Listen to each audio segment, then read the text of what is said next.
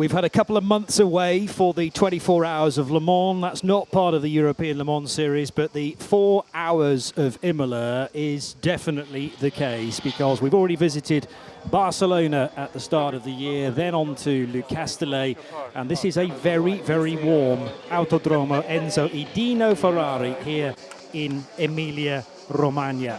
But if you've never visited the ELMS before, then we really need to tell you precisely what it's all about. The ELMS is a premier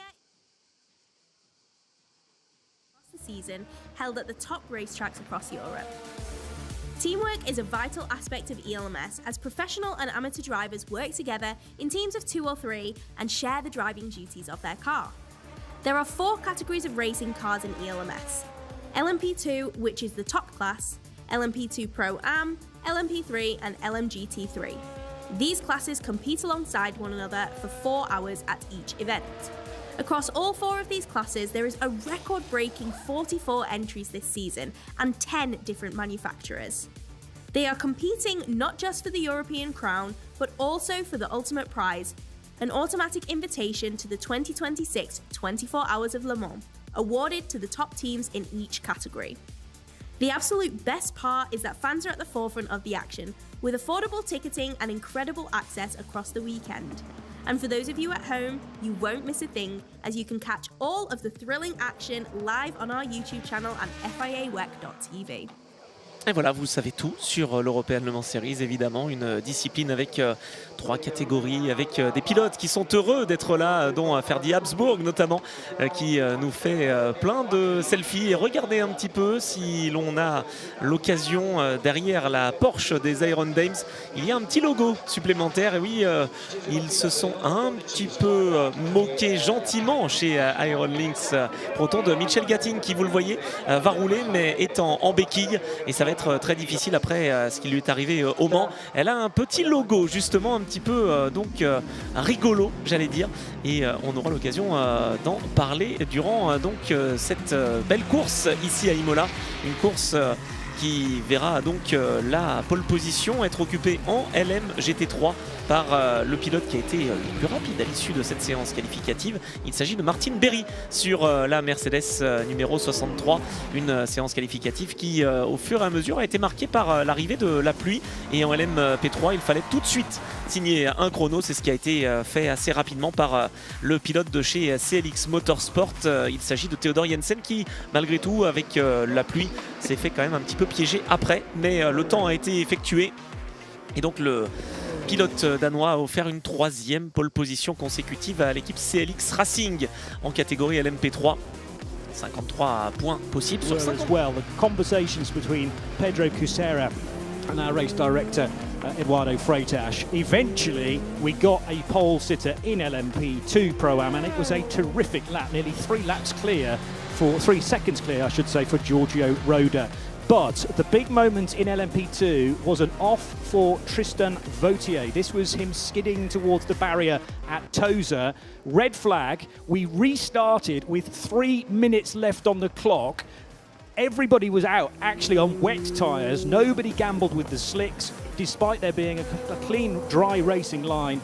Massia Cappietta and the yellow number 9, 3rd fastest. Luca Giotto with a bit of local knowledge perhaps for inter-Europol competition. But there is no denying that Theo Pourchaire's opportunity in the ELMS maybe arrived yesterday. He has struggled in the first couple of races, but this was a blistering lap, 137.919 from the Frenchman, and it will put the Algarve Pro Racing car number 25 to the top of the charts.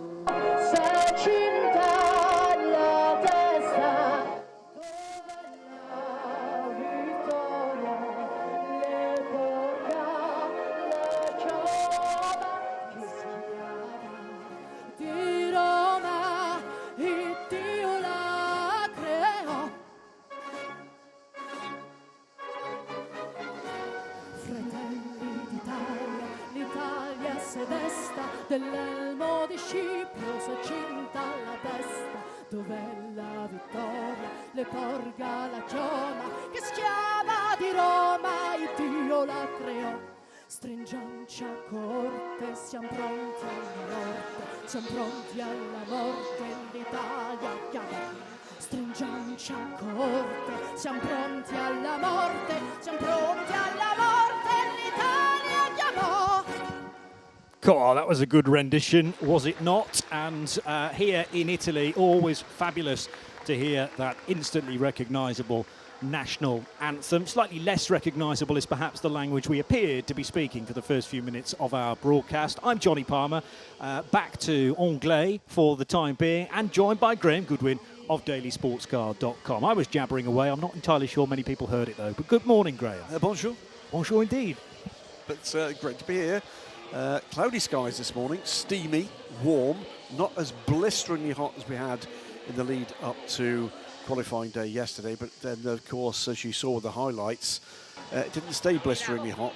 Absolute downpour right in the middle. I thought brilliantly done by the LMP3 drivers to get things home safely and no major incidents. But it's all set up, Johnny, for what I think looks like we're going to have an absolutely brilliant 4 hours of racing here. In 3 of the 4 categories, though, there are cars that might have done quite well within their categories having to start at the back of each of their individual grids, because we did have stoppages in many of the sessions yesterday. Let's go through them in order. First of all, Custodio Toledo spinning in the number 50 Ferrari at Piritella. That was on an outlet when Rahel Fry reminded us. She was guesting, by the way, in our commentary box yesterday during the GT3, the LMGT3 segment of qualifying, and wasn't it just so insightful to have a racing driver in our little commentary booth? It was an outlap, it was cold tyres. Custodio Toledo loses it, then brings loads of gravel back onto the racetrack. He couldn't continue, and that means that Riccardo Agostini has to start the 50 Richard Mille, of course, of Ferrari, and from the back of the whole of the grid, as it turns out, but the back of the LMGT3s. That's the same story for one of the cars in LMP3 and one of the cars in LMP2 as well, but we'll get there in just a tick. Yeah, going to be up and down the order here. This is the Racing Spirit Le Mans number 59, Aston Martin. Second in the grid in LMGT3, Clement Mathieu it was, that put in a fantastic display yesterday. We had, as I said, Rahel Fry here. She was predicting good things for the Aston Martin. She was not wrong. That's what they're here to win. They do a good trophy, the European Le Mans Series. For sure, and there's a massive trophy on offer, of course, towards the end of the season as well. Now, this Mercedes did not necessarily have a lack of drama. They very nearly were not in yesterday's qualifying session because of a very late radiator adjustment. Martin Berry unfazed by that though, and he's done it again. He has. He's becoming something of the qualifying star, isn't he, Martin Berry, the Aussie, based now in Singapore, and now doubling up his European Le Mans Series campaign LMGT3 with a parallel campaign in the WEC, which I'm delighted to say, as a result of a decision from Martin, will now include next week's race in Brazil. So he'll be going from here in Italy, as many of us will, to Brazil for next weekend for the latest round of the FIA World Endurance Championship. It's the 88 Inter-Airport competition car, 5th in LMP3. Did spot, by the way, might be a bit of a problem here for the 88. Tim Kresick under investigation for crossing the white line on leaving the pit lane this morning. Which tends to be one of those unarguable situations, a black and white incident, if you like. It's not like a racing incident, some collision between a couple of cars that might have to be looked at several times and different opinions may follow. Normally, that's a cut and dried issue, but we shall wait and see for any further updates. Now going into the LMP3 part of the field, and, well, it's a decent phase of 2025 for a brand new car. DKR Engineering running this Ginetta. They are. There's usually a car apiece on this build, but of course no Michelin Le Mans Cup here this weekend, but 4th on the grid for the DKR Engineering Ginetta, after the team took their first ever win in any class at Le Mans. In the Road to Le Mans race for LMP3 Pro-Am, and racing 3rd with their purpley pink Ligier. This is another team has had a little bit of misfortune, but there's no shortage of speed when they can keep up on the grey stuff. They'll be wanting to make a bit of a statement here this weekend, and LMP3, Johnny, is one of those ones you never really can call it until the final 20 minutes or so, and then quite often what we're into is a real battle to the flag. So watch that race. It's not necessarily going to be about the car that leads the race in the early stages. It's about what happens and with strategy in those two long pit stops. Yeah, Griffin? I'm actually frantically ferreting around for the figure that we need. It's 115 seconds as a minimum pit stop time for LMP3s. They're going to have to do that twice, but you can't get to the end on only 2 pit stops, so the final pit stop or the third pit stop can be as quick as they wish. Your International, their number 11 car. Antonio Ferrari, the team boss there, struggling a bit on crutches, as Michel Gatting is, after doing his cruciate ligament, I gather, slipping on in a pit stop in an earlier race this year, so he's awaiting a second bout of surgery. He's here, but we wish him well with that. And there, the pole sitters in LMP3 and CLX Motorsport are just pumping out these results, Johnny Palmer. It seems like they just continued on with the cool racing form from the past, and there's no reason why that should not be the case. Maximum points so far, including yesterday's solitary point you get for another pole position. I was wondering whether this arrangement that I think has been in place since the start of the season to put Theodor Jensen in the car for qualifying here at Imola might change because of Clomanil's form, but it didn't, and they're back at the top again. But earlier on in the day, lots of fans heading for the pit lane walkabout. And that's the great thing as well about particularly motor racing in Italy. Fan engagement, making sure you can get up close and personal with your favourite drivers. Everyone that is racing today mandated to be sitting down to have a quick chat, but more crucially to do a scribble on the postcards that will be longingly looked at, I'm sure, attached to bedroom walls in forthcoming years. You never know where some of these drivers might be racing in the next decade. Yeah, it's great to see your merchandise stand doing great business, signing babies and pets and all sorts of things. But happiness in the sun. Alessio Rivera's little fan club there, excellent to see. And the Iron Domes too, as always, proving to be very popular indeed. So, excellent atmosphere. Thankfully, no rainfall so far, although that is in the forecast for later on this afternoon. And you ask a different driver from a different team, and they give you a different answer as to when the rain might arrive. Most people think we will get a shower of some description. We had scattered thunderstorms of, in fact, way more than that yesterday. It was one heck of a downpour for about 45, 50 minutes. And we always like a little bit of wet stuff. How will it lend itself to this race, and who's going to be on the right side of it? Just had a quick shot there of the DK Engineering number 3, Orica. Georgios Kolovos, what a performance from him in qualifying to put the old lady. The 2017 chassis, still campaigned by the Luxembourgeois team from DK Engineering, 3rd on the grid. This is TF Sports number 99 car. PJ Hyatt, another one, and a rich vein of form coming here from a race win, of course, at Le Mans in LMP2 Pro-Am, and on the front row of the Pro-Am class here this afternoon. They'll be delighted with that. Slightly disappointed, I'm sure, not to grab the pole. But that, Johnny, went with a blistering display from Giorgio Roda. He's proving again that there is a very high bar to meet if you're going to wrestle the qualifying record from the Italian. He's here, of course, at his home race. And I'm sure we'll see the car in just a moment, the number 77 Proton competition car. There it is. There is Giorgio aboard the car. Will that qualifying form finally turn again into race-winning form? Well, by far the wettest session in terms of when the meaningful laps were set were in the LMP2 Pro-Am part of it. In fact, Alcomel produce a sheet where they combine all the time, they put all the times in order. So you've got 12 LMP2s at the top. The next 10 cars or so are all GT3s because they were in the 1 minute 43s. Giorgio Roda managed a 147.5, but that was streets ahead of PJ Hyatt's effort with a 150.4. It was a drying track. Had there been another 2 or 3 minutes, perhaps the times would have tumbled yet further, and PJ might have had a chance to vault himself above Roda. But it was just that skill level, that ability to judge the situation in a fluid, if you excuse the pun, session from Giorgio Roda, which really impressed us. It was a massive performance from him, no doubt at all, in very tricky conditions. Fifth on the grid, the number 30 Duquesne team, Orica. That car will be started by Francesco Simonazzi this afternoon, just about this morning. The number 30 car, a good performance from Rachel de Geras, wasn't it, aboard that car? But again, at the top of the order in LMP2, huge changes very late in the session. It came down to just a single flying lap. Fourth, and the winning squad from Le Mans in LMP2, but Kubiszewski, the man carried over here for that. What a record the Racing Bakers have had over the last 3 years at Le Mans.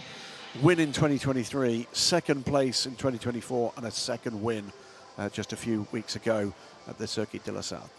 Yeah, the first ever pole position overall in ELMS last time out at Le Castellet. Surprisingly for me, Matteo Cairoli not put into this car for qualifying. Instead, it was a young French star, Massimo Capietto. And we did think for a period of time that he might have bagged pole position because he was the quickest of a group of cars. The next 4 or 5 streamed across the line. They couldn't go quicker than the number 9, but then the final 2 cars, and it really was the final couple of cars that bettered his time to that point and locked out the front row. Yeah, Capietto, I think, is one to watch for the remainder of this season. If that squad can keep things together overall. Here's the second, or rather the first, of the Inter-Europol cars. Pedro Pereno it will be that starts the 34 car. But Luca Ghiotto it was that almost grabbed a home pole position. Italian ex-Formula 2 racer, of course. But Polish team really are in fine form at the moment, but they could do nothing ultimately about what for me was the second impressive, really truly impressive qualifying performance of the afternoon. That came from Théo Pourchaire, and it puts the number 25 Algarve Pro Racing Orica on pole position, where Matthias Kaiser will start the car. 1:37.919 was a mighty final effort.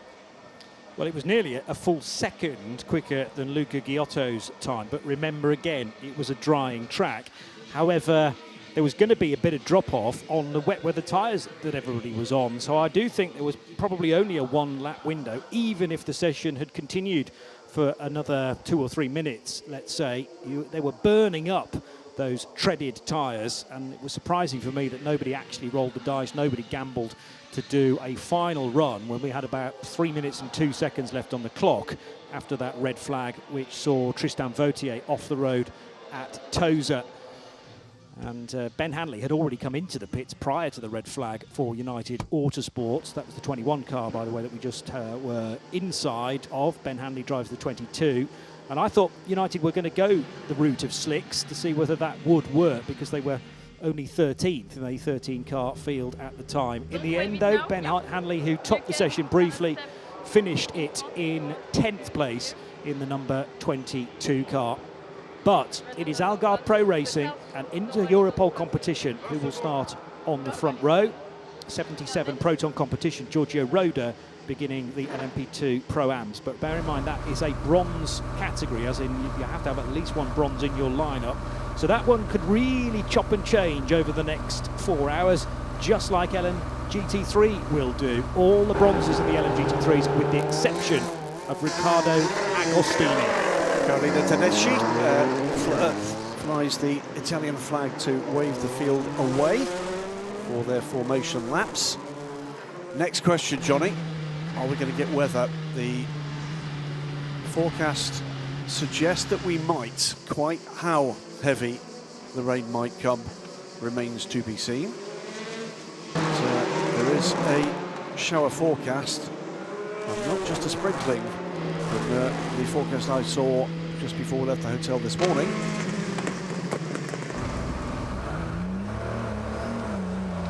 Well, if the rain arrives later, that might play quite nicely into the bronze drivers' drive time, because in LMGT3, if you've gone with the maximum possible lineup, which is bronze, silver and platinum, the bronze has to do 90 minutes, and it might be that they can get all of that out of the way in a couple of stints prior to any wet weather arriving.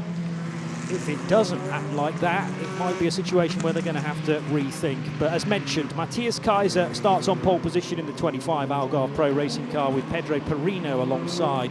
At the head of the order in LMP2 Pro-Am, it's Giorgio Roda who did the qualifying time alongside PJ Hyatt in the AO by TF. Georgios Kolovos, a terrific effort for him in the blue, orange and white DKR Engineering Orica. Rodrigo Sales for TDS Racing next. Then Francois Perodo, a race winner in Barcelona, alongside Crichton Lentudis for Algarve Pro Racing. And the final two LMP2 Pro-Am cars started by Daniel Schneider for United and Sergio Seta Camara for Nielsen Racing. He had to start after Tony Wells' spin. LMP3, CLX Motorsports, Paul Lancher starts the 17 car. They are runaway championship leaders. Fabian Michal next for Euro International. Then Stefan Trebordini and Antti Ramo. It's Tim Kresick, potentially with a penalty heading his way for crossing the blend line as he came out of the pits, with Louis Stern for Ultimate, Jacques Wolf and Jacek Zilonka, the Racing Spirit of Le Mans and Team Virage. WTM by Rinaldi Racing. They had a disappointing performance in qualifying, but it was a weird session. Torsten Krat starts that car alongside Michael Jensen's RLR M Sport car. Terrific lap then from Martin Berry in the Iron Lynx Mercedes number 63. He's 32nd overall on the grid. Car instructed to go at 120, so don't disappoint me. Let's close those gaps. GT3s are a little bit open, but let's close those gaps once you exit turns 14 and 15. And to continue the order in LMGT3, Clement Matter for Racing Spirit of Le Mans, that's an Aston Martin. Iron Dame, Celia Martin. Takeshi Kimura's Kessel Racing Ferrari. Another Kessel Ferrari for Andrew Gilbert, 74. Then it's Duncan Cameron's Spirit of Race Prancing Horse. We've got Anthony Noble in the JMW Motorsport 66 car. Hiroshi Koizumi and Charles-Henri Samani for TF Sport Corvette and AF Corsa Ferrari. Christian Reed's Porsche, the number 60 Proton Competition. Mike Wainwright's GR Racing Ferrari. McLaren of Michael Behr for United Autosports. And finally, Riccardo Agostini must start the 50 car at the back of the order. So I expect the Italian to make quite a bit of progress in this opening hour or so. Yeah, it's going to be feisty, the start of this race for sure. We're now on to the second of the formation laps with, of course, no tyre warmers, as has been the case for a couple of 3 seasons now in the European Le Mans Series, and for that matter across most of world sports car racing. So who's your money on? Keep an eye at the start of this race, amongst others. Felipe Albuquerque starting in 6th place. Ollie Gray, who had a stellar 24 Hours of Le Mans for VDS Panis Racing, he's just behind in 7th place. It's the form as well for some of the bronze drivers in LMP2 Pro-Am. I'm sure PJ Hyatt will fancy his chances at the front of this race, taking on Giorgio Roda. Rodrigo Sales too, usually feisty at the start of these races in the 29 car, back in 17th overall, 4th LMP2 Pro-Am. Let's remind drivers to assume grid formation once they leave the turn 15. Let's remind drivers to assume grid formation leaving T15, please. So the final few instructions being sent to the engineers, who can pass that message on to their drivers and so many crews in high anticipation, purely because of the jeopardy around this place. It's arguably the most tricky track we've been to all season to this point. If you make an error in the wrong place, then that can very easily be race over. Lots of gravel traps here as well, which could potentially prevent you from rejoining on your own. And that might mean a full course yellow. It might mean a virtual safety car. Remember, if it's a virtual safety car, it is a safety car at the end of that. All cars to grid formation, exiting T15. All cars to grid formation, exiting T15. Also wants to watch Johnny right at the back of the LMP2 field. Keeper Ferrari in the 47 car starts 11th, and as you said, the CLX Pure Racing car from the back with Tristan Vautier. Quick and reliable drivers. Yeah, so many cars told to put their fastest drivers in because of those trials and tribulations within the qualifying session. We had a number of red flags providing stoppages, and then small opportunities to change the order on the grid. LMGT3s and LMP3s, let's assume that formation, please. It's too much in line. But Matthias Kaiser has the responsibility of judging the speed of the safety car, the lead car as it is called in this phase of the day. Leaders to keep the pace of each category. Leaders to keep the pace of each category. And after a couple of months away, we're about to burst back into life for the 2025 European Le Mans Series. Graham Goodwin and Johnny Palmer together with Steph Wentworth in the pit lane. It's a long wait. They go over the finish line. The start line's around this next right-hand kink, and making sure you're centralised through the grid hatchings. Now the bomb burst begins then as those red lights are extinguished.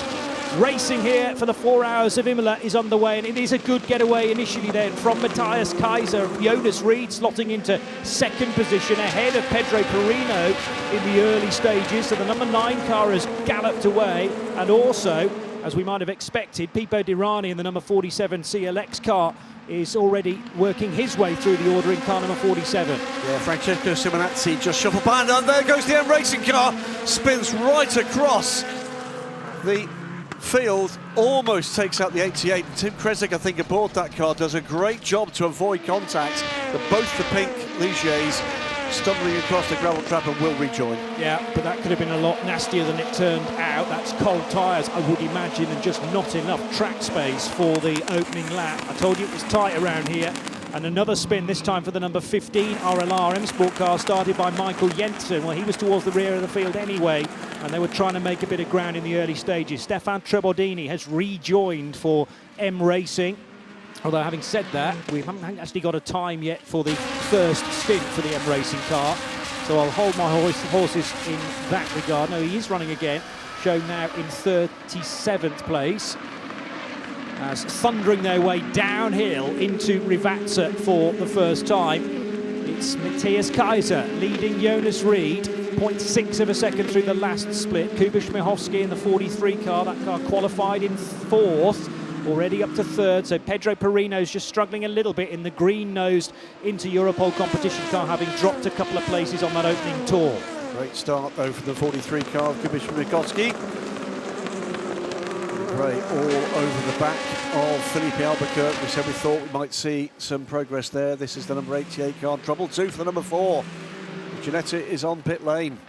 So that's Antti Ramo, who was well placed, 4th position in LMP3. Was that perhaps contact between the Ginetta and the M Racing car that caused the issue? Well, they're checking the front right wheel arch for sure, or was that them just preventing the car from rolling forward any further? Matthias Kaiser opening up a little gap from Jonas Reed as they climb the hill up to Varianti Piratella through that tricky left-hander, which gets a little bit more open as you go through it.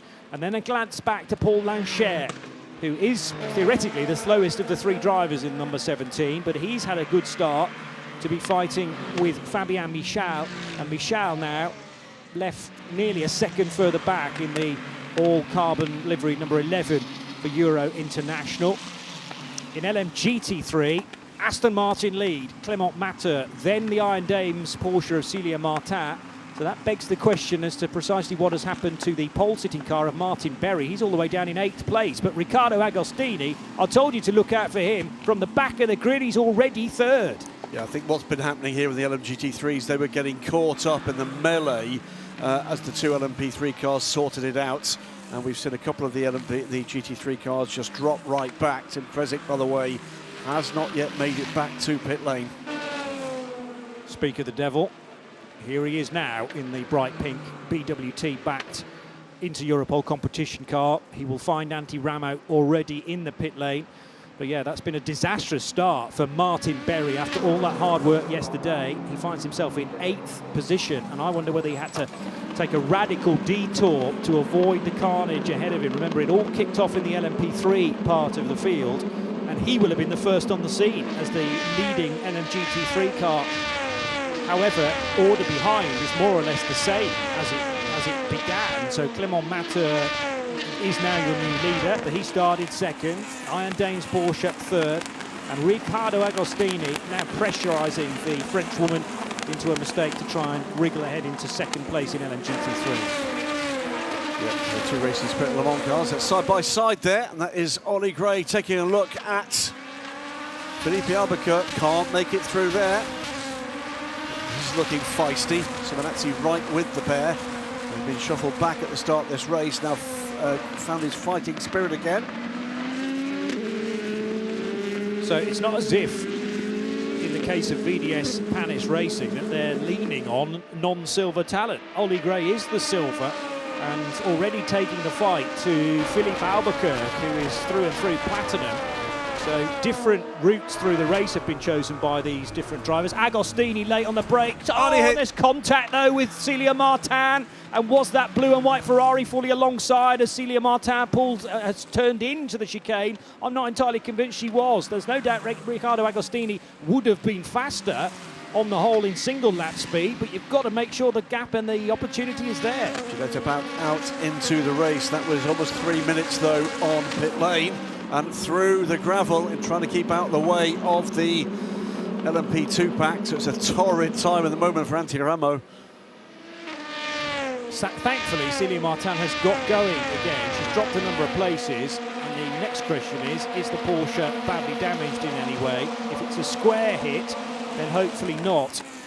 But they will not want at Nine Danes to have to pick that car out of sequence to repair any sort of damage. It was always so sideways for a period of time, so that could potentially cause a puncture further down the line. Really difficult one to call, wasn't it, from the shot that we got? It was very brief. It did look as if he didn't have the position to take it, but it equally looked as if Tsunoda actually left the door open. Yeah, no, it was a mixture of the two, without a doubt, and sometimes you're told by team principals, or rather engineers, pick your battles, and that wasn't necessarily one that Celia Martin had to worry about to be overtaken by gold-graded Riccardo Agostini, because the 50 car will have to have 90 minutes of a bronze later on in the day. Matthias Kaiser, 0.8 of a second, but those behind are starting to respond, because Pedro Perino now, who hasn't had a happy opening to his stint, losing a couple of places, he was just through as of the top four, the quickest through the final sector. Also good pace, unsurprisingly, from Pipo Dirani. From the outside, Porsche trying to make the corner at Variante Alta, Ferrari about halfway alongside, if not a little bit more, but contact made, and the Porsche ending up spinning. That's going to be looked at for sure. Will definitely be looked at. The outcome, the decision is going to be an interesting one. But the 50 car, meanwhile, pushing hard, and now with Clément Mathieu for the lead of LMGT3 in the tow onto what is termed the start-finish straight, which is anything but straight. I would say, particularly here at Imola, it is more common to see incidents like that. Remember, in the World Endurance Championship, it was now Agostini late on the brakes and Clément Mathieu doesn't fight it. That, for me, is the better option. You know that the blue and white car is being driven by a higher graded driver. The 50 car will be slower later on in the race, and Clément Mathieu just didn't even think about pulling across the nose of the 50 car. Allow it to motor on, probably into the lead, indeed into the lead now, with Riccardo Agostini. But remember the battle in LMGT3 in the World Endurance Championship? That all ended or came to a head at Rivazza when one of the Vista Air Corsa Ferraris was punted out of the race lead. Yep. By a BMW. With Valentino Rossi at the wheel. Was it Rossi? It was Rossi. Okay. On Simon Mann, I seem to remember, and Mann ending up in the gravel. And I think Imola, it's one of those tracks that if you don't have full understanding with the car that you're fighting with, it's very common to have an incident like that. Spirit of race leads JMW. And hearing from Steph Wentworth down on pit lane that the 88's had a replacement front bodywork section and is back out on track as well. We're waiting to see just how long that took. More particularly, it was the in-lap that's done the damage for the 88 car. 8 minutes it took that first lap to be completed and 5 minutes on pit lane. So pretty disastrous for Intereuropol's number 88 car. Celia Martin here in a bit of a sandwich between the GR Racing Ferrari and Martin Berry's AMG, looking to fight back after. I'm sure we'll hear more from some of these teams about the traumas of the first couple of turns. Hearing two, and now seeing that the Ginetta is in the garage. Rotten luck for them to such a positive Le Mans. It's gone wrong very, very early on here at Imola. Yeah, with Antti Ramo elected as the starting driver, Wyatt Brikarczyk and Mikkel Pedersen, who did the qualifying yesterday, also part of that lineup. So they'll be waiting, hopefully, to see that car being fixed. But Riccardo Agostini getting to the front from the back of the field. But remember, ratings of drivers need to be accounted for there. Really good lap times again coming through from a whole sequence of drivers. Kuba Śmiechowski, Pedro Perino, Philippe Albuquerque, and then Ollie Gray is now the fastest driver on the racetrack. Yeah, but fastest lap of the race. In fact, I think 2 consecutive fastest laps of the race have taken Nielsen Racing's 27 LMP2 Pro-Am car to the lead in the class, with Sergio Sette Camara working his way through the otherwise bronze drivers in that fight at the moment. Now ahead of Giorgio Roda. Georgios Kolovos, meanwhile, has shuffled PJ Hyatt back to 4th place at this stage. Now already into traffic, and Matthias Kaiser finds the Andrew Gilbert-driven Ferrari in a decent position. So that is able to be overtaken just after, or just before, Piritella, and Jonas Reed now looking at a 1.5 second gap to the race leader. He's got his arms full with Kuba Śmiechowski in the background. Incident, we get confirmation of the Ferrari and the Porsche at Variante Alta is going to be looked at, is under review. Matthias Kaiser's made the best fist of the first parts of the traffic. Latest is Hiroshi Kazumi cedes track position here to Jonas Reed, battling away with Kuba Śmiechowski in the number 43 car. But Matthias Kaiser has pulled out about a second's advantage there and is going by more of these GT cars further up the order. The first of those in the orange and black Porsche, just going under the Goodyear banner at the moment, is Christian Reed. But the other 2 cars next in the sequence are actually able to clear those 2 LMGT3s before they get to Tamburello. So that will help them a touch. The gap's come down to a second. It was 1.7 very nearly. So Jonas Reed just wanting to stay onto the coattails of Matthias Kaiser for as long as he can. Bringing, and there's nothing he can do about this, bringing Kuba Śmiechowski with him, but try not to allow that yellow-nosed 43 car through. Yeah. Strong form here from Jonas Reed, strong as well from both Interpol cars. And the second of them, the 34 car, now under pressure from Felipe Albuquerque, Ollie Gray, Francesco Simonazzi, and pretty much the rest of the field, because there's barely a gap out of the tenths as we get back down into double figures. This is tight at Acqua Minerale. They were right between a couple of Ferraris there, and Kuba Śmiechowski had to really measure whether there was enough space for a second LMP2 car. Kaiser halfway up the curb to clear Martin Berry's Mercedes AMG, but he did just about do it at Variante Alta. He's doing a good job in traffic, Matthias Kaiser. He's cleared another 2 cars ahead, and in this phase they are losing more than tenths in this battle. Just have to keep cool heads, don't they? No desperate lunges here, but take any opportunity you can to safely pass the slower cars in front. Latest is Martin Berry, and away they go. LMP2 cars pull over the driver's left and try to blast by. And this is where the very experienced LMP2 drivers, like the Platinums and the Golds, might be able to find a bit of time on silvers that have started some of the cars. Philippe Albuquerque, I'm spotting, making some manoeuvres potentially on Pedro Perino in the background. A flash of the lights there from Kuba Śmiechowski to just remind Jonas Reed precisely where he is and make a good run. Great move. That was stunningly well done. Got a great, a little bit of a toe, I think, from the GT car. Maybe a minor stumble from Jonas there, and just enough space to go by. Up into second place now, Kuba Śmiechowski, the 43 into Europol, Orica away now and in second place. Albuquerque's right on the boot lid of Pedro Perino in the meantime, and also, of course, he's still there, Ollie Gray. So Perino, Albuquerque, Gray for Inter-Europol competition. Nielsen and VDS Panis are basically one LMP2 car with 12 wheels, and they're heading for Acqua Minerale now. Meanwhile, LMP2 Pro-Am, headed by Sergio Sette Camara. That's after Tony Wells' spin yesterday at Acqua Minerale, which caused the red flag. Rear wheels in the gravel, he couldn't move.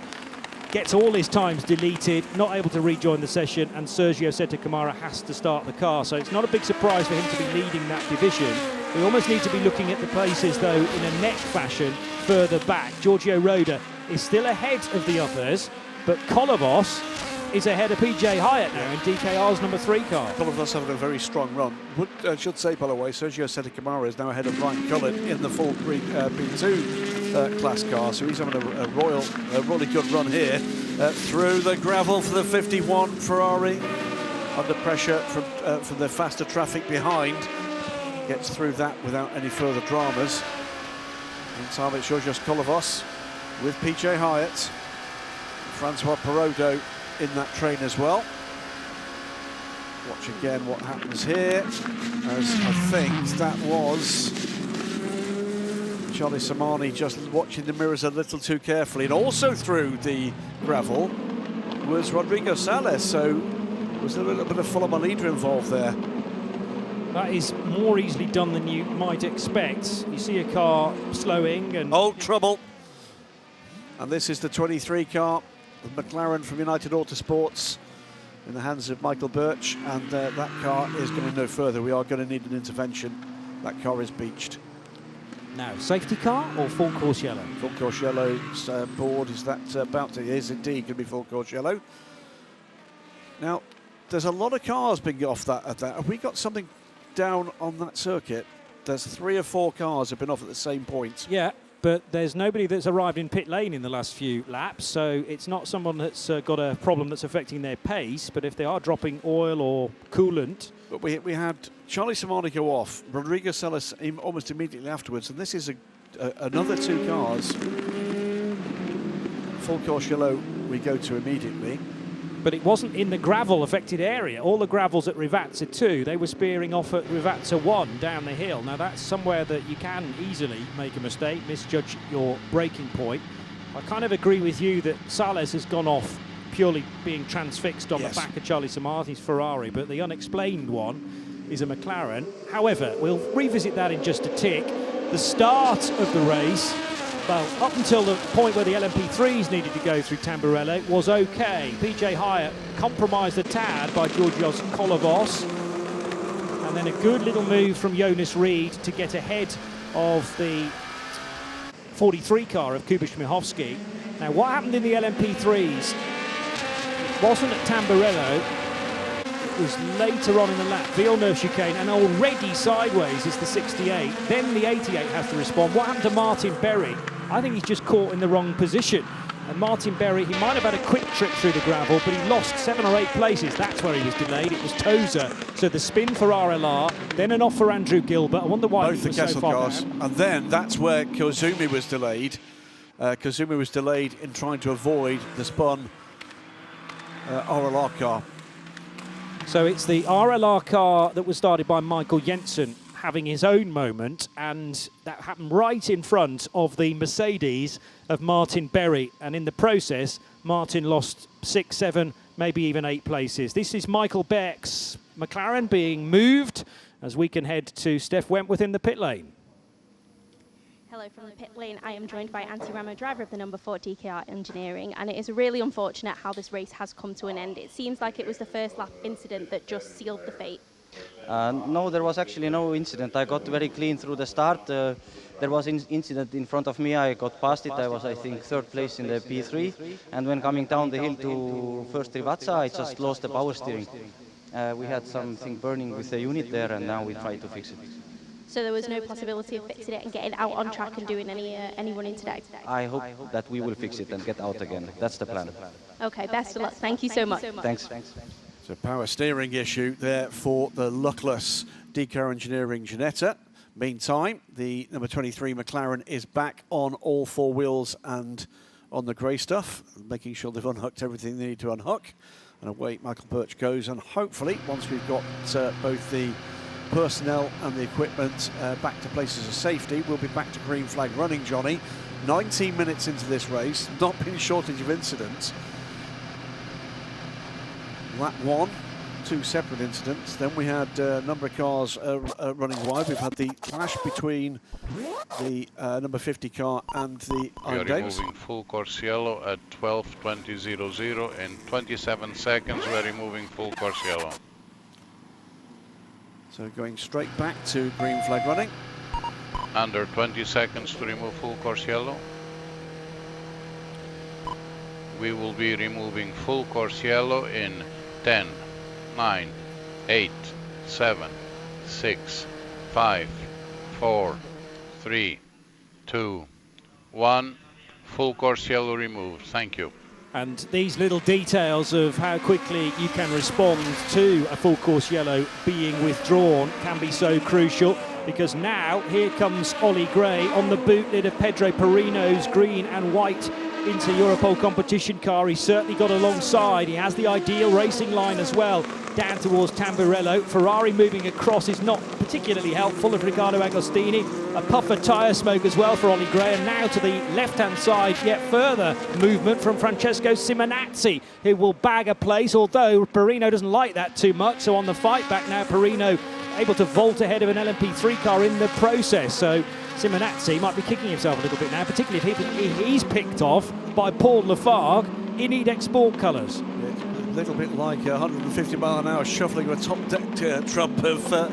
Trump's deck of LMP2 cars, but great stuff in traffic there, particularly from Ollie Gray. Pedro Perino got caught napping and then fought back. Simonazzi was pushing hard as well.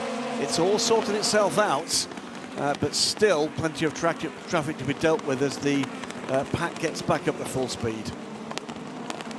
Fascinating stuff, as it so often is around Imola, as the 22 United Autosports car, a trying qualifying session yesterday. Manuel Maldonado has started that car, got it up to 9th place from 13th, so progress being made definitely out of Variante Alta, and also with Maldonado, the grey colours for CLX Motorsport and Pipo Dirani. Yeah, and also making progress just behind the two CLX cars, by the way, is the 27 Nielsen car, the leader in LMP2 Pro-Am, in the hands of Sergio Sete Camara's, gone by Jamie Chadwick's number 18 car, championship leader, remember. So Jamie not having a great start to the 4 hours of Imola this afternoon. Back across the line, 12 laps done. Kuba Śmiechowski's in the lead all of a sudden now. I don't believe we saw that happen, but Matthias Kaiser has lost out not only on a decent lead of about 1.5 seconds, so Śmiechowski's eaten into that. He's also presumably pounced in amongst traffic and now leads the motor race by about the same margin, 1.1, 1.2 seconds. Philippe Albuquerque up to 3rd place for Nielsen Racing. This is what I was talking about with those more experienced, a bit more speed, they're that much more clinical through the traffic affected areas. Meantime, it fights for 3rd place in LMP2 Pro-Am, as we're hearing in my ears that from Steph Wentworth, a few drops of rain in the air. PJ Hyatt trying to get onto terms with Georgios Kolovos. Kolovos has had a fantastic start to this race, but now under pressure. Interestingly, there's still a little bit of speed on the track for some of the GT cars. They've got more mechanical grip, remember, but people like Andrew Gilbert, Christian Reed, Takeshi Kimura going quicker than they have managed for the opening 20 or so minutes. Martin Berry still bogged down in the midfield after all of that Tozer action kicked off in front of him. So it means that the 50 car that now leads, Riccardo Agostini, in front of Clement Matter, but we'll be concentrating on who's the better of the bronzes in terms of position for the time being, because that will prove pivotal towards the end. So Clement Matter, Duncan Cameron for Spirit of Race in the 55, Celia Martin in the number 85 car for Iron Dames. She's done well actually to come back from that spin, now running in 4th and 3rd of the bronzes. Well, for the moment, just ignoring the Agostini pedals number 50 car, the gap from 2nd, which is Clement Mathieu, down to Takeshi Kimura is about 15 seconds. So those are not inconsiderable gaps, and that reflects the fact that I think about half that group at some point has been off the track. Losing 2, 3, 4, 5 seconds here and there. Meantime now, Ollie Gray has caught Jonas Reed. Philippe Albuquerque, meantime, has gone by the number 9 and is disappearing up the road. So some leapfrogging action coming into play here. Track, by the way, has now been declared wet. So with rain in the air, what this means one thing and one thing only. You can put wet weather tyres on from this point forward. And they're not limited either, despite there being a strict limitation on the slick tyres from Goodyear. Wet weather tyres have always been unrestricted. There's no telling how many you might need, of course, and generally the wear is good if the track remains wet, but as soon as that dry line appears later on in the stint, then you're going to start to create lots of friction. The block starts to move around on the tyre, and it's like driving on jelly. So, and we do not have intermediates anymore, so not only there are no tyre warmers in this championship, there's not the option for that halfway house tyre setting either. It's tricky, this motor racing, and there are some big calls that will need to be made up and down pit lane because of that. Good run there from Ollie Gray. Got a good run through the previous turn. Not quite enough speed, though, to leapfrog the number 9 car ahead of him. This looks like a bit of a duel. Felipe Albuquerque a second or two ahead of this pair. They've got to get on with it because Pedro Perino not that much further back. Olivier Panis watches on with his number 48 car. Fantastic display we saw from the team at Le Mans. Could have, should have won it, they would have thought. Late penalty for the interior pole car. Looked as if they'd taken that win, and it was the lap that penalty was taken, and a left front corner problem for the 48 car saw them have to struggle through to the end. Interior pole passing back for what would eventually be the win. Meantime, it's battle for place in LMP2 Pro well underway. And here is Celia Martin and Duncan Cameron contesting third place. Going for the move, maybe at Tozer. She's alongside. Yeah, good drive off the corner required next, and definitely gets that as well. My concern was that the tyre wear would have exceeded what they would have liked in the early stages because of that big slide at Variante Alta. If she is driving with a vibration from either one of those 4 corners, then it's not showing on the timing screen at this stage, because not only has she passed Duncan Cameron fairly comfortably, but now opening up a gap as well, wanting to try and close the margin to Clément Matter, which is 7 or so seconds. We'll keep an eye on that number, because it looks to me as if she's found some pace at this stage of the race. As Georgios Kolovos, he's just pulled out a little bit more of an advantage over PJ Hyatt.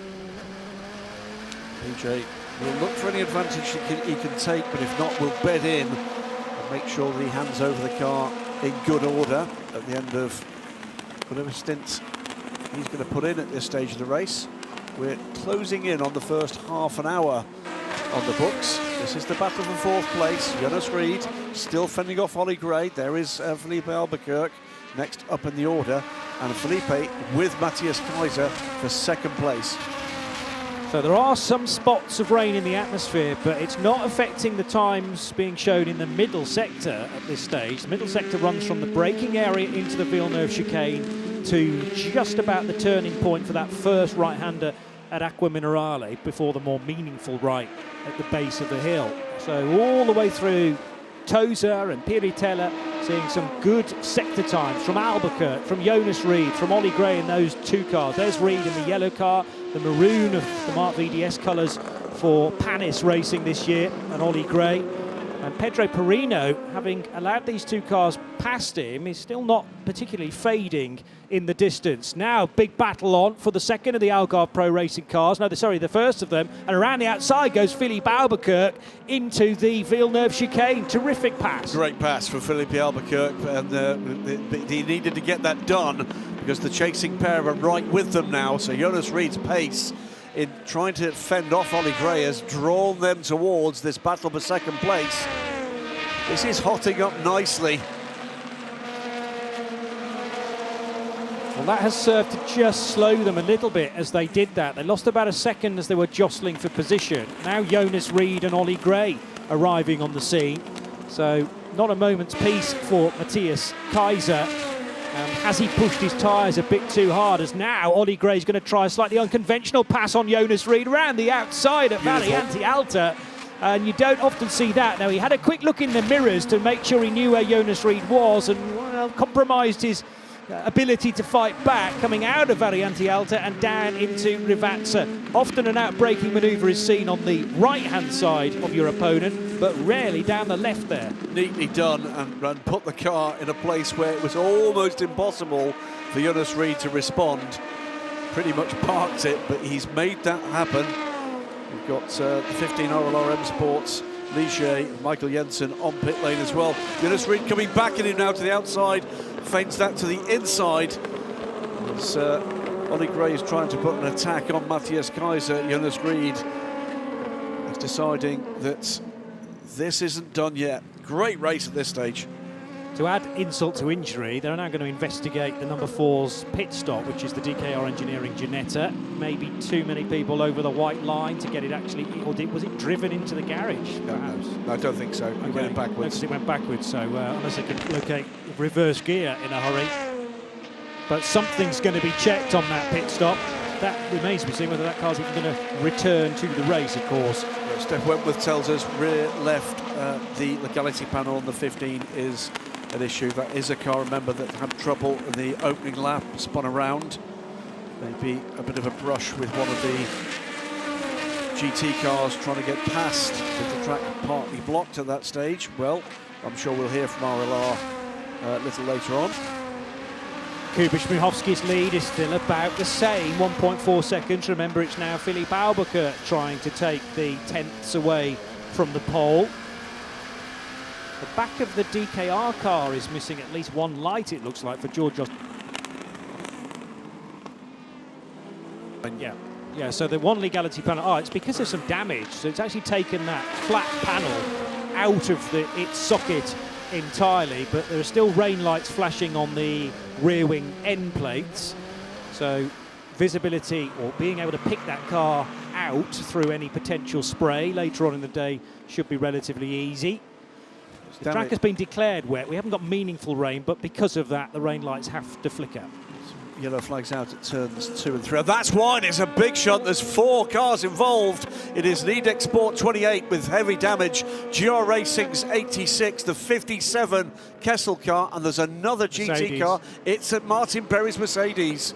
Yeah, Martin Berry's Mercedes, fairly iconic with its grey and yellow colours, and there's been a huge pile-up at Tamburello corner.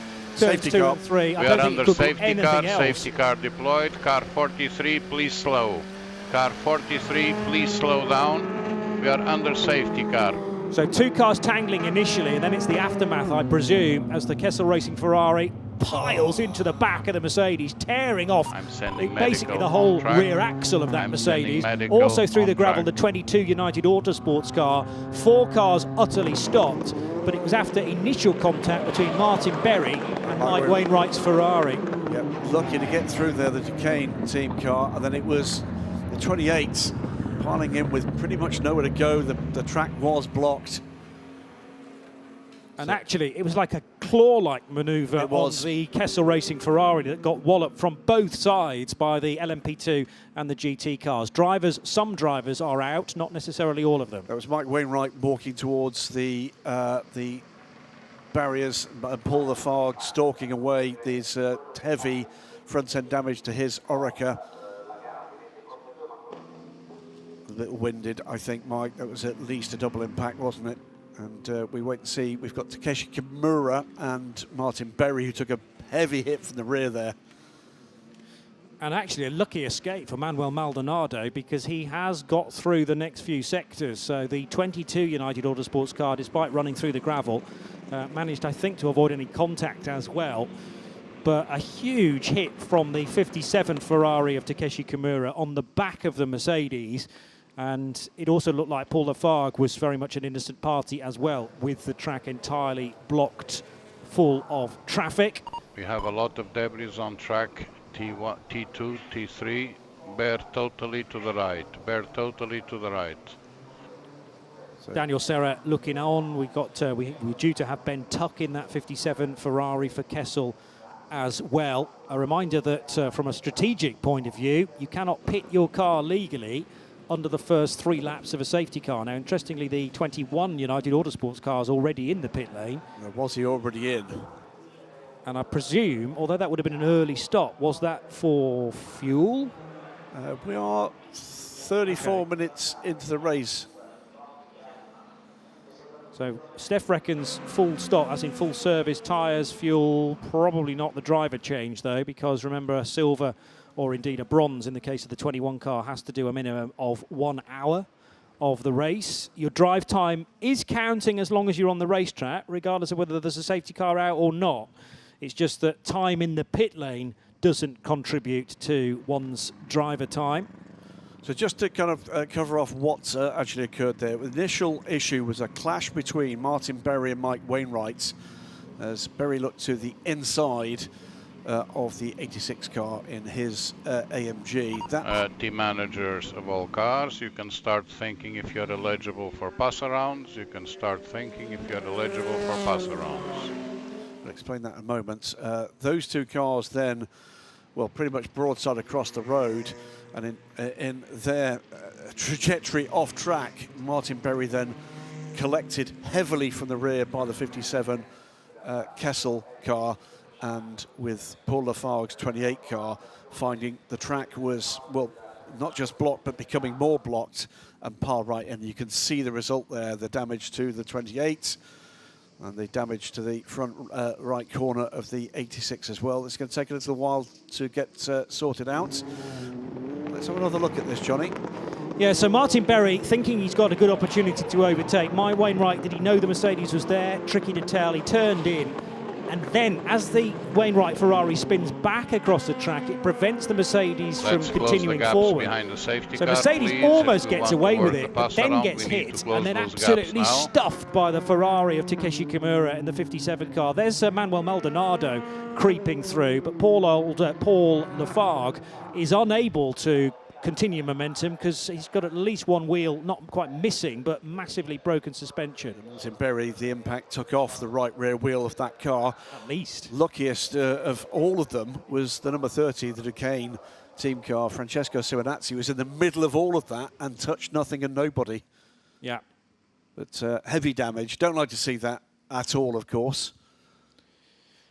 Now, the safety car and the pit lane, the safety car deployed, pit lane closed at the same point, 12:32 and 3 seconds. And then I reckon we got two cars after that entering a closed pit lane. Everyone bare left. Prepare for the pass around. No weaving. Prepare for the pass around. No weaving. So watch the pass around. What this is here is if your leader in your class is behind you in the order, start the pass around. Start the pass around. You may now start the pass around. But interestingly, it is down to your engineer to decide whether you're eligible or not for Let's this do the pass around now. Bear in mind we are working at T2. Bear in mind we are working at T2.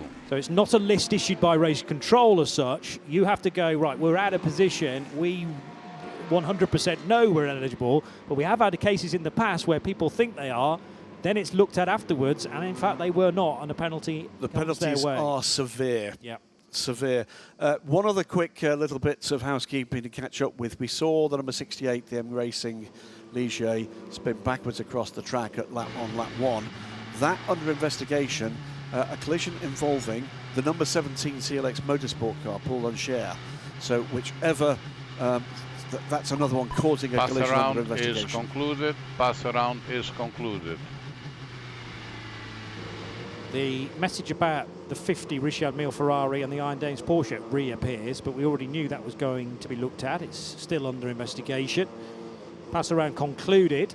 We're not at a phase yet where the pit lane has reopened. It'll be 3 laps under the safety car before we see the pit lane reopen. But Daniel Schneider and Stefan Tribordini entered a closed pit lane. So entered, or were they in a pit?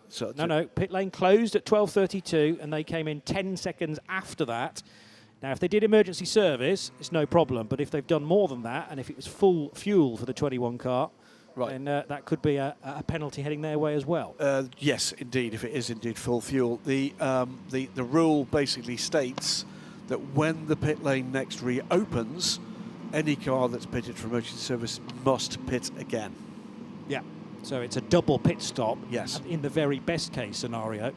Sometimes you have no option if you're out of fuel, but I don't understand why the 21 car would have been out of fuel. Unless you had a puncture. Could have been a puncture, but Steph reckoned fuel went into the car. So we'll wait and see.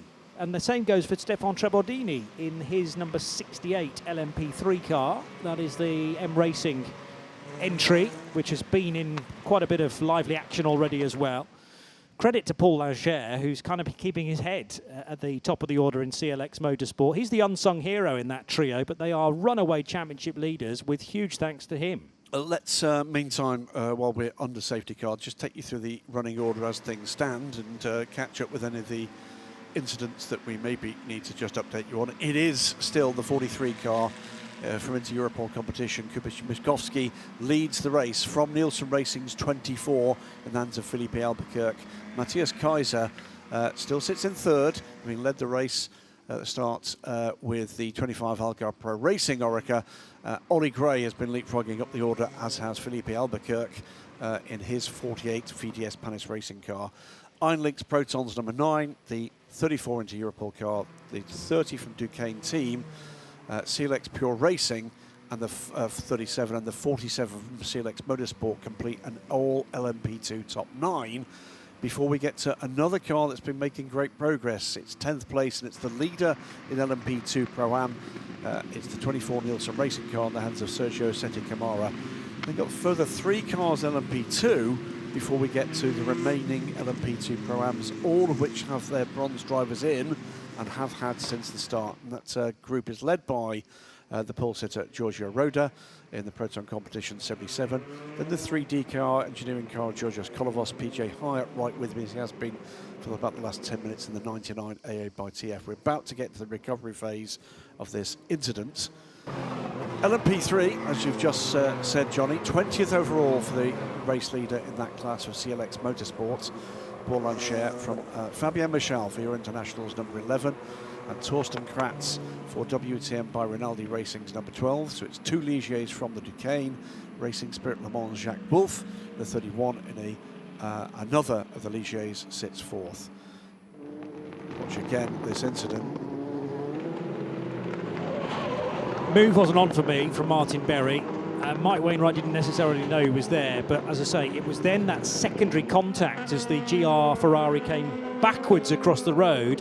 Martin Berry almost stopping dead as that contact was made, and then of course the Ferrari behind carrying all the speed and just nowhere to go. Started lap 3 of the safety car. We have currently started lap 3 of the safety car. And in front of one of the CLX cars, not sure whether that was the 37 or the 47, but nowhere to go again. But thankfully, all the traffic, all that carnage was working its way into the gravel trap, providing an open road for the following drivers. Incident involving cars 27 and 18 under investigation. That is Nielsen Racing's 27, the LMP2 Pro-Am leader, and 18 sits 1 position behind in the hands of Jamie Chadwick. That's the EDEX Sport car, the championship leading car, overtaking under yellows under investigation. That could be a dramatic moment when we get back to green. The other point to make clear here is, and that is Takeshi Kimura only just now stepping away from the car. So were they struggling to actually get, I think it was because he was sandwiched next to the wreck. Oh, he couldn't get, well, I mean, both doors were compromised by the Mercedes to the left and the Ferrari to the right, the Mike Wainwright car. But the good news is, he appears to be perfectly okay. Indeed. And I think there would have been more haste had there been maybe thumbs down from Takeshi Kimura inside the car to get a Manitou on site to at least move one of the cars. But yes, when you are completely boxed in, I mean, sometimes that's a trick at the end of the race, isn't it? In a kind of touring car race where I've seen it in Australian supercars, under the podium when the top 3 finish. Shane van Gisbergen has done it many times. He just deliberately drives his car right up against the car that won, and you can't then get out. And that's where Takeshi Kimura found himself. Not deliberately, clearly, because that's just how the cars came to rest, but he's thinking, has everyone forgotten about me? I'm just sitting in this car and nobody's checking I'm okay. They were, of course, but it was going to be a few moments before he could actually get out, and thankfully he's able to get out under his own steam. As you heard on the TV feed, Eduardo Freitas making it very clear within moments that medical assistance was being sent should it be required. We've seen 3 of the 4 drivers stalk away from the cars. It's a red flag. I'm not surprised. Everyone to stop before the start line. Race clock continues to tick by, so this will still count towards the 4 hours. Everyone stop before the finish. But because it's going to take so long to retrieve those cars, and I think also the chance of debris absolutely everywhere as well, the last thing we want is cars continuing to circulate so that the marshals can't work as efficiently as they can do under a red flag condition. I think the other thing is that it's quite possible here that they've got intervention equipment on the other side of the track that they might want to bring into play. There are 4 cars there. There's not a lot of room to store. All cars to stop on the left-hand side. All cars to line up on the left-hand side, please. And as you've heard yesterday, if you were with us for... It's one of the last committee decisions. All cars to line up on the left-hand side. If you heard the goings-on during qualifying, where we were treated to the in-car radio between race control and Pedro Chequered, our safety car driver, as he was assessing track conditions. Fascinating moments there. And again, the professionalism, the safety focus of this on point. Now, everyone's going to be checking their rule book as to what you can do under a red flag condition. It's a full race stoppage, but cars are being told to queue up on the start-finish line. Therefore, they're away from any mechanism to be able to fuel the cars. And I think even under a red flag, you're not allowed to put fuel in the car. Whether the tyre change is available, we'll have to wait and see. That Manitou came from the outside of the track. And I think that's what this is about. I think it's about getting these wrecks out of the way as quickly as they possibly can, rather than actually just having one piece of extraction equipment available. They'll have multiple, and I think this is about a more efficient way of getting us back to green flag running. Yeah, but those clever boffins on the pit lane will be thinking, what precisely can we now do to these cars, if anything? And the information may well be reminded, they may well be reminded of that information on the screens. But a chance actually to take a breather, because we shouldn't forget it's still 30 degrees here in Imola. Track temperature's 40.3 degrees Celsius. Now there we've got Brian Bailey, one of the technical staff at LMM, the ELMS, there at the gap in the pit wall, as what looks to me like a single pit crew member per car gets ready to go and attend to their car.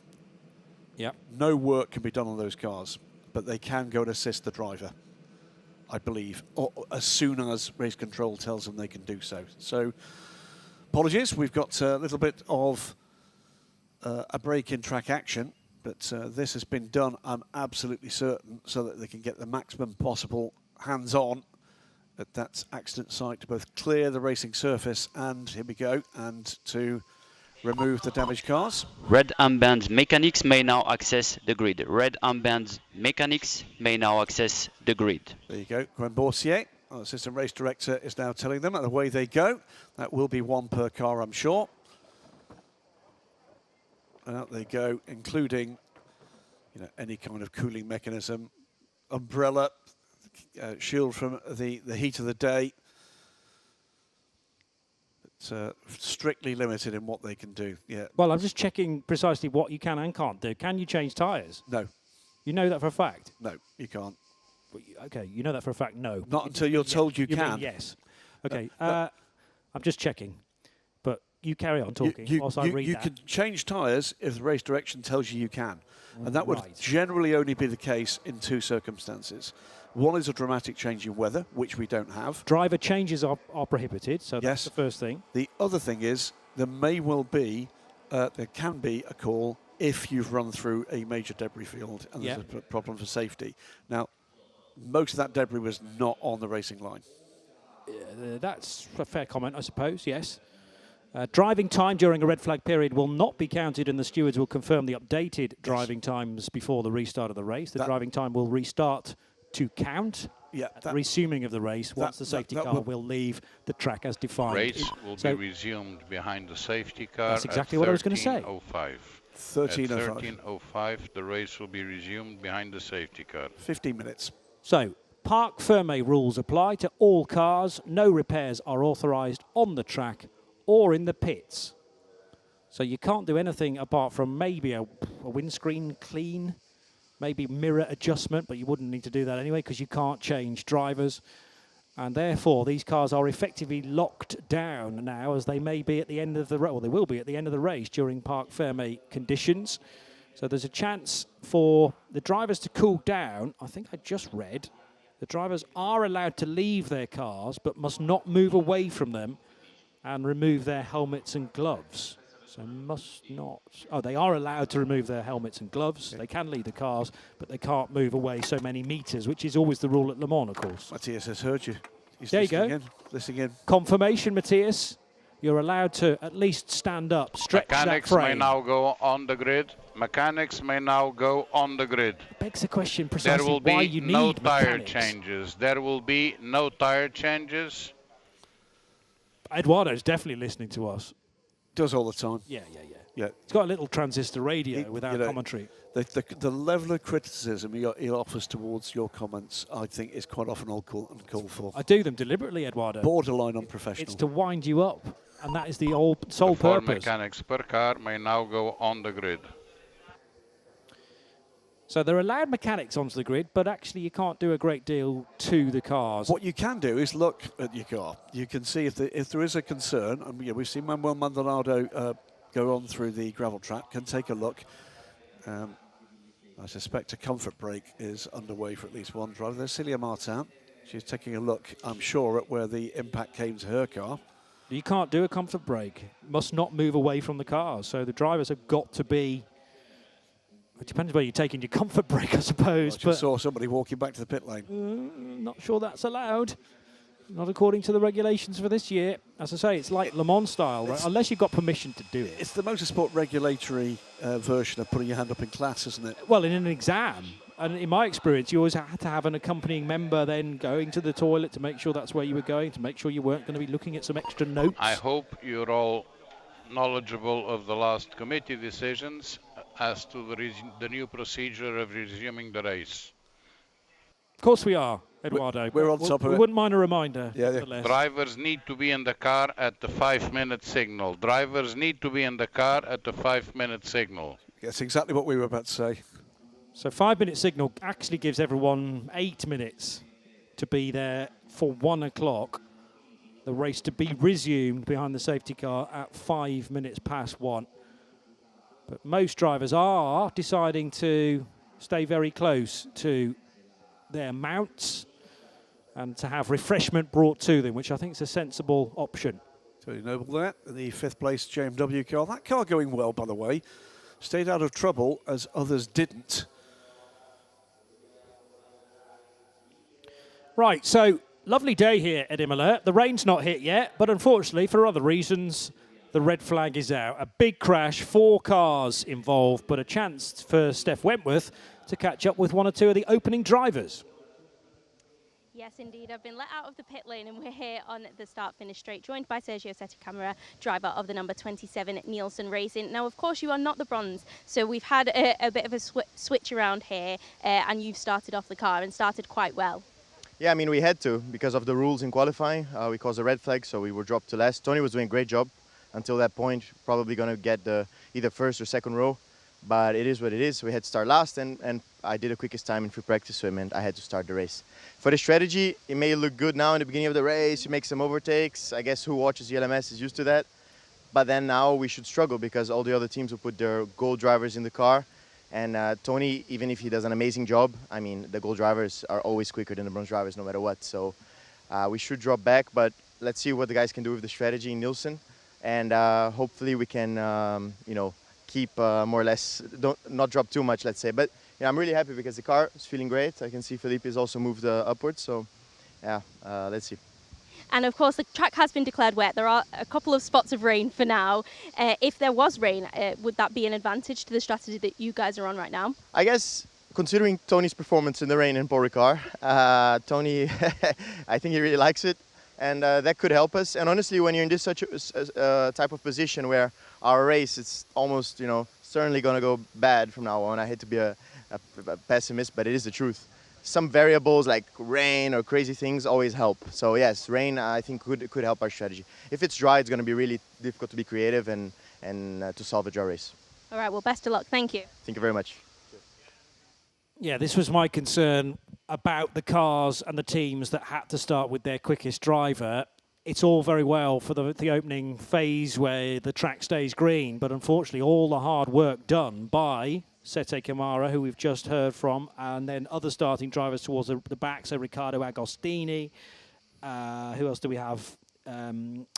Tristan Vautier.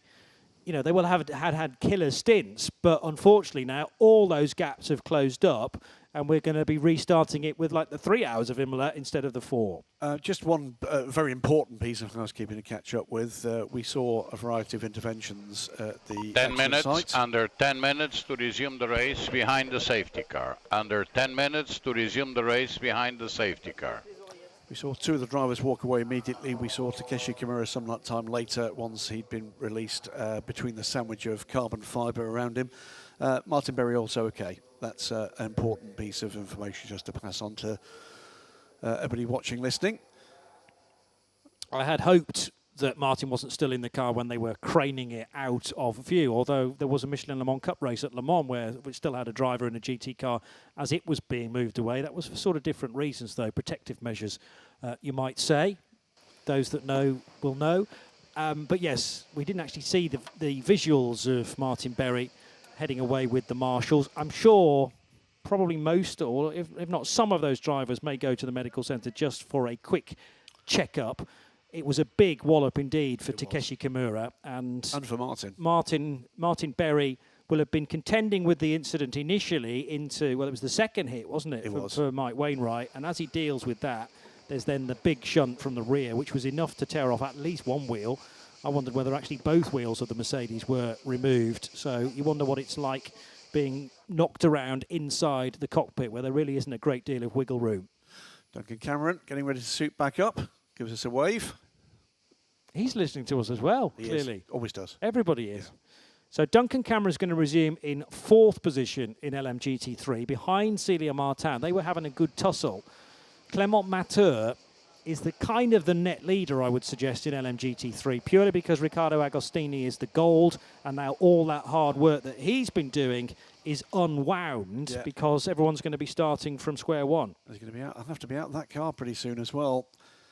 Well, just to provide the opportunity for it's not going to be 90 minutes anymore that, what car are we talking about, number 50, so Custodio Toledo will have to have done 90 minutes in a full 4-hour race, but it's now going to be prorated. Those drive times will have to be adjusted according to how much green flag running we have remaining. That will be communicated directly to the team, so they will be very clear on what's required for the remaining drivers aboard as we watch the weather radar. It does not provide a particularly pretty picture, but we have seen weather skirt around before.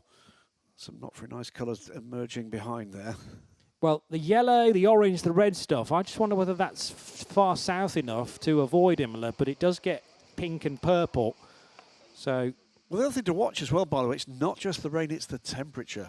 Yes. It's, you know, if the temperature starts to fall off a cliff, and we did see that yesterday. Well, this is the coolest of the 3 days that we've had within the race weekend proper. 30 degrees Celsius currently. Free practice 1 on Friday was held in 34 degrees Celsius and a track temperature of 48. Now, in those categories where tyres are heavily restricted, LMP2, for example, that was always potentially going to be a concern. This will help with less green flag running. Just scrolling through where we are on the top 3 positions of each class, we just see another message on timing screens which could be dramatic, and that is that car 43, Chwiatkowski, is under investigation for a full course yellow infringement. That is the leading car in this race. And the full course yellow happened when we had a McLaren off at Rivazza. If you're just joining us, the car stranded in the gravel trap at Rivazza 1.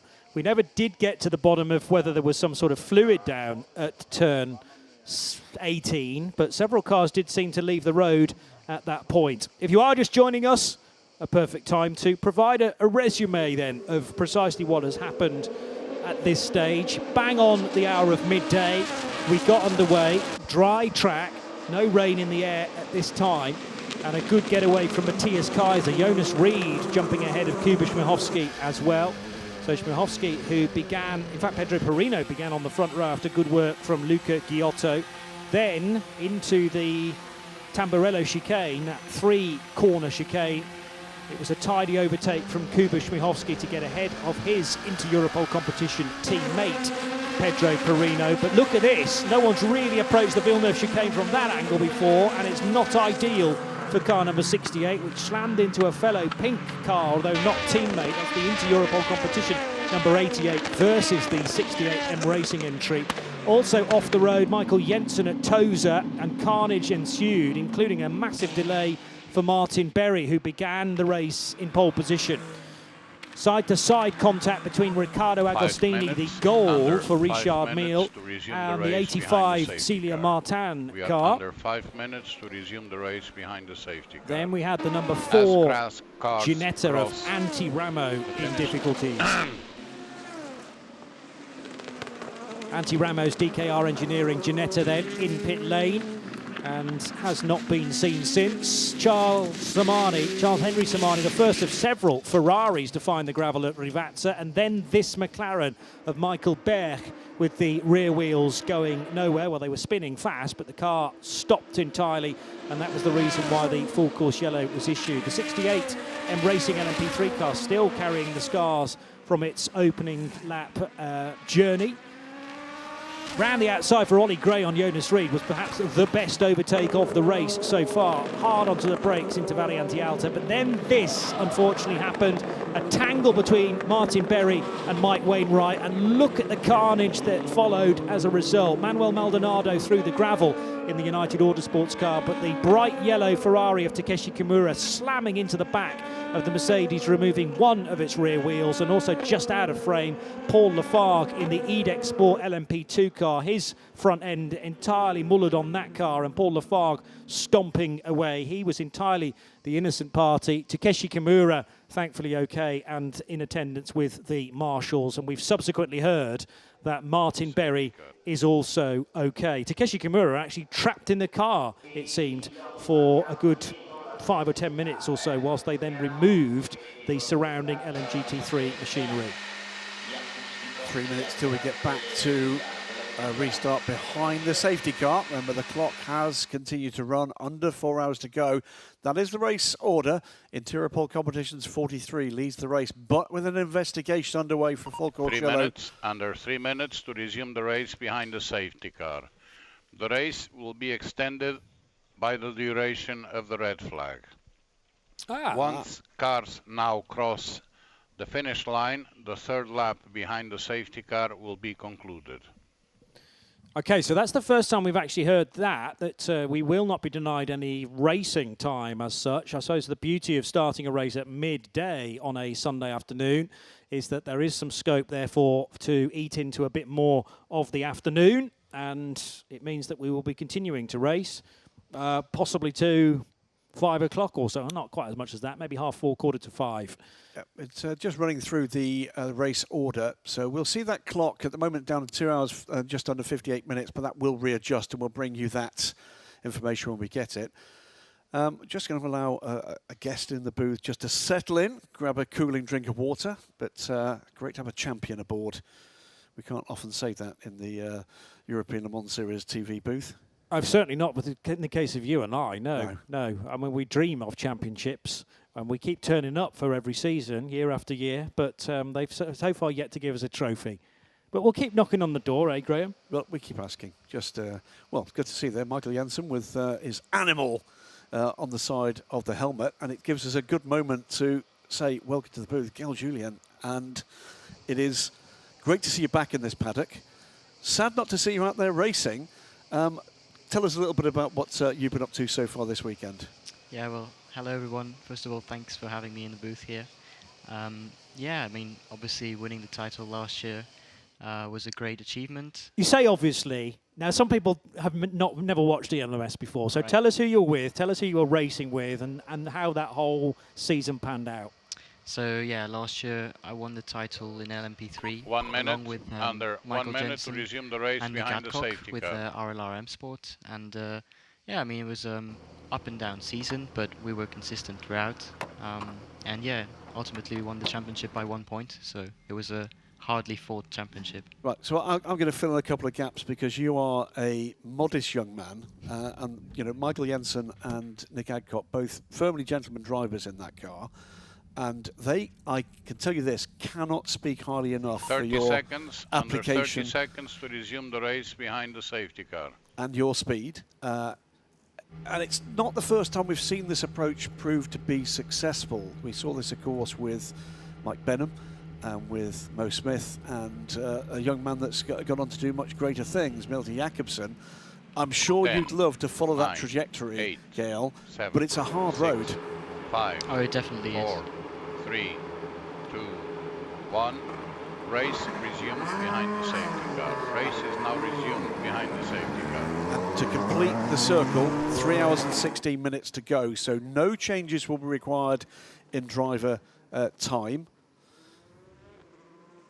And no rain, we're now hearing from Steph Wentworth down on pit lane. So it really is a proper reset. Long, hard road.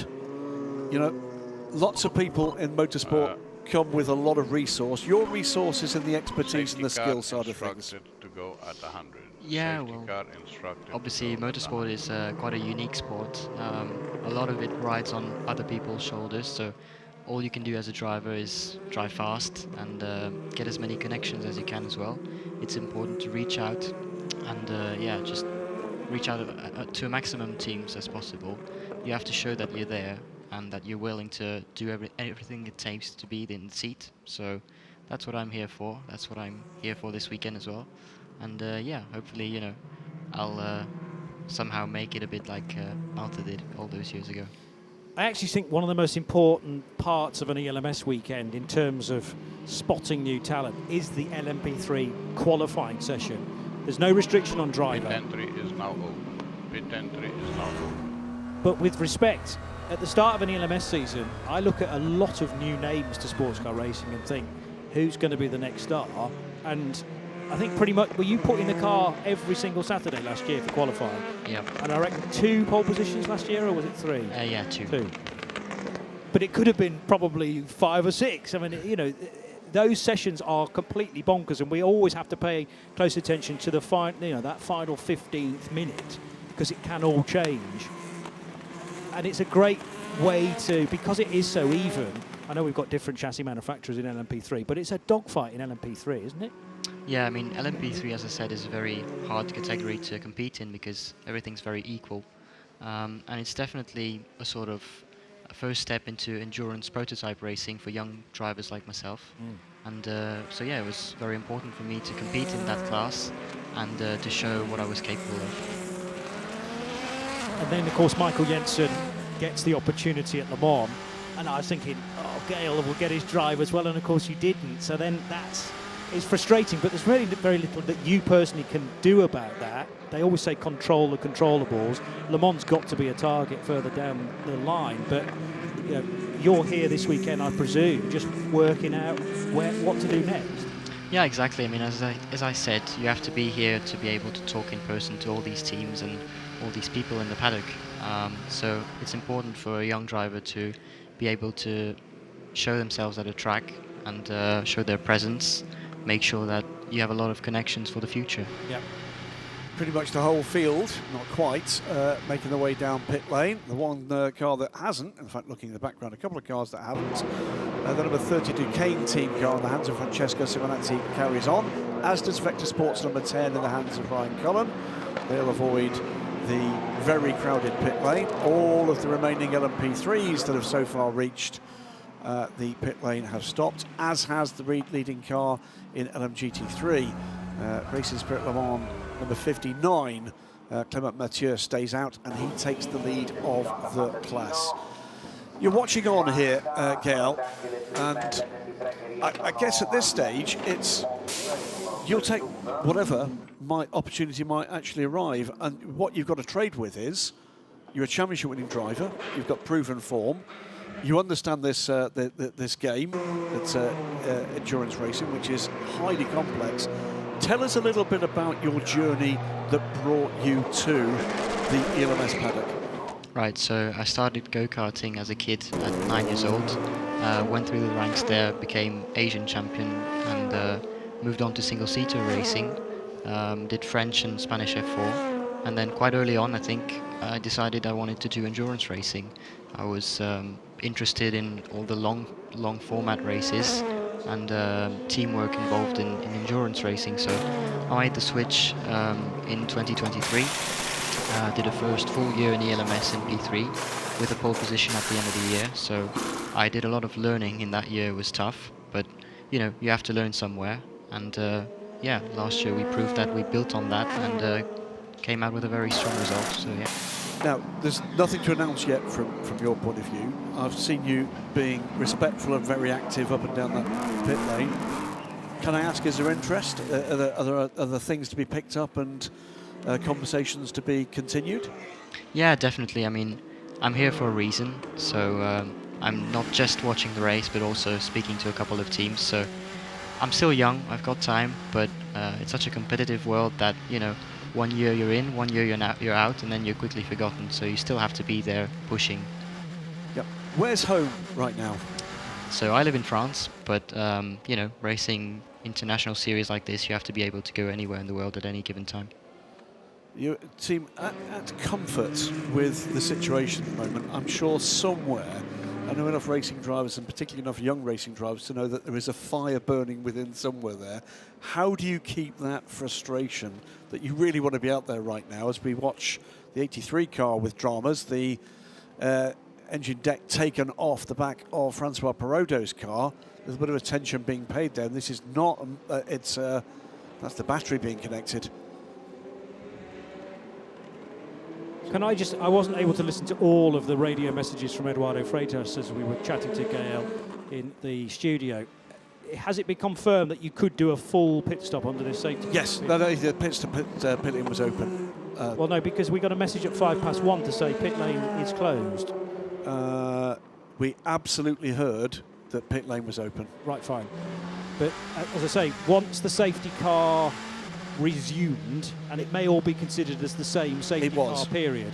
So we'd already had maybe 2 laps. No, we'd had 3. Right, at 1:05 there was a message on the screen that said pit entry closed. That was at the restart. Yes.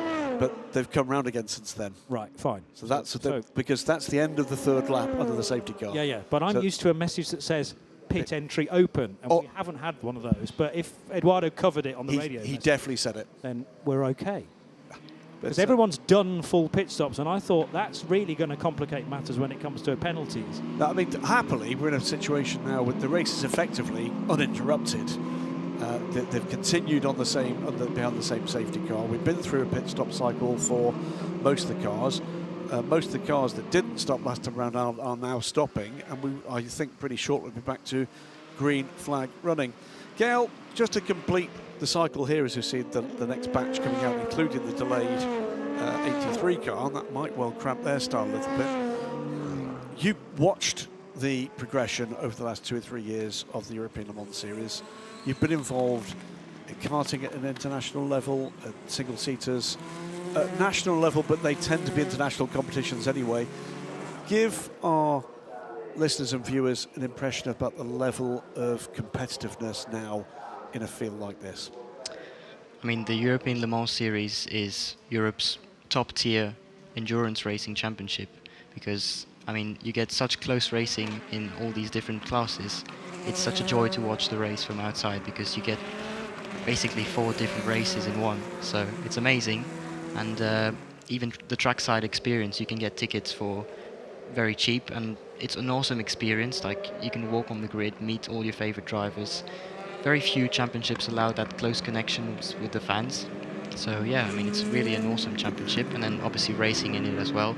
It's the most competitive you're going to get. And tell me, because it is a wild and woolly sort of part of motorsport, it has until remarkably recently been quite niche. Where did your connection with endurance racing come from? Yeah, well, obviously as a young driver coming out of single-seaters, you've got multiple options on where to build your career from. And I quite like the idea of endurance racing, sharing the car and taking care of all these different elements with a team. So I was interested in that, managed to find a couple of contacts in the ELMS and work from there. Well, we'll keep you with us for a little wee while because we want a bit of your input once we get back up to the full green flag conditions. Safety car instructed to go at full speed. Safety car instructed to go at full speed. He wasn't breaking up or breaking down there, was he? I think it was possibly just a bit of lunch for Eduardo Freitas, repeating on him. Maybe a little bit, so had a cough and a little bit of a whatever. He's had a busy time. He has. Where eyes everywhere, but we all get lunch bags, so he's probably munching his way through that as well. But by the way, some dramatic changes in the running order with the pit stops, because leading the race now from pretty much nowhere is the 18 EDEX Sport car of Jamie Chadwick. That comes because they pitted very quickly, 6 seconds quicker than VDS Panis Racing, who are second in the order. Kubikowski is third after well, some form of delay on pit lane. They sit third place, 18 from 48 from 43. Then the Iron Lynx Proton car. DKR Engineering's Georgios Kolovas sits 5th place overall in the leading LMP2 Pro Am car. LMGT3's lead car is now the Iron Dames, by the way, into the top 20. Celia Martin still at the wheel of that car. And then Ultimate's 35 car in the hands of Louis Stern. Safety car in at the end of this lap. Safety car in at the end of this lap. And that's happened for Ultimate because they're the one LMP3 car still in the running that's not taken that long stop. And we'll ask Gail a little bit about that once we get back up to green flag running. No overtaking before the line. Away we go. So racing again, thanks for your patience. That was a big incident at the Tamburello chicane with 4 cars having to be craned away, all heavily damaged, but thankfully the drivers were okay, and already the untangling of the field, if you like, is going to commence now. Remember, they've been put into some more semblance of the order to make sure that the GT battle, for example, was not ruined because of the position of the overall leader, who is Jamie Chadwick in the number 18 car, ahead of Ollie Gray, although that still remains the case. That's Ollie Gray under pressure from Kuba behind in the 43. Did briefly get side by side. It's 2 if not 3 wide as they try to get through. Briefly side by side the 2 DKR cars, LMP2 Pro Am and LMP3, with the Ginetta back up and running after their earlier problems with power steering. So what I'm interested in now is precisely how much work was done on the EDEX Sport number 18. Did they only change a couple of tyres on that car? Did they just fuel it? But Jamie Chadwick is now in front by 0.2 of a second of Ollie Gray, although they are right together now at the top of the hill coming out of Acqua Minerale and towards the Variante Alta. So no doubt about it, Jamie Chadwick, a double winner already, remember, this year for EDEX Sport, under stern pressure from fellow British driver Oliver Gray. Yeah, and looks to me like Ollie Gray is looking for a way by Jamie Chadwick. No way there quite yet. We can have some drive-through penalties coming for a number of cars. The 4, the 8, the 11, the 15, the 59. That is about disalignment at the start of this race. We'll explain that once we've called this latest bit of action. So it's 1 minute and 5 seconds in pit lane for Jamie Chadwick's car, 1 minute and 11 seconds for Ollie Gray's car. So that's the difference of changing a couple of extra tyres. Perhaps it won't be fuel because they all needed about the same amount of fuel for the next segment of the race. But I reckon that's a bit of strategy being utilised by EDEX Sport just to jump the 18 car, which was bogged down in the middle order at the start of the race. 18 at the end of the pit lane, that shouldn't really affect matters. You've got to stop at some point in your team, I suppose. But 1 minute and 5 versus 1 minute and 11, a 6-second gain, therefore, from pit in to pit out down this 549-metre pit lane. Meantime, one more penalty to tell you about. It comes the way of Nielsen Racing's 27 at the moment in the hands of Tony Wells. That was a driver change for them, handing over to the bronze driver. Drive-through penalty for overtaking under yellow flags. And there is an investigation underway for the 83 car. We saw that car in trouble on pit lane. It's the lead change, Graham, down the inside, and Gray's got it late on the brakes despite the distraction. And the number 21 LMP2 Pro Am car from United Autosports about to go a lap down Daniel Schneider, but that was all about the drive out of Acqua Minerale, Gail Julian, and then the ability to pull alongside and have the bravery on the brakes. Yeah, we saw Gray had a fantastic exit out of Acqua Minerale there, so it was a very straightforward overtake and nicely done by him. I mean, I don't think Jamie Chadwick wanted to really push that issue necessarily. She knew that that corner wasn't hers anymore, and you can actually cost yourself a lot of time in overly defending. Yeah, that's a whole part of endurance racing. You have to know when to be aggressive and when to hold back a little bit. So as we see the replay here. He was further back than I had actually seen, but then, yeah, I think she just, well, there's a squirm under braking from Jamie in actual fact, but she knew the game was up. The slight confusion was the car just in front of them, though. I think she was trying to assess the pace of the braking point of the United car. Let's watch this again. This is back to live pictures now. But I think she was struggling with the dual task of fending off Ollie Gray and assessing what was going on with Daniel Schneider. Well, you've been singing the praises of Ollie Gray all weekend, Graham, and that goes again great towards his credit book. He had a terrific Le Mans. He had a fabulous Le Mans. I thought, you know, as we saw with Gael last year, a couple of breakthrough drives from this young man. And for me, Ollie Gray at Le Mans was one of the stars of the race outside of Hypercar. Stellar run from him. He also loves coming here because in this equivalent meeting 12 months ago, topped at least one of the free practice sessions with a different team in those days, but has moved forward with VDS Panis Racing. And they are desperate to get the top step of the podium after suffering that disappointment last month in the 24 hours of Le Mans. Not, of course, a round of this championship, but so many of the LMP2 teams in ELMS get the opportunity to race in France as well. What we've seen here, Johnny, coming into this red flag, it all seemed as if it was getting into a rhythm, didn't it? And all those gaps have gone to nothing. This race has now been defined by, at this point, by the strategy of these teams on pit lane, as the M Racing car has a bit of a wild ride through the gravel off the concrete. Still the side panel flapping away after the lap one contact. What's defined these moments now is we've got Zbikowski all over the back of Jamie Chadwick, and with Jonas Reed and Matthias Kaiser in that train, it's all been about what they've done on pit lane as we were released to do so as we restarted the race. Yeah, and the same can be said about Georgios Kolovos in the DKR car, who's the leader in the next batch. Remember, he's actually leading LMP2 Pro-Am, but if anything, holding up a little bit Pedro Perino and Pipo Dirani in the first of the CLX cars. Well, to give you an idea of just what's going on here with Daniel Schneider still ahead of this group headed by Jamie Chadwick, away and clear is Ollie Gray. Last time around, Jamie Chadwick bottled up there a 1:37.3. Ollie Gray 1:33.648, almost 4 seconds quicker, and he's got 2 purple sectors on the lap he's on now, so stretching the lead. It's now 6.5 seconds. And finally, Jamie Chadwick managed to go by. So too does he into Europol and the Unlinked Proton and the APR car, and away we go again. I'm sure, whilst you've not been in these races, Gael, you've nevertheless been enjoying them either in real time or retrospectively at home in France. I mean, is it an important investment to stay up to date with a championship like this so you know the general scene? Of course it is. I mean, racing is a very fast-moving sport, so whether you're in the car or not, you have to be following these races and keeping up to date. So it's sort of your job to be paying, I mean, it's kind of our job-ish to be paying attention, but you see the value in, I mean, I don't know, paying attention to stuff that's happening in the States as well, maybe in the IMSA WeatherTech Sports Car Championship, World Endurance Championship. You never know where the next seat might become available. Yeah, exactly. You have to definitely stay aware of everything that's going on in the racing world, just in case any opportunity comes up. You could even get a career in commentary, I suppose, for a segment of the rest of this season. I'll go get a cuppa if you like. I was going to say, there's always seats available there. I appreciate it, but I think I'll stick to racing for now. Yeah, know where your strengths are. We certainly do. Dear me, well, I'm certainly not going to be looking for another P3 seat anytime soon. That would be bad news for any team that made that.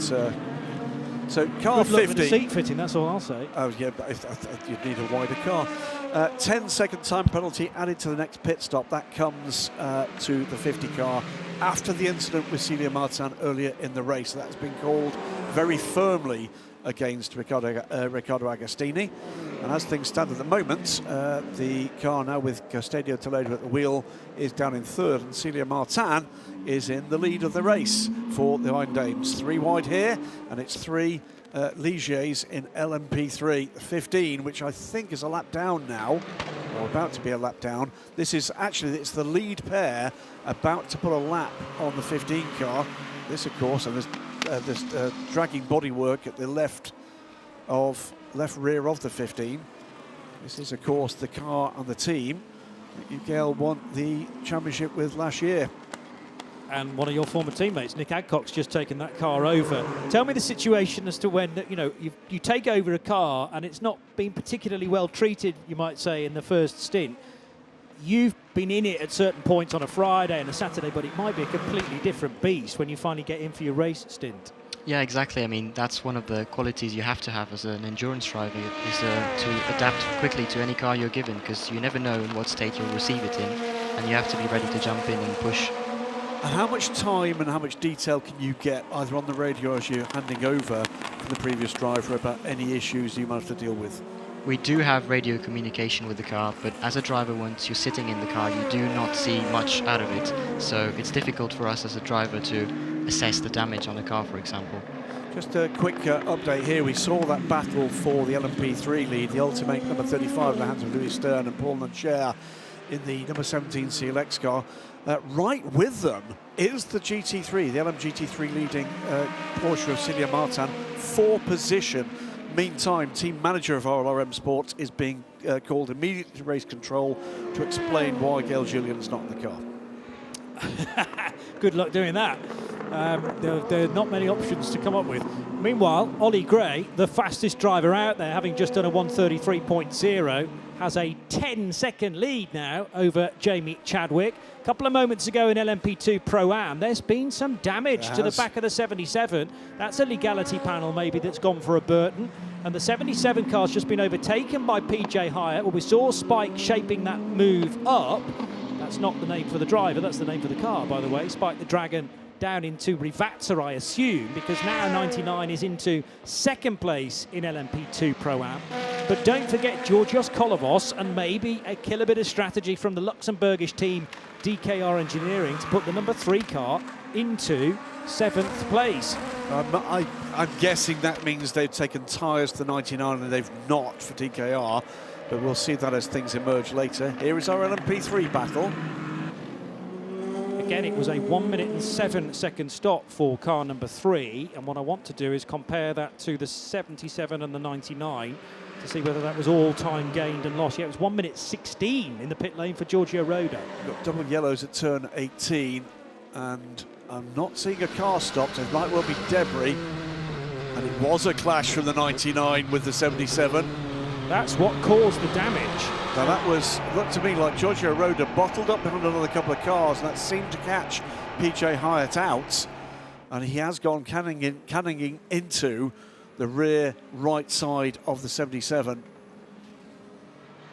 The yellows at Rivazza have been cleared, so it wasn't debris. It might have been a spin, potentially. Spin or something off and through the gravel again. But also Jack Wolf has just pitted, so has he had a drama in car number 31 and gone straight into the pit lane after an incident at Rivazza?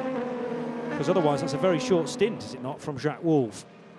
LMP3, Gail, is a difficult one for us to call in commentary because of the unique way in which the strategy works, these 2 long pit stops, which means that quite often someone's had a bit of a lock-up there, which you keep an eye on, there's no further dramas.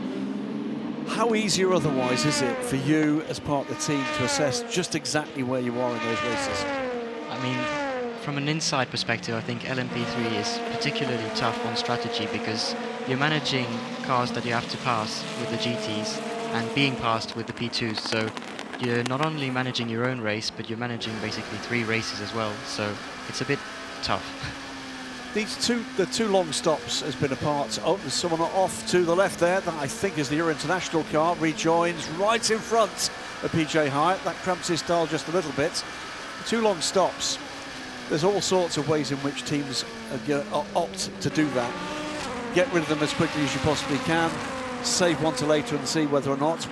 Come on, put yourself in a team manager position. What would you do? Long stops. I mean, you have to be watching the race. Like you can see on screen, there's so much going on with traffic and all that. So you can't expect the race to go smoothly. Anything you plan before the race will change during, as we can see now. So Kessel racing through the gravel at the final turn and on pit lane now for Georgios Kolovos from the lead of LMP2 Pro and 9th overall. PJ Hyatt immediately takes the lead. Now, that seems early for me, unless that is that Kolovos's time done? I think it is, isn't it? It'll be an hour. It's got to do an hour. There you go. That's exactly what it is. It's Remember time done. remember that it's a displaced hour now because we had that period of time behind or under a red flag. We are going to continue for the maximum duration, as in 4 hours, even though the clock was continuing to tick by. So 2 hours and 52 minutes remain on the clock. We've had 90 minutes according to the screen, but that's from midday today. It doesn't take account of the red flag period. Yeah, Pedro Perino looked like he got hung out to dry there, caught up behind another car, got sort of off cam if you like, and has lost a position to the charge from PJ Hyatt, who's now, I think, up into 9th place overall. He is, and leading LMP2 Pro-Am. He too then, because he started this race, will be able to switch as soon as AO by TF deem it sensible to do so. There's Giorgio Roda still sporting the damage to the rear. Go, there is Perino, couldn't make the move with the Ferrari taking the line, and around the outside goes the 99 car, takes the position. But we speak, Gail, about how complex LMP3 is. Sometimes it's a question of trying to take as much information away from your race driving talent to make sure that you concentrate on driving the car and everything else is done almost out of your knowledge. So we must give your engineer for last year some credit. Name? So yeah, obviously Frank LaRue from RLR Sport, who's still on the team. Frank LaRue, so he's still with RLR's car yeah. number 15. Massive shout out to him. Big time. I mean, you can't do it without someone, you know, a brains trust somewhere in the pit lane. And it's probably not just Frank, but the rest of the team as well. But was he calling the shots within each of those races to say, right, we're going to do longer stop here and a quick one there? Yeah, I mean, engineers deserve all the credit. Obviously, work goes on behind the scenes that you rarely see on camera. And yeah, they're a big part of the game. Yeah, and I presume now that you've in sports car racing, you do realise the value. I mean, single seaters, you have guys looking after the car quite clearly, and there's setup changes that need to be done. But in a single seater race, you don't have that thinking that has to be done within the event, and it can chop and change. I mean, you know, we have to having to think on our feet a little bit here, but there's not a race result hinging on it. Whereas for everybody beneath our feet, they're constantly having to adjust the spreadsheet accordingly when something doesn't necessarily go in their favour. Great stuff going on here between the two drivers that took the start for the current leaders in LMP3. Fast and furious stuff. Ultimate at the moment seeing off the challenge of moment maximum scoring. CLX Motorsport, rain light may be turned off. That would seem to indicate that the current weather forecast is turning rather nicer. Lots of different styles of race drivers in endurance racing in terms of what you want to hear on the radio. Are you a guy that likes to hear a lot of information, or do you like to be left to get on with it, Gail? It depends on the situation, I guess. If you're busy in traffic working at the wheel, you probably want to be just alone and tranquil. But if you're alone and you're wondering what tire pressures are looking or brake temps or whatever, it's nice to have someone in your ear to sort of tell you what's going on. Ollie Gray's just done another fastest lap of the race, incidentally. It's a 1:32.9, but he almost got wedged on the wrong side of the Nielsen car. Tony Wells that time, coming up the hill. So Tony Wells has taken over the 27. Remember, we were hearing from Sergio Sette Camara with Steph on the, I was going to call it the grid. It wasn't really the grid, it was the Parc Fermé under the red flag. And Sette Camara said, it looks good at this stage, but unfortunately, most of the goal time has now been done. And Tony Wells is going to have to take over to do his 60 minutes. So he's now at the wheel. And the question is just trying to stay in and around that top 5 for as long as possible. Final question from me for you, Gail, on this. There's the general, so big squirm under braking there for the M Racing car, still carrying that damage. How much of your time in the car are you just released to be as quick as you possibly can, and how much of it do you have to be mindful of looking after the tyres, looking after fuel numbers? Well, surprisingly, very little of the race is flat out. I guess the only part of the weekend where you're really released 100% flat out is qualifying. But in the race, you've got so much going on, you cannot afford to crash or make a mistake. So maybe unless you're fighting for a championship in the last race and you go all in, but before that, there's no point going 200% flat out. So basically, it's a consistent pace that they're looking for, and what you're trying to do is to manage all those factors around you and deliver that consistency. Exactly, I think, especially as a young silver driver, your best quality is to be almost like a robot and drive at a certain rhythm with a certain fuel number and saving tires as much as possible. I said it was a final question. I always lie. There's always another one. As we see, watch again the battle for the lead in LMP3. And he's not being shown ahead, Paul Lancher. So did this switch back again? Oh, he is now on our timing screen. So it was next through the next split. Lancher now ahead of Louis Stern. Your title was won, of course, with the last iteration of LMP3 cars with this FIA engines. Have you had a chance to drive one of these cars? No, I haven't, no. And what are you hearing from those guys that you're close to about the differences, the step that's been made with a very different sounding and very different looking iteration? Yeah, well, obviously the change in regulations for LMP3 was planned for a while, so there was a lot of work going on development in these cars, and they've definitely gone faster and made a step forward on reliability and such. So from what I've heard, they're definitely much better to drive, yeah. We're going to let you go because you need some time as we see PJ Hyatt from the lead of LMP2 Pro coming down pit lane at the end of his driving stint. You've got 2 hours and 45 minutes to knock on doors and remind people that you're better than most people they've got here. We want to see you back in the car sometime soon. I thought you've conducted yourself excellently in the car, out of the car. Immediately impressed Johnny and I when we met you, and we wish you the very best of luck for the career that you've undoubtedly still got to come. Thank you very much. Thanks for having me here today, and hello to everybody on the chat. I was going to say, I hope you're getting some good reception as well on your various social media channels, which I know you've been keeping an eye on during your time here in the box. Feel free to stick around for a bit longer and enjoy the race. But Gaël Julien, current LMP3 champion in the European Le Mans Series, we thank you very much for your time, and safe journey out of here as well. Let's hope you can maybe do that before the weather hits, because although everyone's been told to turn their rain lights off and dark again, sky in the distance, I was going to say might look a bit more promising. I've looked again, and maybe that is not the case, but still a decent crowd in the it's not really a grandstand, it's a huge grass bank that looks over the inside of Rivazza 2. Watching Ollie Gray lead by a country mile now, nearly 20 seconds ahead of Jamie Chadwick's EDEX Sport number 18 car. But Jamie's still second and holding back Kuba Śmiechowski's approaches in that third place Inter-Europol competition car. Yeah, so that's the top three, Graham. Yeah, Kuba is closing back in though on Jamie Chadwick. It's ebbing and flowing with traffic. New fastest lap of the race goes to the car, by the way, in 17th place. Ollie Caldwell now aboard the number 20 Algarve Pro Racing car, running 5th in LMP2 Pro-Am, a 1:32.633, so quicker than the leader overall at the moment for Ollie Caldwell. So Ollie Gray and Ollie Caldwell both going very quickly indeed. VDS Panis Racing lead the race from EDEX Sports, surviving car, the 18, and championship leading car, the 43 from Inter-Europol. CLX Motorsports 47 with Pipo Derani is up into 4th place, and then the number 9 Iron Lynx Proton car, which has been in the lead group for the whole race, is still there.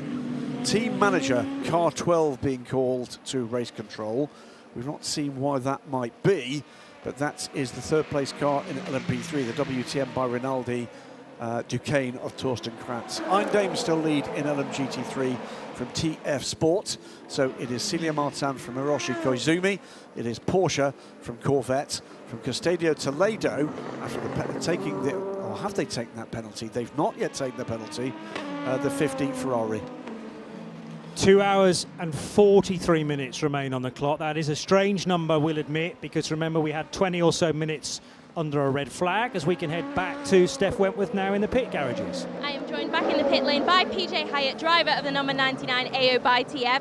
A very good stint from you. Are you happy with how that played out? Yeah, I think mercifully there's clouds today. I was still pretty warm in the car, but it's less warm than it could have been had the sun been out. So I think overall I'm pretty pleased with the stint.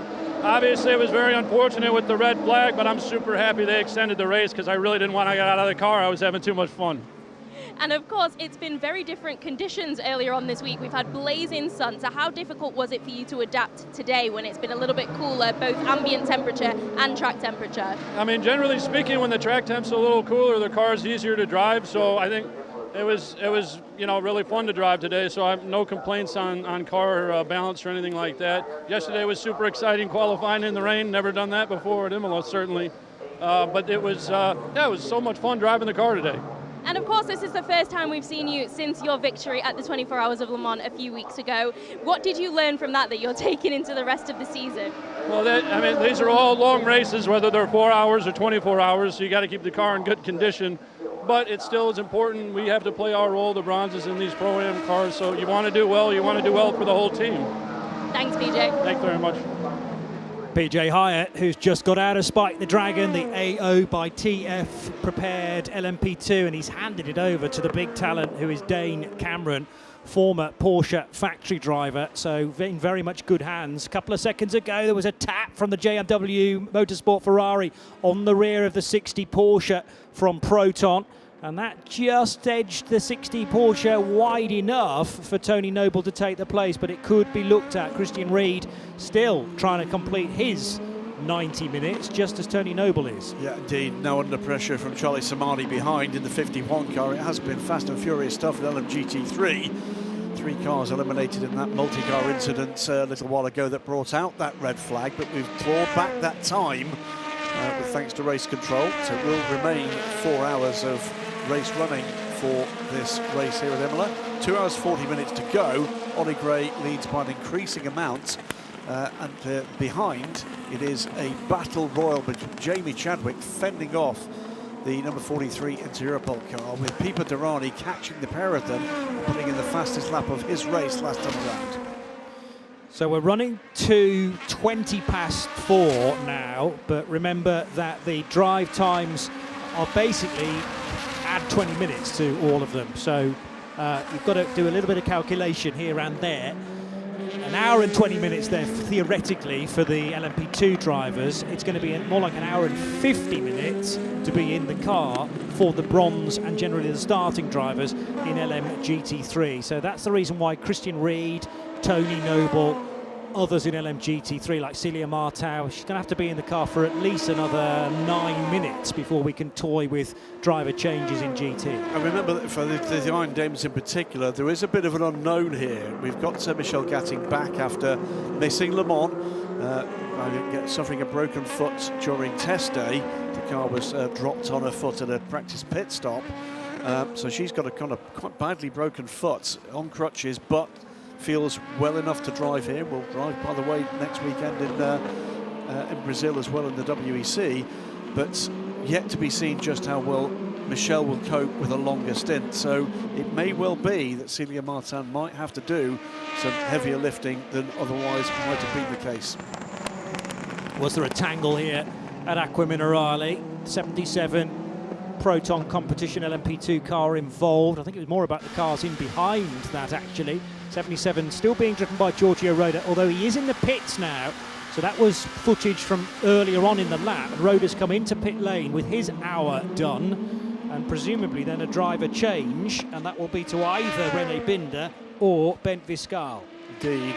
Just spotting Kulish Mikowski drop back a couple of seconds. Whether or not that was traffic, whether or not he had a bit of a moment, but a bit of a breather for Jamie Chadwick in second place, who's hanging in there, is dropping time to Ollie Gray in the 48 VDS Panis racing car, but has not been overhauled by anybody else. And Kuba Shimakovsky has not found a way by. They are still, by the way, as Jamie Chadwick now pits the 18 car, being caught by Pipo Derani, who cycles back up now to third place and under a second back from the Europol car. So the 18 EDEX Sport car spent 65 seconds in the pit lane last time, and it's a question as to whether they did any tyres at all on that car, whether it was just fuel. Compare that to some of the other stops that were 10, 11, 12 seconds slower. So are they intending those cars that took tyres to keep them out for a little longer? Well, if she didn't take tyres, it looks as if she didn't. She's done a fabulous job in that second stint by fending off cars that absolutely did. Yeah.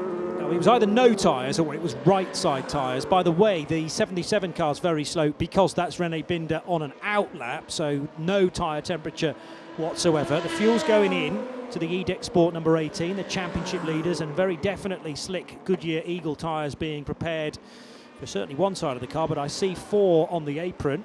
Hang on a minute, the lollipop's gone, and they're not doing tyres. No tyres. Wow. Well, there we go. That shows confidence in the sticky round things at each corner of the car for the Goodyear.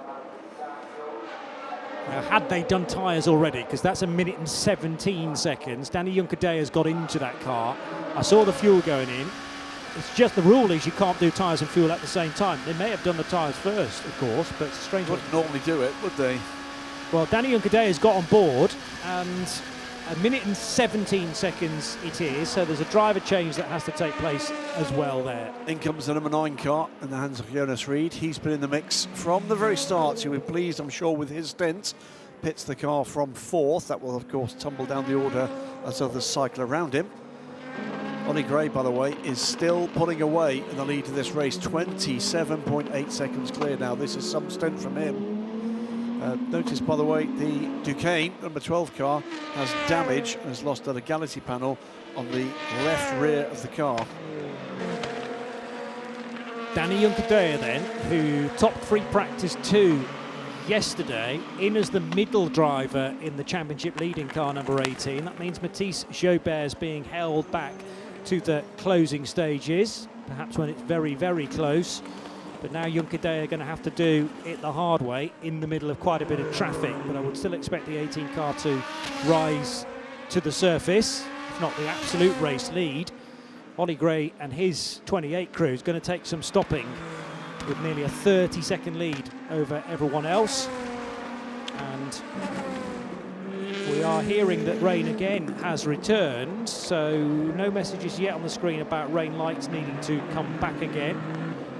Ollie Gray, by the way, is 22 laps into his current stint. That might mean we're not that far away from the next phase of pit stops for the LMP2 front runners.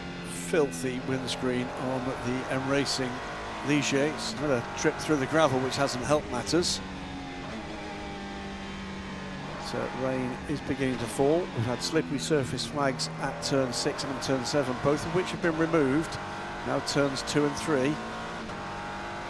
Well, this could be absolutely perfect timing for those at the LMP2 front end, because they're about 35-40 minutes into, it's 35 minutes I reckon, into a stint, so many of them will need fuel, and now a crucial time to decide whether you're going to stick with slicks or move to the wet weather tyres. There is no intermediate, so how much of the track is affected by rain and how much will be affected in the next stint? It's such a gamble, isn't it? It's almost worse that they are this close to the end of their stint. They may have been happier with another 2 or 3 or 4 minutes, another couple of laps to assess conditions. Back end steps out there of the 18 car. This is the number 9 car. That shows there's not a lot of grip there. Straight on and across before rejoining. Matteo Cairoli taking that car over from Jonas Reed. Again, an out lap though, so no tyre temp at all. And surely, well, what tyres did they go with? I reckon that's as yellow writing on the side of the tyres for Matteo. So it's raining quite a bit at Rivazza. Windscreen wiper required as well for the Italian in the Iron Lynx Proton crew. Rain lights now required on back in their low mode. But that is slick tyres on all 4 corners of that car, and you can't mix your compounds anyway, so it has to be all-round slicks or wets. And Cairoli might be screaming back to those in the Iron Lynx garage saying, I think we've gone the wrong way. At this stage though, keeping the car on the straight and narrow. This is where you need a driver with absolute feel for the conditions. There you go. This is Algar Pro Racing, and I think this is trouble for the Duquesne. It was spin on the exit there, avoided by the Euro International Ligier behind. But the number 12 car has recovered from there, Torsten Kratz. Again, finding it pretty tricky. So we're beginning to get to the stage where prevailing weather is having an impact here. Yep. And it's not about necessarily what is happening right now, but what's going to be happening in 15 minutes time, in 30 minutes time. bearing in mind a stint will extend to, well, in the slower lap times, more like 45 minutes perhaps. It's definitely raining an awful lot at the Villeneuve chicane as well. Weather tends to come in from the westerly direction, so this is the Tosa end, the western end of the Autodromo Enzo Edino Ferrari, but it also looks to be raining at Rivazza as well, so I reckon pretty much the whole track now will be getting damper. How about all of these Ferraris, plus in the background the Aston Martin from Racing Spirit of Le Mans? Yeah, that car coming back into it in the hands of Clément Mathieu. He's caught this group and is looking to do what he can to leapfrog back up the order. Car that was at the sharp end, double yellows at turn 17 and 18.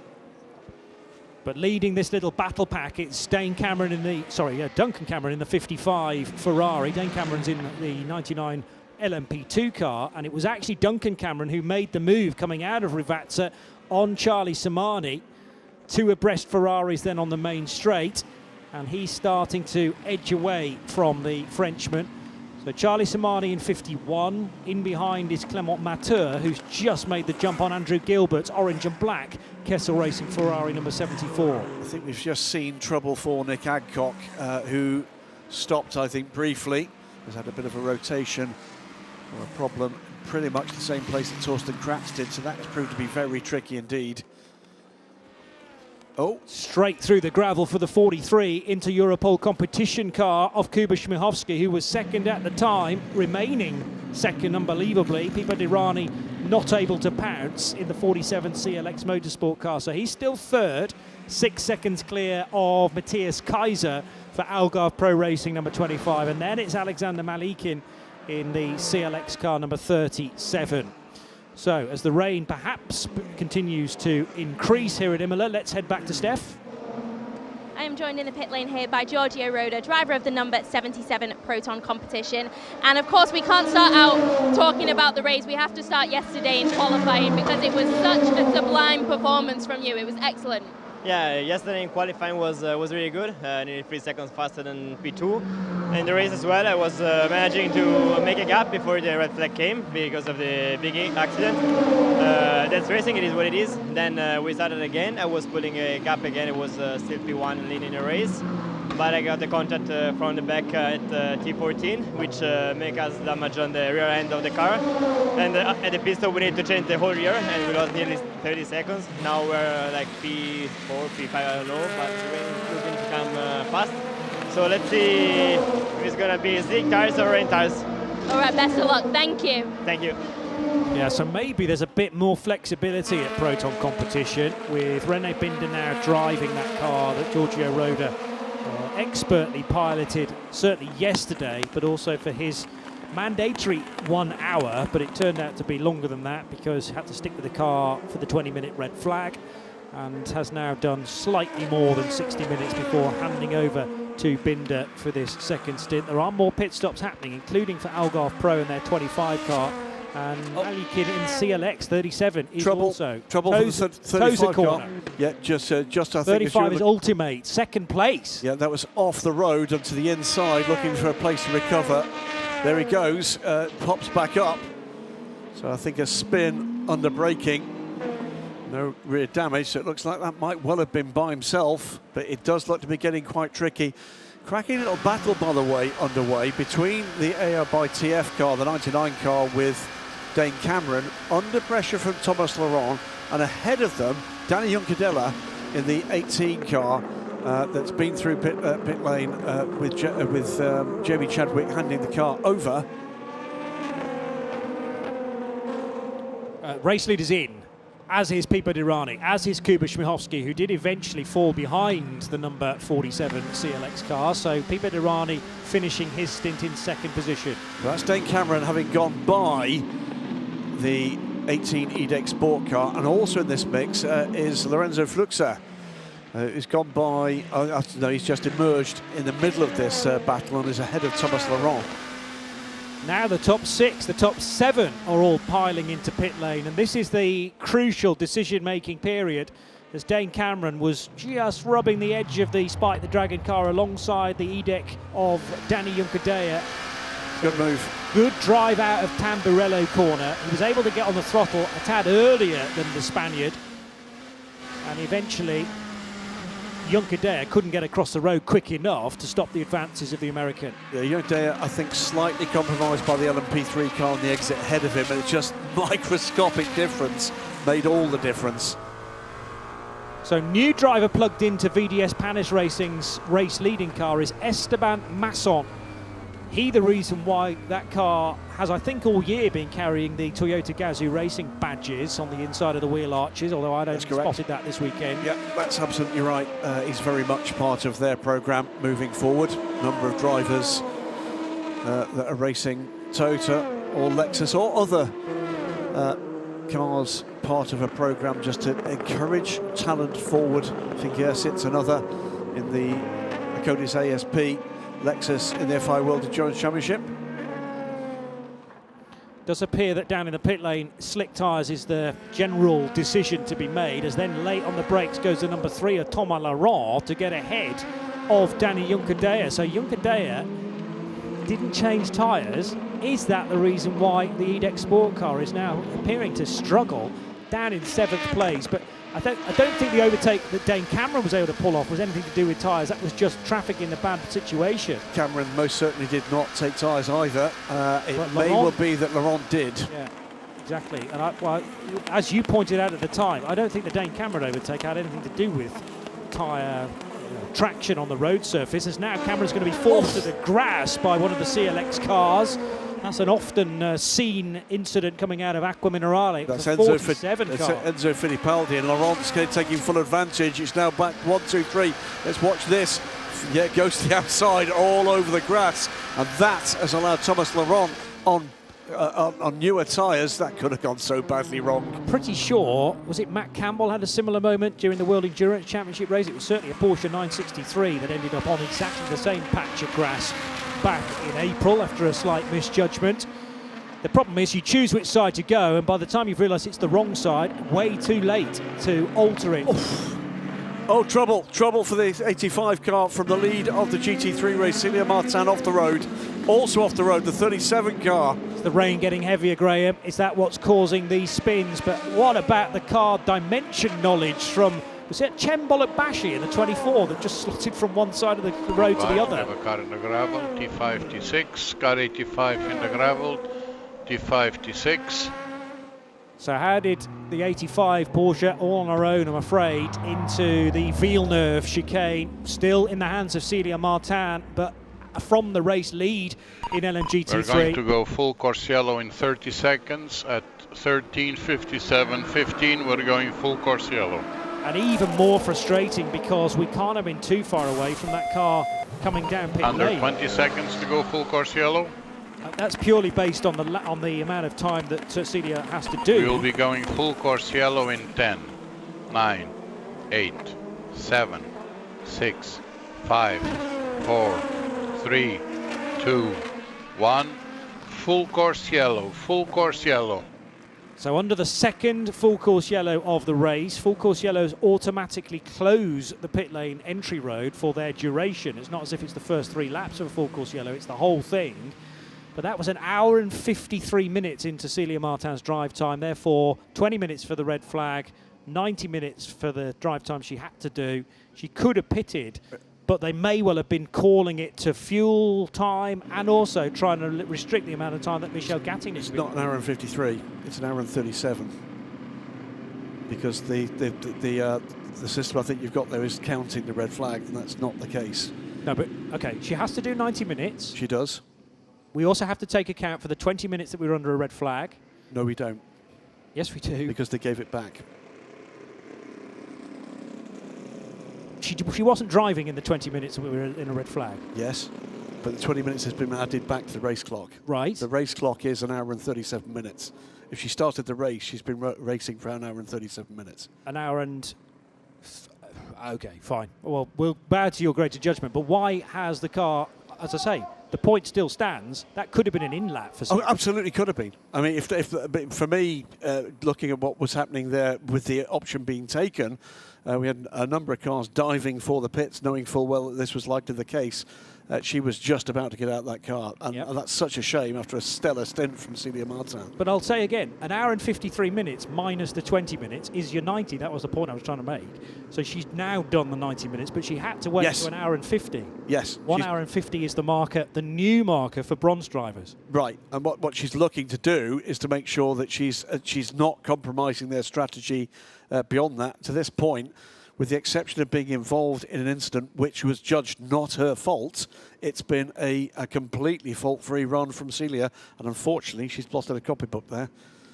From the lead of the race as well, but I do think that the rain was getting steadily worse. I completely agree. I'm looking out the window at the moment. Big fat raindrops on the pit building ceiling in front of us.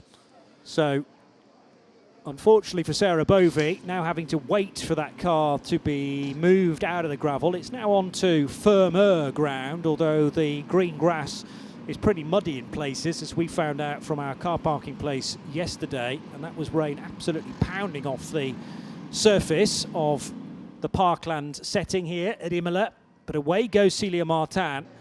Well, that's dropped her, by the way, down to 9th place and a lap lost. That's what that means. Frustration. So with regard to LMP2 drives, as I was saying earlier on, 60 minutes isn't doing it enough. You're going to have to do 80 minutes on the race clock in order to take into account the red flag. But no drive times have been adjusted. Still going to have to do the prerequisite. Door open, I'm seeing on the number 11, your international car. And that is the left-hand door, which is not the driver's side on a Ligier. Ligiers are always right-hand drive. Hence why it's not been slammed shut again. So might be welcome fresh air, but you're not supposed to drive around with a door unleashed. I was thinking about this being an anti-clockwise circuit and therefore quite awkward in the pit lane, but of course, because the pit lane's on the outside of the track, you're still fueling from the right-hand side. Going green at 14:01, 30 in 30 seconds. So in actual fact, there's no difference from Barcelona and Le Castellet. You don't have to rejig the car to make it fuelable from the left-hand side. That's 20 not seconds to necessary remove full course yellow.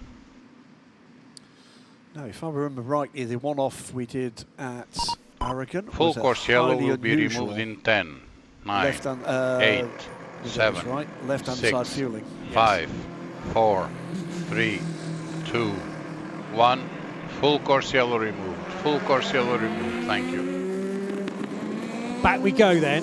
How many people were locked out of the pit lane during that full course yellow? We're about to find out. There might be one or two cars that did need some fuel. Celia Martin, of course, will be heading in that direction in the next few moments. 4 cars very dramatically out of the race already in a big pile-up at the Tamburello chicane. Now the Algarve Pro Racing cars have found one another, but it shows you how wet it is, maybe on cooler tyres again for the TDS car. That's Clem Novalak. Was that under braking? Was there contact for the 29 TDS car in the process? Could have been about 3 abreast there, Graham. Yeah, it's brushed the barrier. It's taken off the top dive plane on the right-hand side, but let's hope no further damage than that for the 29 car. And after a switch between the two Algarve Pros, the 20 goes by the 18 as well. So Daniel Gadella cedes a position to Ollie Caldwell, who is absolutely flying, up to 7th place overall. 3rd in LMP2 Pro-Am, but I think he's got his sights set on greater things still. 25, Lorenzo Fluxer trying to get onto terms with Juncadella as well. Esteban Masson leads the race, 21 seconds clear of Matteo Caroli, the number 9 car, so Vidias Panis Racing. Meanwhile, at the Variante Alta, we've got good action between Danny Juncadella and Lorenzo Fluxer. So 2 Spaniards going hammer and tongs at it. The rear-facing lights shining from the headlight lenses of Lorenzo Fluxer, 8th and 9th positions. And the Corvette from TF Sport might have a say in this as well, as it tries to motor away from Rivazza as quickly as possible. Celia Martin still not coming to the pits. I'm puzzled by that. She may well be on her way this time, though, in the number 85. Certainly in already, Tony Noble in the number 66 J&W Motorsport Ferrari. Well, that car involved an incident with the number 60 car of Christian Reed, and that is under investigation as well. We saw that incident, didn't we? Still no way by for Lorenzo Fluxa, but he did have a couple of looks up the inside there of Juncadella, who's just not at the same sort of speed as others around him. And I think they've thrown strategy at this in terms of keeping tyres on the car, and it's not working for them at the moment. That is definitely a concern. Meanwhile, for Esteban Masson, did he straight line Variante Alta? Oh, Salida, yes. He did. 24 seconds to the good, but he's absolutely walloped the car off the grass there and at least torn a little bit of trim away from the splitter of the VDS Panis racing car. Again, we're seeing all sorts of lines there. Lorenzo Fluxa struggling to get the car turned in there as well. So there are areas of this track where the grip is unpredictable, should we put it that way. This is always the problem with heavy rain everywhere. You know what you've got. If you've got heavy rain or heavier rain on certain parts of the circuit, you genuinely don't know what grip you're going to have the next time around. It's chopping and changing like crazy, and much of this was experienced in qualifying yesterday as well. As you can see from the graphic there, 1, 2, 3, all LMP2 class cars. Then it's a 3-car LMP2 Pro-Am battle, and with the bronze time done for those cars, it's effectively all out LMP2 war from this point forward. Yeah. So Esteban Masson, Matteo Caroli, Nick Yellerly, Dane Cameron, Thomas Laurent and Ollie Caldwell are your top 6. And the one that wasn't really involved in the qualifying performances yesterday is the Crichton Lendudis car, but the 20, having now burned all its bronze time, is relying on current driver Ollie Caldwell and Alex Quinn. And the next question is, well, where's the Giorgio Roda car that performed so well in qualifying yesterday? It's back in 4th, but actually 14th overall, having lost a lot of time. It had a long pit stop. I wonder whether or not they've changed the rear clip on that car with the damage. That wouldn't be a surprise at all when we see it next. If it's got both of its legality panels attached, they will have done that, unseen by us. Meantime, Thomas Laurent is all over the back of Dane Cameron here. Briefly sorted in traffic, but actually Ollie Caldwell takes the position. Ollie Caldwell takes the opportunity in traffic and jumps Thomas Laurent's Decar Engineering car, and now he goes off in pursuit of the previous IMSA overall champion, Dane Cameron. Yeah, romping away, but there is still scope potentially for him to be caught now with a different car in the rear view mirrors. There's something, just a little bit of tape or trim trailing from the front left corner of Dane's car, I notice. It's a dive plane, actually, that's flapping away. Oh. Now the Virage LMP3 car is off the road of Jacek Zilonka, and that's the run into Toza, which briefly hampered Matteo Cairoli, running second in LMP2. So too much curb on the exit, yeah, dropping a tyre into the gravel, and that is all it takes, Graham. Yeah, indeed. So has it walloped the barrier as well? Yeah, there's been a little bit of contact on that left-hand side for the number 8 car. But perhaps for both of us, a star of today is now with Steph. A star indeed. I am joined by Ollie Gray, driver of the number 48 VDS Panis Racing. You've just jumped out of the car, but it was an absolutely mega first stint for you. Are you happy with it? Yeah, obviously over the moon to come from P7 after a difficult quali yesterday. The guys have given me a brilliant car all weekend, and we felt a bit disappointed that we couldn't start further up the grid. But yeah, now we're just going to try and manage the lead from the front, and yeah, we'll see how the rest of the race goes. Of course, as we can see, the weather has changed from the first stint. How is Esteban Masson going to be able to cope with the changeable conditions? I mean, Esteban's going to be fine. I think he's one of the fastest drivers on the grid. I think he's just going to keep it in check, take some margin as well. That's all we need to do from now. Just take some margin, make no mistakes, and then hopefully bring it home to that this afternoon. Was the rain at all a factor in making your strategy decisions before the race? For sure, we were monitoring it the whole time, but you can't really guess when the weather's going to come, you know. So like it was changing every single lap, so it was really tricky, but we managed it very well. All right, well, best of luck to you. Thank you very much. Thank you so much. Yep, Oliver Gray, one to watch for sure, not just here this weekend, but for the remainder of his career. Meantime, drama for LMP3. It's a drive-through penalty for car 17, CLX Motorsport, the race leader. They currently have a 52-second lead. That may or may not be affected by who's taken which long pit stop and at what point. But either way, a big chunk of disadvantage handed the way of the CLX Motorsport. That's after causing a collision with car 68 at turn 5 at the very start of the race. Back to track action. We're sticking with this battle for the LMP2 Pro-Am lead and 4th place overall. Dane Cameron being clawed into his advantage by a rampant Ollie Caldwell. Thomas Laurent is cracking on with things. There's the Galaxy panel piece. It's just brushed by one of the United Autosports car and shifted almost off the racing surface. Yellow's now removed with that piece off the track.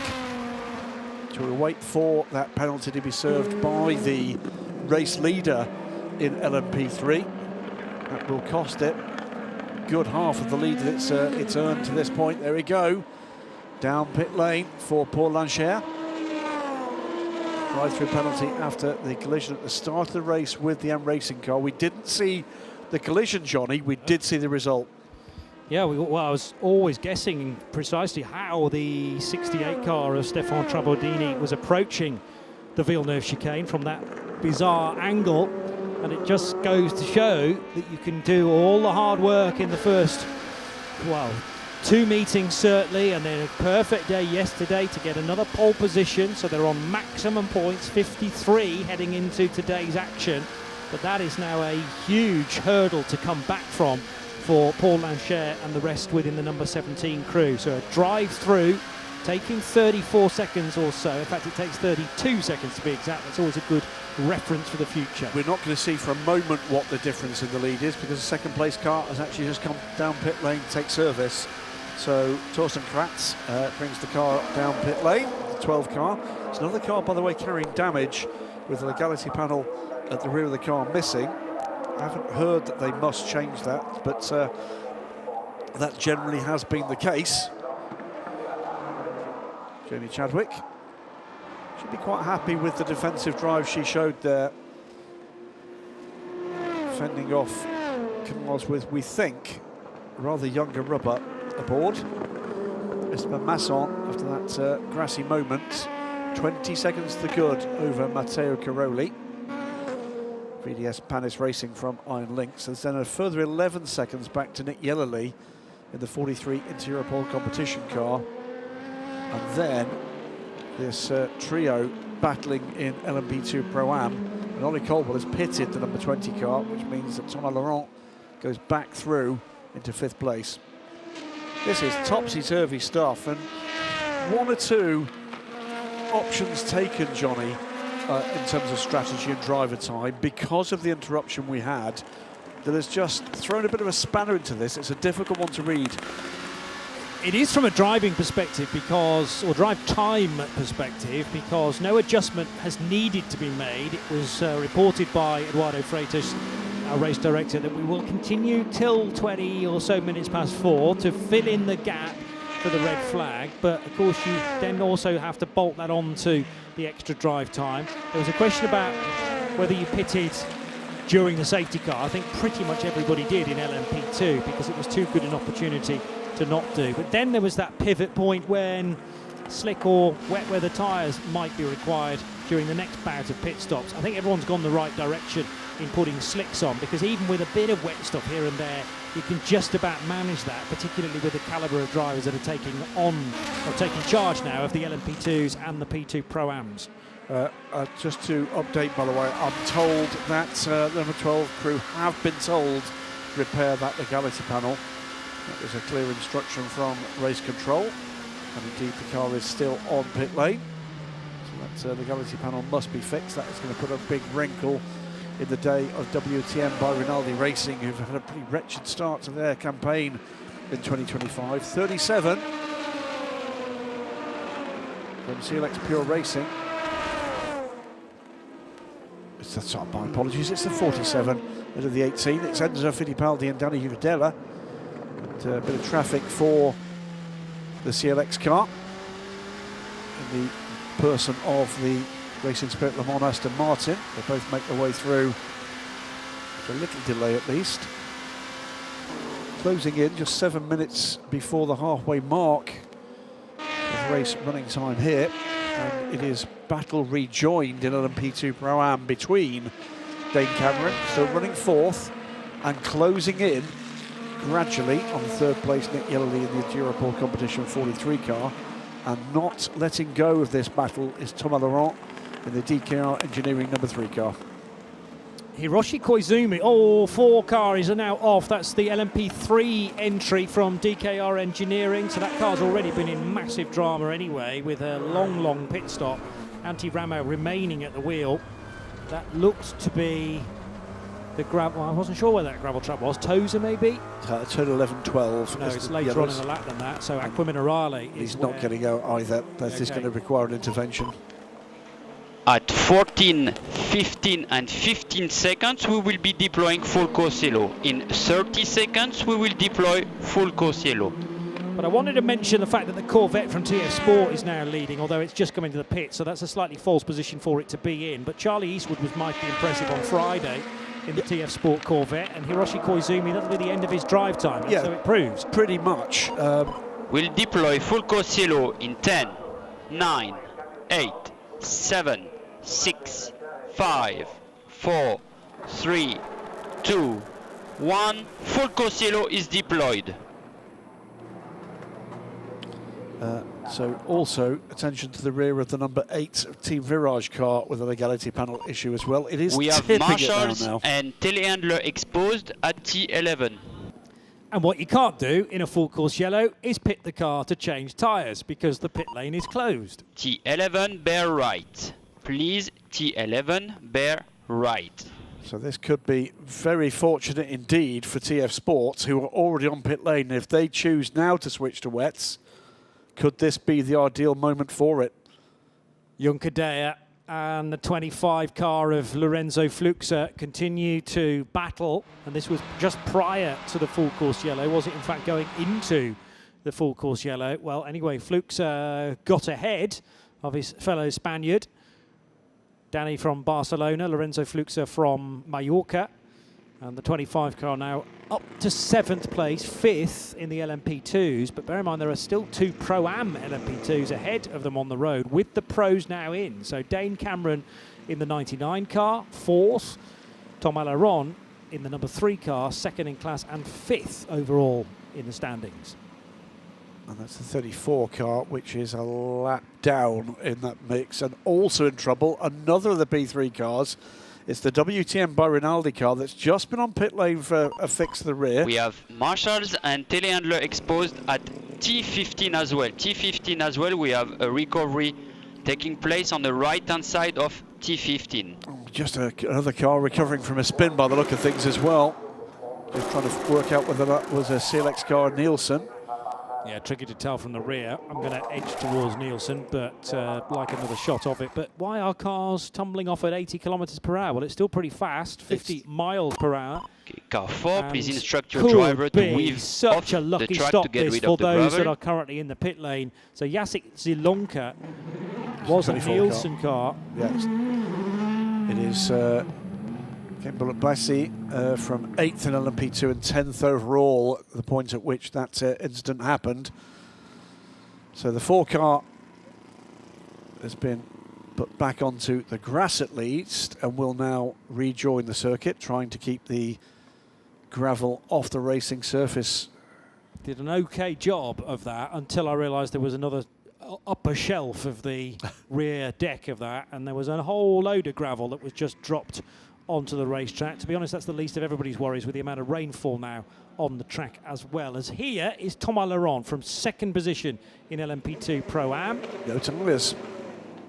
That's brave, but they must therefore think that the radar's going to clear up again. They must. That must be the. In terms of the rainfall levels at the moment, it's definitely wet weather levels, but if they think it's going to clear... In the meantime, all cars rain lights on, please. All cars with rain lights on, please. So the number 12 WTM car off onto the gravel. We don't yet know how this car ended up there. It was already carrying damage and had been given instruction to repair the rear part of that car that carries the rain light, that carries the tail light. 12 back on the road surface. The marshals have already dealt with the number 4 DKR engineering car as well that had lost it at Acqua Minerale. 12 is now away as well.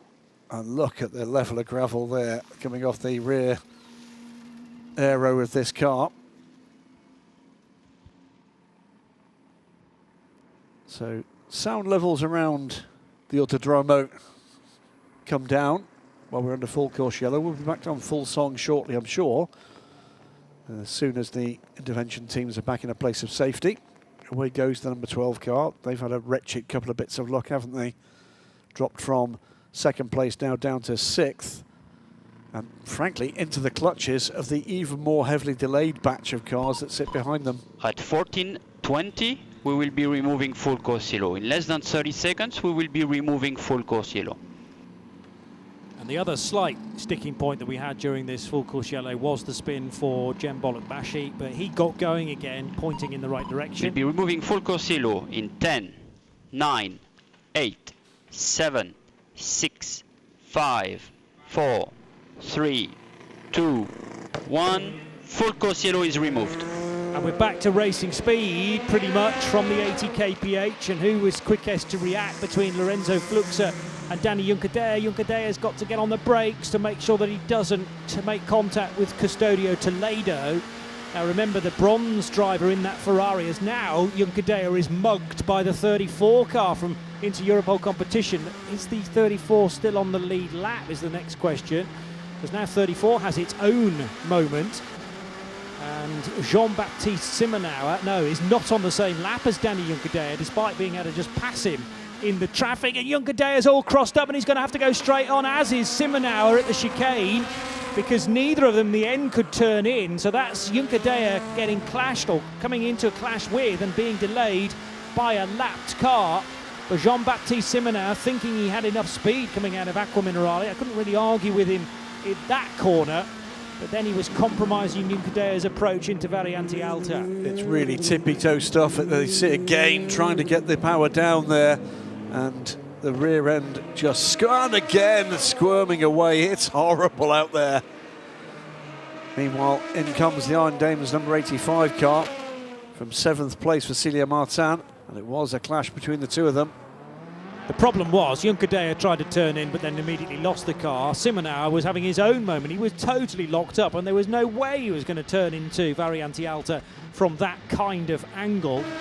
So Juncadella will probably say, well, you were totally in my way and fully locked up. Now, finally, Celia Martin will get out of the 85 Porsche for Iron Dames. That's got to be done on fuel mileage as well. They needed to get to a fuel window before handing the car over to Sarah Bovey. Yeah, 2 hours in the car, plus, of course, the stoppage. 47, meanwhile, that is full wets going on board. Enzo Fittipaldi brought the number 47 car in. It's a completely different phase of this race now, isn't it? It's and you are going to see cars that have been lapping very competitively struggling at this point. Yeah. We are now officially at half distance, even though it's 20 past 2.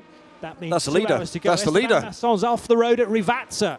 He's outbraked himself at Rivazza, or more importantly, the tyres have said, no, I cannot possibly turn in with this amount of moisture on the road surface, staying on the slick tyre. But Masson earning his corn here, so he's got dirty, slick tyres. And there wasn't the call to come into pit lane, of course, from VDS Panis Racing. They probably didn't even know he was off the road at that point. And how much can he actually see out of that windscreen? Not a lot. I think it's filthy windscreen. Just looking to see what the gap now is to Cairoli. Trouble for the Racing Spirit Le Mans number 31, Ligier as well. There are parts of this racetrack which are not that wet. That's the problem. Jean-Ludovic Foubert, that was, in the second placed LMP3 car. And bear in mind, the race leader in LMP3 is currently in the pit lane. Well, because of the kind of tippy-toe nature of this, it's cost maybe 5 seconds, that run through the gravel. 5 or 6. Big chunk of debris at pit lane exit road as well, which is going to compromise people's route towards Tamburello's chicane. The 9 car of Matteo Cairoli looking to try and close the gap then to Esteban Masson, which is as much as half a minute not too long ago. It's now down to 16.1 seconds after Masson's run through the gravel trap. Into pit lane comes Dane Cameron. Fine run from him. Drops back down the order as car takes service. And he won't have done an hour yet, I'm going to guess. So a bit more of the American, quite possibly. Let's just check on the amount of drive time. We know that PJ Hyatt should have completed his. Don't think prerequisite. tyres, no tyres there. Cameron's done 46 minutes, so that's just a stint, and away he will go. There's a lot of gambling that this weather is going to improve going on. There we go, Spike, with Dane Cameron at the wheel. Obviously they don't want to use a new set of slicks though. They're perhaps better to use the worn-in Goodyears that are still retaining a bit of temperature. Dane is hugely experienced. Here comes Thomas. Is it still Thomas Laurent at the wheel of the 3? It is. And that's a change of position in class as well. Proton competition lead the LMP2 Pro class at the moment. Here by TF have to cede second place. And it's Ollie Caldwell right behind. This is the battle for 3rd and 4th as well. Yeah, Laurent couldn't get out because he'd only done 50 or so minutes and has to do an hour. Meantime, by the way, 10 seconds are going to be added to the Duquesne team number 30 car, the next stop. That's currently running 15th. And to both the CLX cars for red flag infringements. So 37 is currently down in 18th and 47 is sitting where? In 8th, 7th in LMP2. So bad news for all 3 of those. So that's Enzo Fittipaldi. To be honest, I think the 37 crew were always going to be up against it because of the red flag yesterday that Tristan Vautier caused. And it meant that Tristan had to start that car. And in fact, he's still driving it now. So he's been at the wheel for 2 hours or so. That rather suggests that in the 37 car, have we had anybody else? Well, we did have Malik in it as well. Now there's a door open on another LMP3 car. That's the correct side of the Ligier, i.e. the driving side, and it can be slammed shut fairly easily. So is Vautier in the 47, has he gone back into that car, having got out once? I'm sure we had Malikin in that car before. Fittipaldi's in the car and was at the start. I'm talking about Tristan Vautier. Apologies, 37, not 47. Yeah, sorry, I might have said the wrong number. But Vautier began at 12 o'clock. We've definitely had Alexander Malikin in the car. I think now did a single stint. Vautier's got back in it again, which is peculiar, but it might be that they feel like they wanted to get Vautier out and some silver time burned before the gold gets back on board. And that means that for car 37, we haven't yet seen Tom Blomqvist.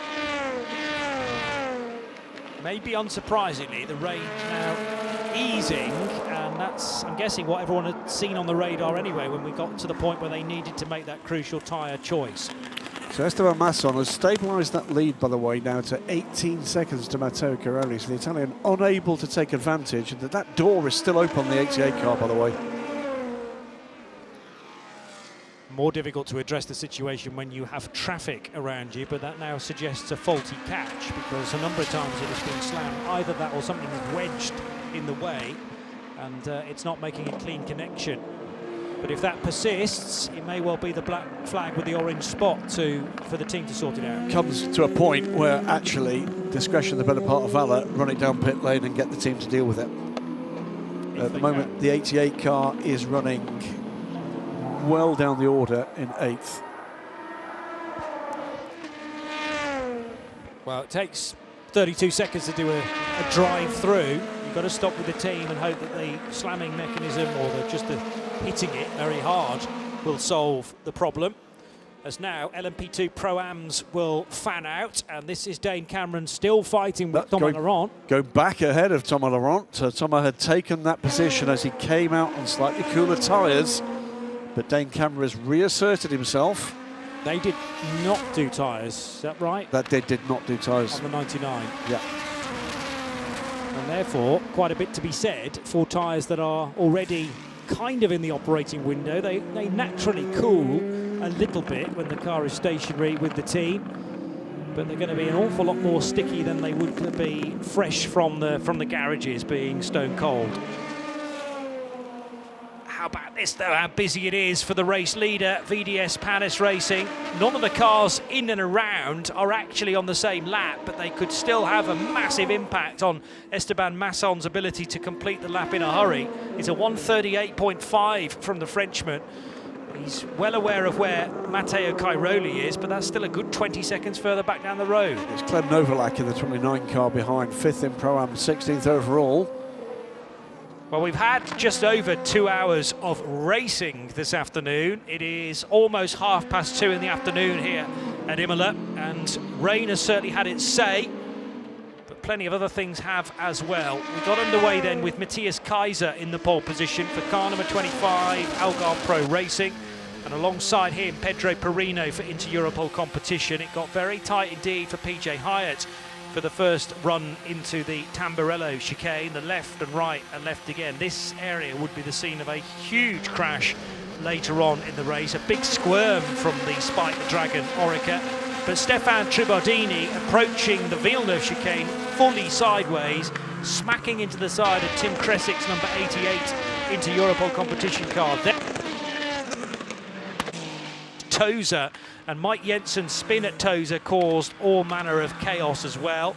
There was contact between Riccardo Agostini's Richard Mille AF Corsa Ferrari and the Porsche number 85 of Celia Martin. She would come back fighting and eventually lead the class again in a pit stop phase. All sorts of side-to-side action between LMP2s and LMP2 Pro-Ams and LMP3s on the main straight. Terrific overtake from our current race leader, the 48 VDS Panis racing car being driven by, at the time, Ollie Gray. Now, this was the big crash that I was talking about at the Tamburello chicane, with a little nibble on the rear of Mike Wainwright's Ferrari from Martin Berry, but then he would get absolutely whacked from behind from the 57 Takeshi Kimura Ferrari, and also involved with that Paul Lafargue's number 28 Edec Sport LMP2 car. The front of that car mushed entirely, and amazingly Manuel Maldonado escaped after a run through the gravel. In the clear-up process, we went under a red flag for just over 20 minutes, so all the cars locked into parc ferme conditions, no tyre changes, no driver changes permitted. And then when we were racing on the other side, a great overtake again from the VDS Panis racing crew to get ahead and actually be ahead ever since. A nibble on the rear from PJ Hyatt's number 99 car to the 77 fellow LMP2 Pro-Am entry from Proton Competition. That incident was being looked at a short time ago. Also good dicing between Ultimate number 35 and the 17 CLX LMP3 car. Adrian Clomeny now at the wheel of the 17, but it was Paul Lancher.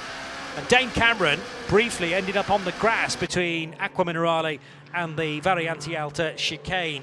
Celia Martin really cannot have been too far away from the end of her double stint, but she made a mistake in the wet down at Villeneuve chicane. Sarah Bovey absolutely gutted by that incident. The rain came down and it was so tricky to judge the conditions. We had to have a full course yellow to sort out that Porsche. Side-by-side LMP2s, Junker Dea in the orange and black car and Jean-Baptiste Simonard. But this was the race leader, Esteban Masson. So if Masson and a driver of his calibre can make these mistakes in the wet, just imagine how it is for everybody else. 48 though, still out front with just over 2 hours of racing time gone, Graham. Yeah, 69 laps under the wheels of these cars. It is VDS Panis Racing that lead the race by 17.5 seconds to the number 9 Iron Lynx Proton car, Matteo Cairoli. Nick Yellow third in the Inter-Europol 43. LMP2 Pro-Am just back to the lead, Dane Cameron the 99. Orica from Algarve Pro Racing's Ollie Caldwell in the 20, Rennie Binder in the 77, pitting just a moment or two ago from the lead. LMP3 at the moment is led by the 23rd place car, the 17 CLX Motorsport car from Euro International. Both those cars, and frankly pretty much everybody in P3 have had problems and woes. M Racing sit third at the moment. TF Sport, their Corvette number 82 in the hands of Rui Andrade, leads the race from Matteo Cressoni in the number 60 Proton Competition Porsche. They sit 21st and 22nd apiece, with the JMW Motorsport Ferrari in third, in a race that just keeps throwing drama at us. Always was going to. I think this Imola racetrack has the habit of doing that, and you add some moisture as well, and it just goes to an extra level. But the teams having to keep their heads as much as possible, try and stay ahead of the game. You're always naturally going to get winners and losers in these sequences. As now Tom Alaron in the pit lane. Also in from second position is Matteo Cairoli in his bright yellow LMP2 Iron Lynx Proton Orica. An hour and 47 minutes to go then, and different cars almost edging away to different parts of their race strategy now. I suppose the safety car in a sense got everyone singing from the same hymn sheet, but there's always the scope to go slightly off-piste in an effort to try and win this very unpredictable affair. Yeah, it's got a lot more to give in the next hour and 46 minutes, make no mistake about that. Side by side between DKR and one of the Algarve Pro cars, there's Matteo Cairoli taking service. This, by the way, the new garages built for this season, 3 new garages, and with 3 cars on strength for Proton. They've opted to take the annex, if you like. Actually, it's 4 cars on strength, including the Iron Dames. This is the battle for the lead in LMGT3. Rui Andrade and Matteo Cressoni it is. The Super Silver, it's the car, not necessarily the driver, but both Super Silvers here. And the orange, black and white Porsche. They try to deal with the challenge of traffic by way of the ultimate Ligier and get on with their own battle. One of the glories of endurance racing, mixed class endurance racing, is there's always something to throw at it. And then Rui Andrade goes up the inside, and there's contact there with the Ligier. And I think there might have been a brush, or almost a brush, with the Porsche and the Ligier too. Always something to throw at it, you were saying. Well, Rui Andrade tried to throw the whole of his Corvette at an LMP3 car there. For me, he was just about alongside, so it didn't cause a spin for the LMP3 car. There's still the ongoing problem, though, for the LMP3 88, which is now into pit lane, hopefully to try and solve that issue. The Decker and trouble for the 8T. This is our championship leading car, Johnny, from 4th place, and Danny Uncadella is off the track and in the wall. And that's at Variante Alta, unless I'm very much mistaken. So was there some side-to-side contact? Juncadella was running 4th at the time. He'd been having an intense battle with Lorenzo Fluxa, and I think he's just hit too much of the curb there. First curb, the sausage curb, and it is as simple as that. He's whacked that curb, the car's gone up into the air, and with the tyres no longer in contact with the ground, that is how easy it is to lose all of this time. We're going to be going back to full course yellow for recovery of the number 18 car presently. Disaster for ADEC Sport. Championship leaders, remember, at this point in the championship. So it is so simple when you are driving a car that has so much aerodynamic assistance, but to lose it then when the aero's not over the car.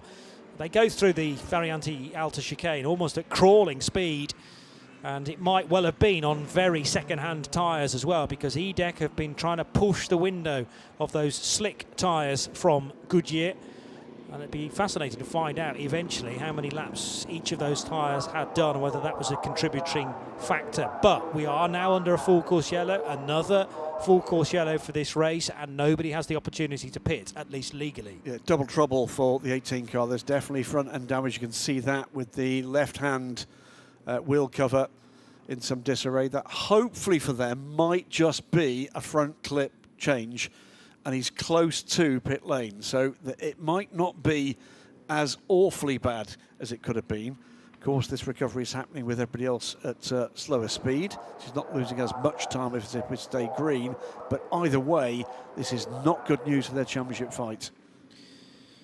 No, well, they're always going to be up against it, I think, with the positioning of the car from the off. I mean, Junkadea did top one of the sessions earlier on in the weekend. That was yesterday. Car 18, though, starting from 9th position, with Jamie Chadwick doing the opening hour, as she has done for the rest of the season as well. You're about to get it lifted, and the straps on the wheels there to help the marshals control the swinging car, so not cause any further damage. This is going to be for recovery of that great big piece of debris. There you go.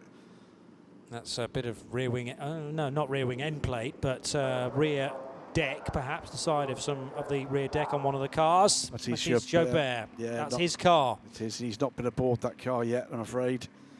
So Mathis Jobert, if you don't know that name, he's been a superstar in Porsches for a little while now.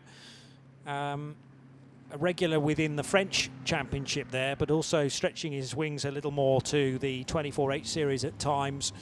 And now his first experience of a prototype in 2025. It's really quite the result to have 3 rookie drivers in P2 with 2 wins. I was talking to him actually at Le Mans, and not his first prototype effort. Something I'd missed, I have to say, in one of the series I don't regularly follow, has been racing one of the little Nova prototypes in the Ultimate Cup, and says that has been a massive help in adapting to these full downforce cars.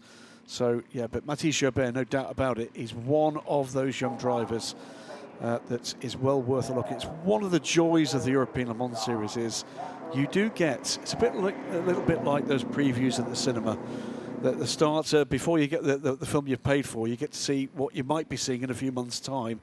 And Jobert, Ollie Gray, dozens of others down through the years. Gail Julien, of course, was in with us a little while ago.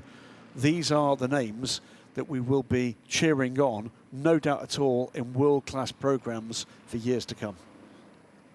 He's also part of the Ligier European Series alumni, because in 2022 he did a couple of races for ANS Motorsport at Le Mans. So Mathis Jobert using every rung of the ACO rules ladder at his disposal. We're missing the Ligier European Series this weekend. They're not part of the bill when they so often are, but they had a big day during the Le Mans test day with an hour-long race as the lunchtime entertainment between 2 3-hour test day segments. So that was the Sunday prior to the 24 hours of Le Mans.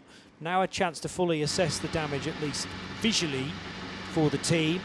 Looks a little bit like the amount of damage that was done to Paul Lafargue's car. So it does show that a lot of the front of these LMP2 cars are designed to crumble, or to crumple, should I say, crumple zones to protect the driver.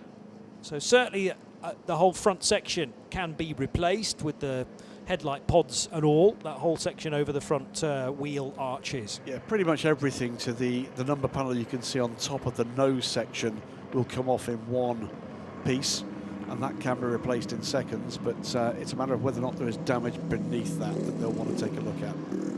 But these things are one of the huge advances in sports car racing technology in the last decade or two has been the serviceability of the cars.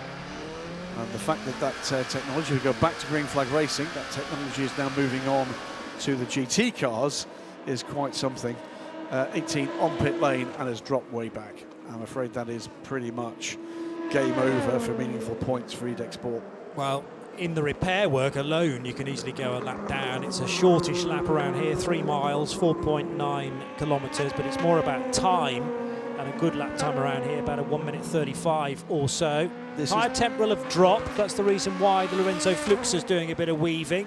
We're straight back into the action for LMGT3 as well, between Rui Andrade in the TF Sport Corvette and the pursuing Matteo Cresoni's Porsche. And they're passing, by the way, the early race leader, the number 50 car. We said, didn't we, Johnny, that that would suffer the slings and arrows of having to run their bronze driver later.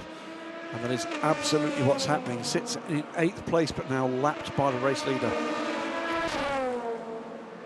That's what happens when you have to compromise your strategy because of an error in qualifying. And that's so easily done, I suppose. Oh, now Crissoni almost getting tangled up with the race leader, Esteban Masson. So the two LMGT3 leaders were side by side virtually, just at the point where Esteban Masson wanted to get by in the 48 VDS Panis racing car. I reckon the Frenchman had two wheels on the grass there, and pretty wet grass as well, considering the amount of rain we had yesterday and now today. In the blink of a moment, the race could have totally changed direction there. There you go. There is the pristine new nose section. Watch again. Oh, that's not easy to watch, is it? Unbelievable control, mind control more than anything else from Esteban Masson, not to panic. But he was still having to turn left one more time with the outside tyres on very, very damp grass. And a number of times in the past we've seen cars rotating at high speed into the Tamburello sequence of corners there. But he held on to the matter and still hold on to his 25-second lead. Could there be a looming drama for the Corvette here? Incident involving car 35 Ultimate. We saw that car had been spun around, and car 82 at turn 7 under investigation, causing a collision. And we don't know which, we didn't see that.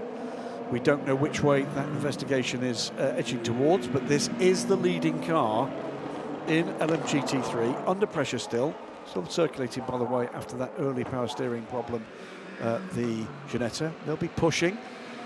The dramas are all over the place for LMP3. Who's to say that that won't get me some meaningful points?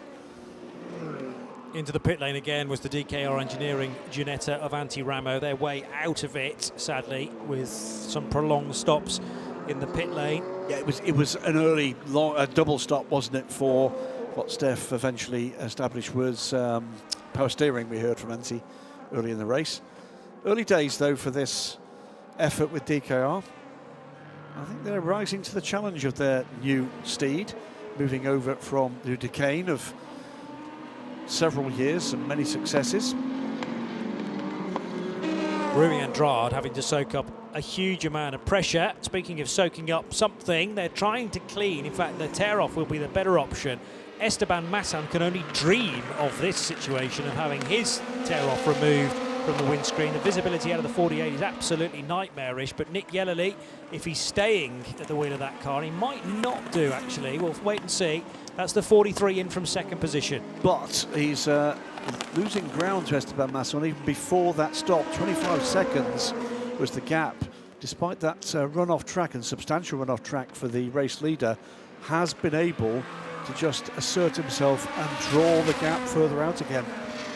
Also on pit lane, by the way, at the moment it's the 25 car from third, so into Europol's 43 and Algarve Pro's 25 from second and third place overall, both on pit lane. Just want to check how long Nick Yellerly's done. No, he's only done 50 minutes, so we have to have another 10 minutes from him at the very least, and that's therefore the best part of a stint. That's going to be awkward for the 43 crew, because it's about another half an hour for Nick, and then they're going to have to get Tom Dillman in to make sure that Tom has done his 60 minutes.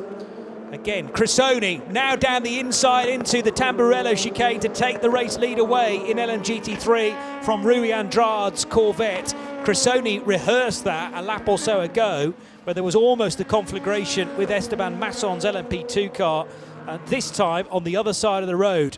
Meantime, 99, Dane Cameron, under huge pressure from Ollie Caldwell. He's not quit this game, has he? This has been going on for a good half an hour, in and out of a couple of full Courcellos, and Caldwell has been welded to the back there, couldn't quite find a way through with the traffic, but now goes to the outside, look to the outside there of the 99 car, no way through there. Dane Cameron saw it coming. He's seen quite a bit coming through his career. Dane Cameron, with limited experience of these European tracks, he goes a little bit wide coming out of Tosa, but that might be entirely deliberate from the American to get the drag speed, the drag race almost out of the Tosa left-hander and up towards Piritella, and staying ahead then of the British driver. This is the scrap, remember, for LMP2 Pro-Am honours. Yeah, Dane Cameron's found his smile in this programme with AO by TF, and he looks to be enjoying the challenge here. Sure, at some point he'd quite like Ollie Caldwell to disappear into his rearview mirror, but that does not look like it's going to be happening anytime soon. Closing up, by the way, but a lap down is Lawrence Herr in the number 3 car as the leader on pit lane. Now we get a tear off for the number 48 car of Esteban Masson. So I'm sure relief on that front. Lawrence Herr, no doubt about it from my point of view, is going to be looking to make his way by this pair and unlap himself in this class battle. Tucks in behind Ollie Caldwell. So Nick Yellerly rejoining, Matteo Cairoli also back into the race into 3rd position, staying 3rd, but they're in the similar boat to the 43 crew in that Cairoli has done an hour, so could have got out that time, but they've chosen to keep with the Italian, and now they're going to have to come in with just over an hour remaining to make sure they get Massimo Capietto into the car. This is the battle for 7th place in Europol's Jean-Baptiste Simonard and Grégoire Saucy, the 22 United Autosports car. It is a change with Simonard going ahead of the United Autosports car.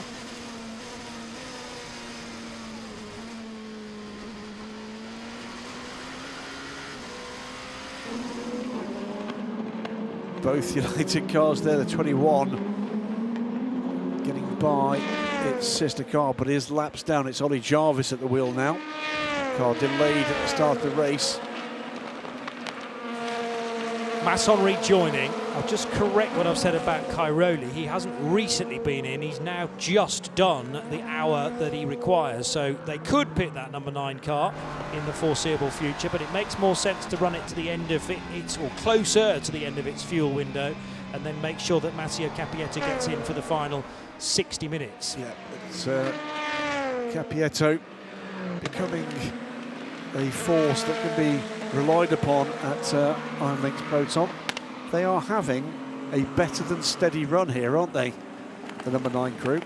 They've won a race last season and have shown potential to do better again, but it's never quite come their way. So out of Rivazza, the scrap for this second LMP3 second place, and to the inside. It's strange to look down all the way to within the GT3s, but that's the situation within this race for LMP3. And Adrian Clomenil already with a couple of wins to his name, together with his teammates, running second, making a decent fist of a tough situation today. Ian Aguilera leading LMP3 in the number 11 Euro International car, but he is behind a couple of LMGT3s, as now darting into pit lane comes the number 68 M Racing car for Canton Antonell. Yeah, but with an hour and a half to go, so these are not on a regular fuel strategy, pretty much top of the hour, so they're well out of position on their strategy in LMP3. Car 18, by the way, under investigation, full course yellow, so the woes continue to pile on our championship leaders, the number 18 car. Car 23, that is the McLaren, currently in the hands of Garnet Patterson, is going to be have 10 seconds added to its next pit stop for a full course yellow infringement. CLX Racing car number 37 on an impressive run right now. Tristan Vautier's times are looking better, I think, as the track maybe dries again. And also pushing hard, René Binder ahead of Tristan. So Tristan's currently 11th overall, 7th in LMP2, behind René Binder, and they are right together on track. First place in LMP3 being the Euro International car. They still got this issue with the door. So remember, there are 2 LMP3 cars with this similar situation, only it's the other door on car 68 or 88? Now it 88, comes in. wasn't it? Now it comes in. It's 88 on the driver's side. It's the 11 on the other side. Unless that's just done that again, I'm quite surprised they weren't told to come in and sort that. But because he can't reach it from there. No. I don't think it's been a problem for the whole stint. I mean, obviously we checked in with this car when we first spotted the problem, but I would be very, very surprised that door's been flapping ever since. So it totally keeps open. Ian Aguilera pits from the lead. Meanwhile, both Nick Yellerly and Matteo Caroli are on a charge and are closing in now on Esteban Masson. That gap is under 10 seconds for the first time in quite some time. They're checking that door. I think they've got a broken catch at the bottom of that door, and I think they're going to have to change the door. Yeah. Let's hope that the broken bit is on the door itself rather than on the car, because the bottom catch. That becomes even more difficult then. It's not aligning correctly. It's not. So that's the bigger issue. I think they have a major issue with that door. The hinges are perhaps failing, and they will not have been that's the problem. Subject to all that airflow across the car. It starts to rip the door off entirely. Indeed, and if you've damaged the mounting point, that's a serious problem. We'll wait and see how that one pans out. This phase of the race, we're getting back clearly to a pretty dry track, and we are beginning to see a lot of green and indeed some purple sector times. Enzo Fittipaldi, the latest in the 47 car, sitting in 12th place, fastest of all in the first sector. Dane Cameron is on a charge. He's quicker than that car has been before. Hearing from Steph, they've duct taped the door. They're not allowed to do that. Graham's favourite line in sports car racing is, you can't tape a door shut. You can't tape a door shut. You can't tape a door shut, because what happens if the car goes off the road, the driver wants to get out on that side, and they can't get out because the door's taped down. So maybe a marshal will go over and say, hang on a minute, you can't do that, or the car will go out on the racetrack and then it'll be reported. But we'll get to the bottom of that whole situation either way shortly. Right now they've lost the lead in LMP3. CLX Motorsport go back to the lead, and what looked like a fairly disastrous start to the race for CLX Motorsport. Well, we see the ebb and flow of LMP3 all the time, but they're in the hunt again.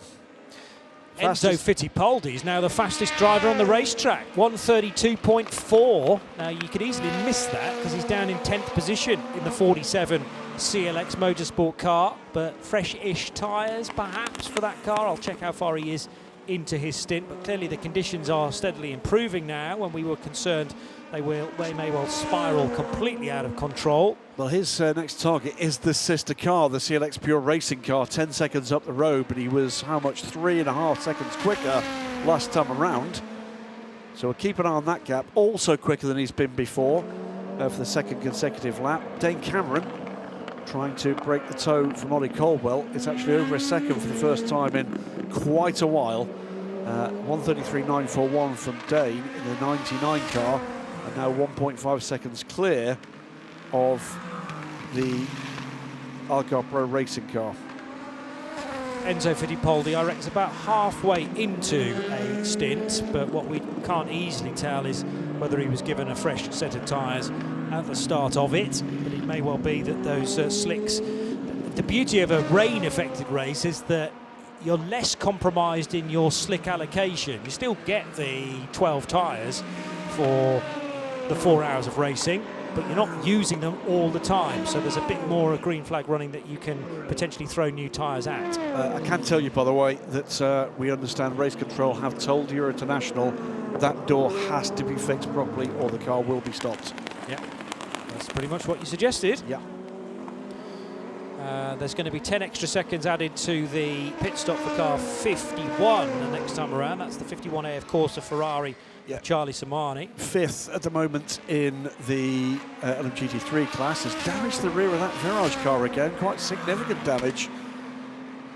There's a wheel cover missing as well as deranged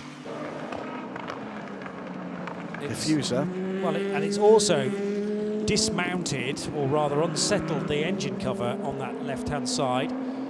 So has that... Oh, it hit the wall, didn't it? That's it. The car that spun coming out of Villeneuve and whacked the tyre wall on driver's right, but the car was facing the wrong way at the time, so most of the damage has been done down the left-hand side of it.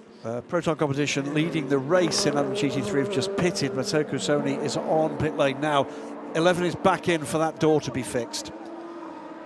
So now they're going to have to work away at the hinges, but there's still a bit of tape being used. Can you use tape on that leading edge? You can't prevent in any way that door operating as it should. The door is designed to do two things: to open as it normally would, or to be removed in an extraction. Nothing is allowed to impede that. But you're putting tape on the hinged side. I get so that. It's not. Yep. It's not being opened on that side. I mean, the problem now is it's not flush to the car. I'm not remotely convinced that door is fixed. So the air is. Oh no, it's not been fixed. But the problem is it's going to get worse because the air is now going to go through that gap between where the car and the window are, and it'll further compromise the two hinges. Would be my argument. And sadly for them, that was how long on pit lane. I think there's another 2 minutes on pit lane. They've dropped him into podium contention now, down into 4th. Meantime, Dane Cameron still with, now Lawrence Herr has split the two, hasn't he? So Lawrence Herr has passed Ollie Caldwell. He wants now to get past Dane Cameron. He is a lap down. What do? Let him go? The other thing I'm interested in is the average lap time so far for Nick Yellerly on this, a 7-lap stint, compared to Esteban Masson. It's going to be quicker. About a second on average. So he's catching him a second a lap, which is, you know, not necessarily seen on every single lap of the race, but through traffic, I think that could be crucial. It's become a 9-second difference compared to when I last checked, probably only 10 minutes ago, when it was more like 16 seconds. So the Nick Yellerly second place to Esteban Masson first place is definitely coming down that gap. Meanwhile, 99 heading the LMP2 Pro-Am field. Dane Cameron is just about a second clear of Ollie Caldwell, so he's now wriggle free of all of that distraction from the APR British driver, from the Portuguese crew, of course, at Algarve Pro Racing. They have a car in Pro-Am, they have a car in LMP2, and they stream across the line almost as one, but that gap is steadily growing now to 1.8 seconds.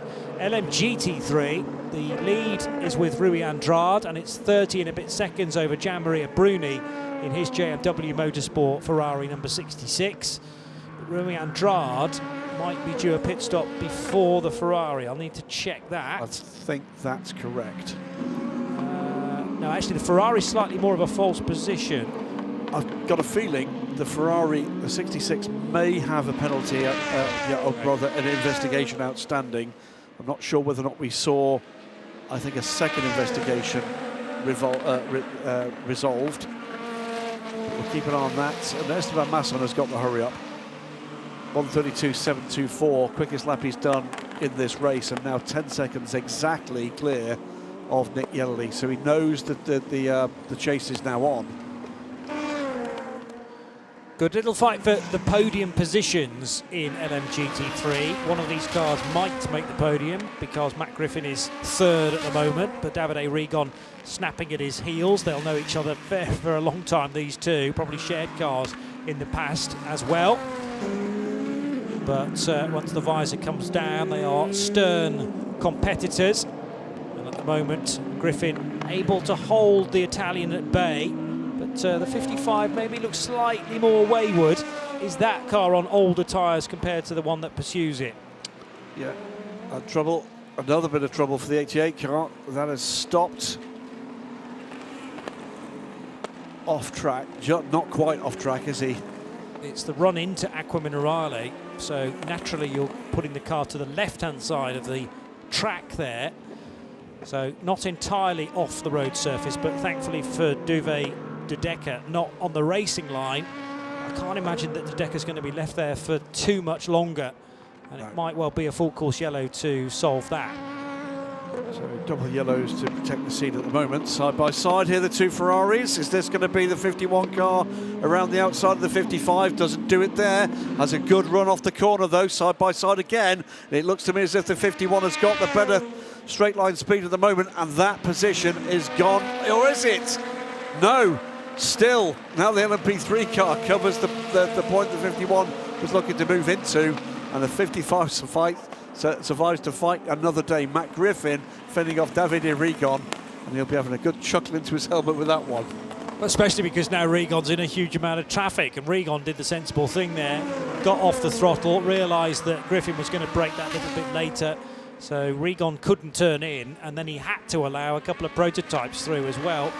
So that's the opportunity gone, but it was a pretty strong one to get into the podium positions. Meanwhile, Amato Ferrari is watching on with interest, because both of those cars effectively run out of the AF Corsa stable. JMW Motorsport lovers, and there are millions of them, just to confirm, there was no further action with the car 60 versus 66, so that one's gone away. Car 60 though, 10 seconds added to the next pit stop for a full course yellow infringement, and that's a car that has been in win or podium contention.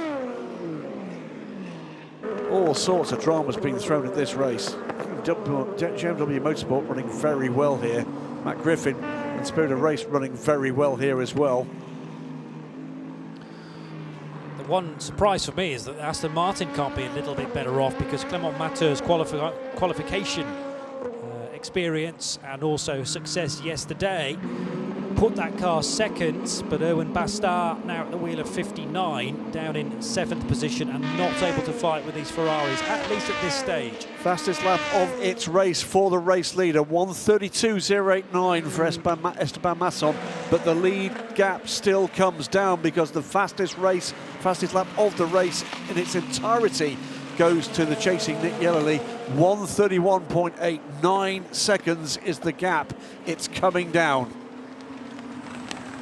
Yeah, lap after lap, roughly about half a second or so on average. Bear in mind, Nick Yellerly's been at the wheel of that car in this stint for slightly longer than Esteban Masson. Yellerly had already done a full stint, but the problem for both of these cars and others in the race is that they can't get to the full fuel allocation within this stint. It's not that the cars are going to be out of fuel by the time they next pit, it's that the next drivers, the final drivers, have to do a minimum of 1 hour. So that's going to be the defining factor. It is indeed. One other quick piece of housekeeping, which is I'm hearing that Euro International have been reported to the stewards by the race director for not following instructions on the repair of that door.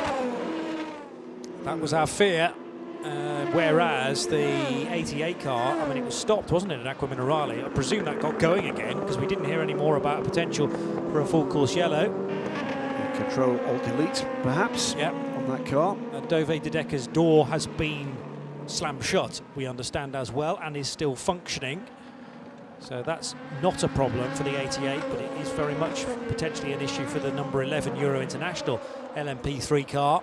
Lead gap down to 8.3 seconds, courtesy of another lap in the 1:31s from Nick Yellerly against a 1:33 from Esteban Masson. Cracking stuff in this lead battle. Still 75 minutes to go. It's had a little bit of everything, hasn't it? Real drama on track, real drama on pit lane, weather, incident, accident, and some fabulous racing, actually. I know it's been fabulous action out on the track as well when they have been allowed to race, but unfortunately from a race direction point of view there's been little option but to go full course yellow. Certainly the safety car appeared to me to be the only thing, and then eventually of course a red flag when you get 4 cars all involved in such a big incident at Tamburello corner. Now the race leader Esteban Masson having to work his way by this tight fight in the Ferrari field. Oh, further trouble, and it's going to be further big dramas. Is the tyres gone right rear of the number 68 car. There's going to be gravel everywhere. That's too fast from Canton Antonella as well. He's making the whole situation a whole lot worse. And it's really early on in the lap as well. That was at turns 1, 2 and 3. So I'm sure now Antonell, seeing the amount of smoke that is in the mirrors, but how much damage is going to be done to the rear right corner. That car's running in 3rd place as well. I mean, the dramas that this car has had through this race, to say that car is still running in 3rd, just goes to show what kind of race it's been in LMP3 so far. Yeah, and how well is it faring with regard to the long pit stops that it needs to do as well. Here's what happens. They've gone down already, hasn't it? Or had it? Tricky to tell. We have had 2 long stops from that particular car.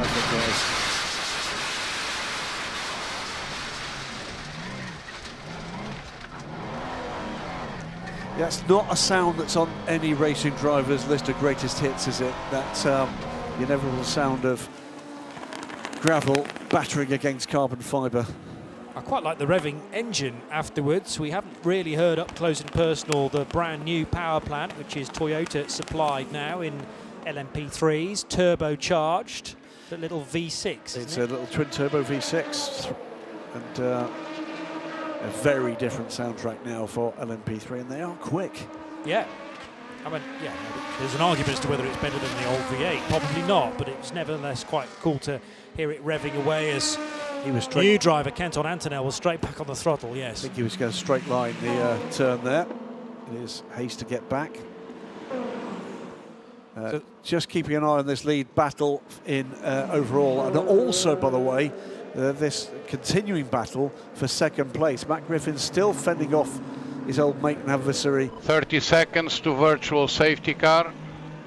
That's interesting. So, virtual safety car, which must be followed by a safety car. Must be. 20 seconds to virtual safety all car. Of the field to basically a 1 hour dash. Wow. Now remember, under a virtual we will be safety deploying car, virtual safety car in 10, 9, 8, 7, 6, 5, 4, 3, 2, 1.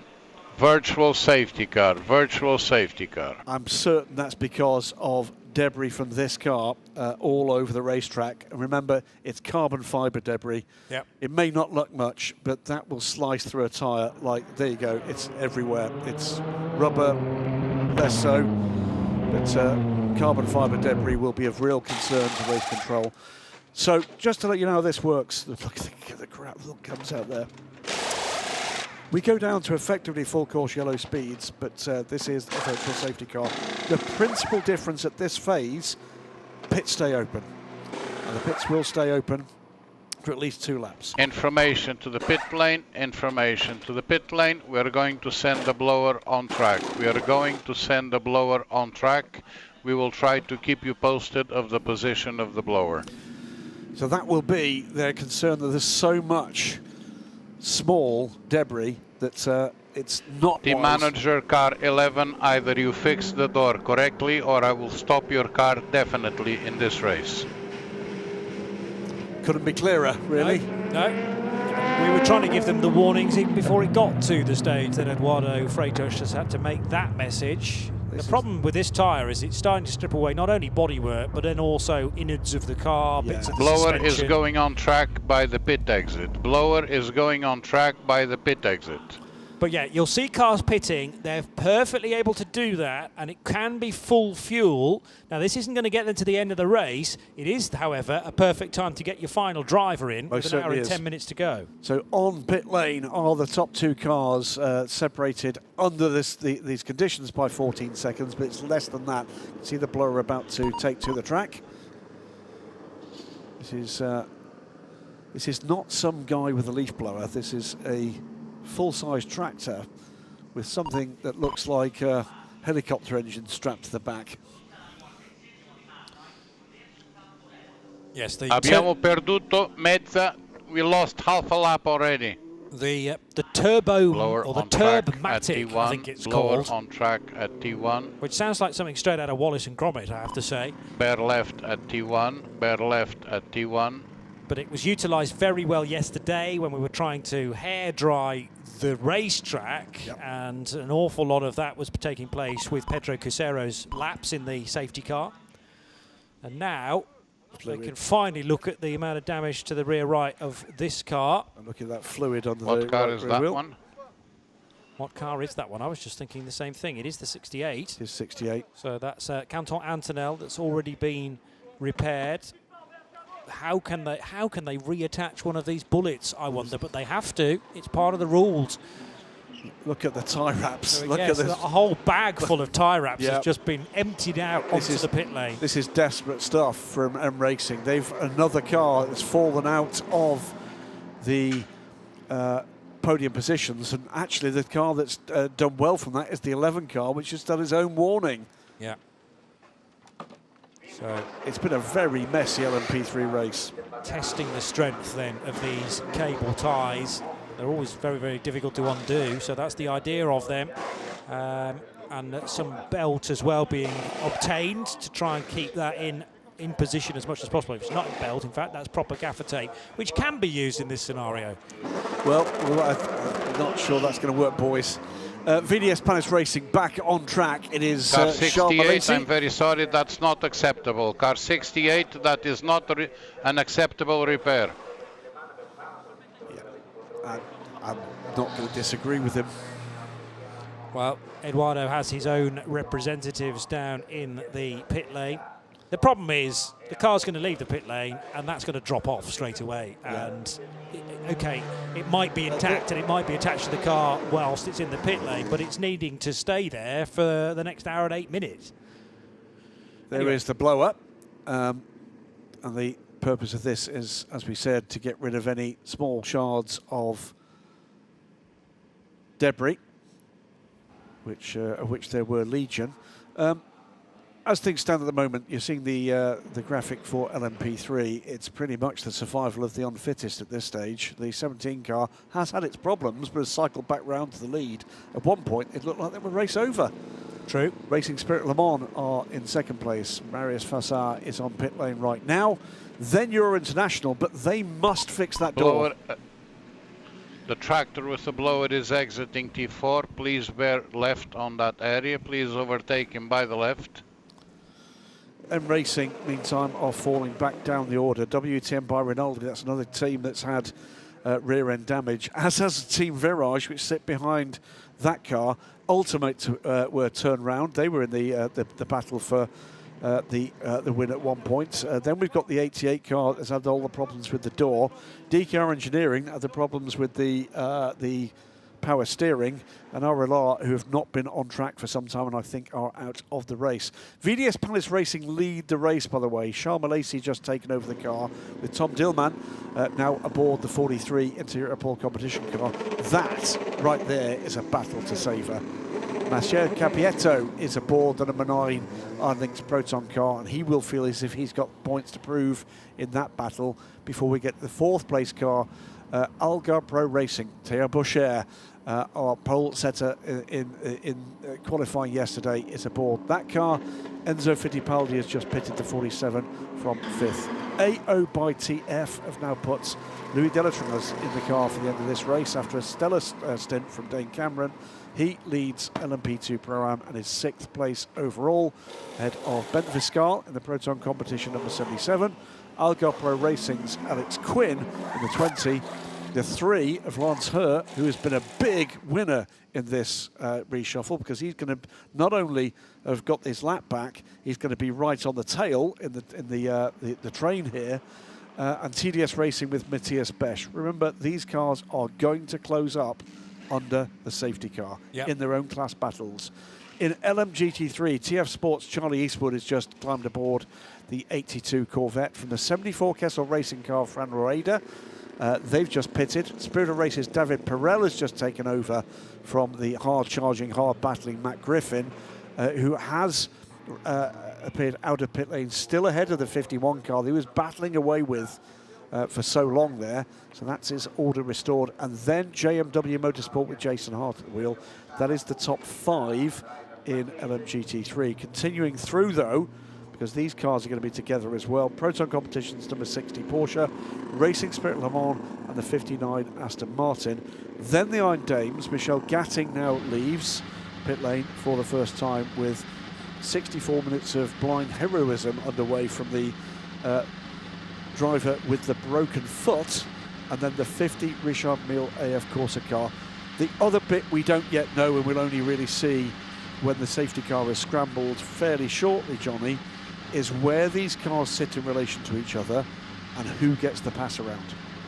Indeed, and it's down to the teams to try and work out precisely whether they're eligible or not. We're not going to get to pass around territory until we're out of the virtual safety car, which typically lasts a couple of laps. And I think probably with a mind to drive time, another reason to throw the virtual safety car followed by a safety car was that this opportunity to change drivers for the final time could be done. But Charles Malaysia now into the 48 VDS Palace Racing car. Tom Dillman, Massimo Capietto, Teo Porcher. These are basically all of the qualifying drivers, with the exception of Tom Dillman, because Nick Yellerly again did qualifying yesterday for 43 into Europol competition.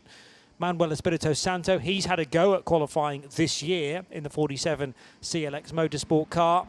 And then we've got some real talent, as you've just gone through, in LMP2 Pro-Am as well. In this era, we keep saying it's almost every race, isn't it?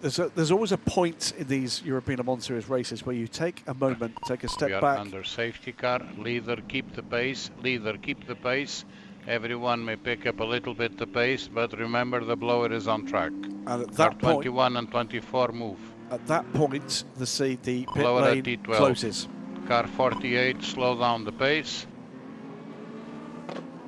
So there's a moment, to complete the point, a moment where you take a look at Car the 48, order. slow down a little bit. I need to put the safety car in front of you. Car 48, slow down a little bit. I need to put the safety car in front of you. So Eduardo Freitas trying to get order amongst the group here. There is the safety car waiting. The LMP3 Safety car is being instructed to overtake the cars. Overtake the cars! Little frustration from Eduardo Freitas. It's been quite a heavy day at the office, hasn't it? The problem is you issue an instruction and you want everyone to respond as everyone would expect, and the problem is that he's not getting the response that this race needs. As long as the safety car is out, that is preventing us from racing, that is preventing those that aren't leading their categories from having the chance to get ahead. So I feel Eduardo Freitas' pain, and whilst I do that, let's head to someone a lot more chilled, who is Steph Wentworth. I'm joined now by Enzo Fittipaldi, driver of the number 47 at CLX Motorsport. Enzo, you've just jumped out of the car. Quite a tricky stint with the changeable conditions for you. How was that? I mean, we started off with the slicks. The track was wet or damp. We were able to have a good pace, but then it started to rain a little bit more. You know, it was either do a gamble, go on wets, and if it would have continued raining, it would have paid off. But we were in between. The team said box. Let's put on wet, so we made the risk. It didn't pay off. After 4 laps, the track was already dry, and we had to box again to put slicks back on, and went back out. And I think I was, one of the fastest cars on track. So it's really unfortunate, frustrating, obviously, because we had very strong pace, and sometimes we had to gamble. Sometimes the gamble goes right, and this time it didn't go. So let's try and do the best race now. I think we're 1 lap behind, and still maybe in the top 5 is what I'm seeing there. So, well, your background is in single-seater racing, and obviously you mentioned that your pace is massively improving. How are you settling into the world of endurance? I'm really enjoying it. It's very different to what I was used to. I've always been racing open wheel, and coming to endurance racing, it's a whole different approach. I mean, in open wheel, your biggest rival is normally your teammate, always your teammate, because you guys have, the same car and you guys are in the same team. But here it's the opposite. You want to work with your team, you want to, help your teammate and work together to finish on top, because it's three drivers per car. So you want to make sure that your teammates are in the best shape possible as well. And yeah, so teamwork makes the dream work here. Of course, thank you very much. Thank you. I love that phrase, and clearly Enzo doing a good job there, and nice little chat with Steph too. Now, the wave by, I think, is still taking place, or is that all now finished? No, what we've missed as the 68 car finally leaves after the world's longest repair job on a pit apron. What we've missed seeing with Enzo Fittipaldi chatting there to Steph, and great to see Enzo, is the safety car overtaking a number of cars to get its correct position. Yeah. But let's take a look back at the action so far.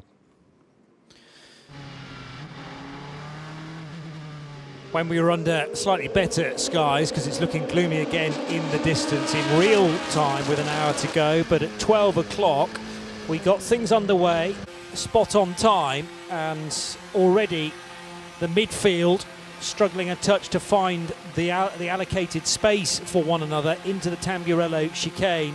The real carnage kicked off though later around the lap into the Villeneuve chicane, when, from a real peculiar angle, Stefan Trabordini arrived on the scene, whacked into the side of Tim Kresick's LMP3 car, and since then the 68's carried damage. Also off at Tosa was the number 15 RLR M Sport LMP3 car, which massively delayed Martin Berry.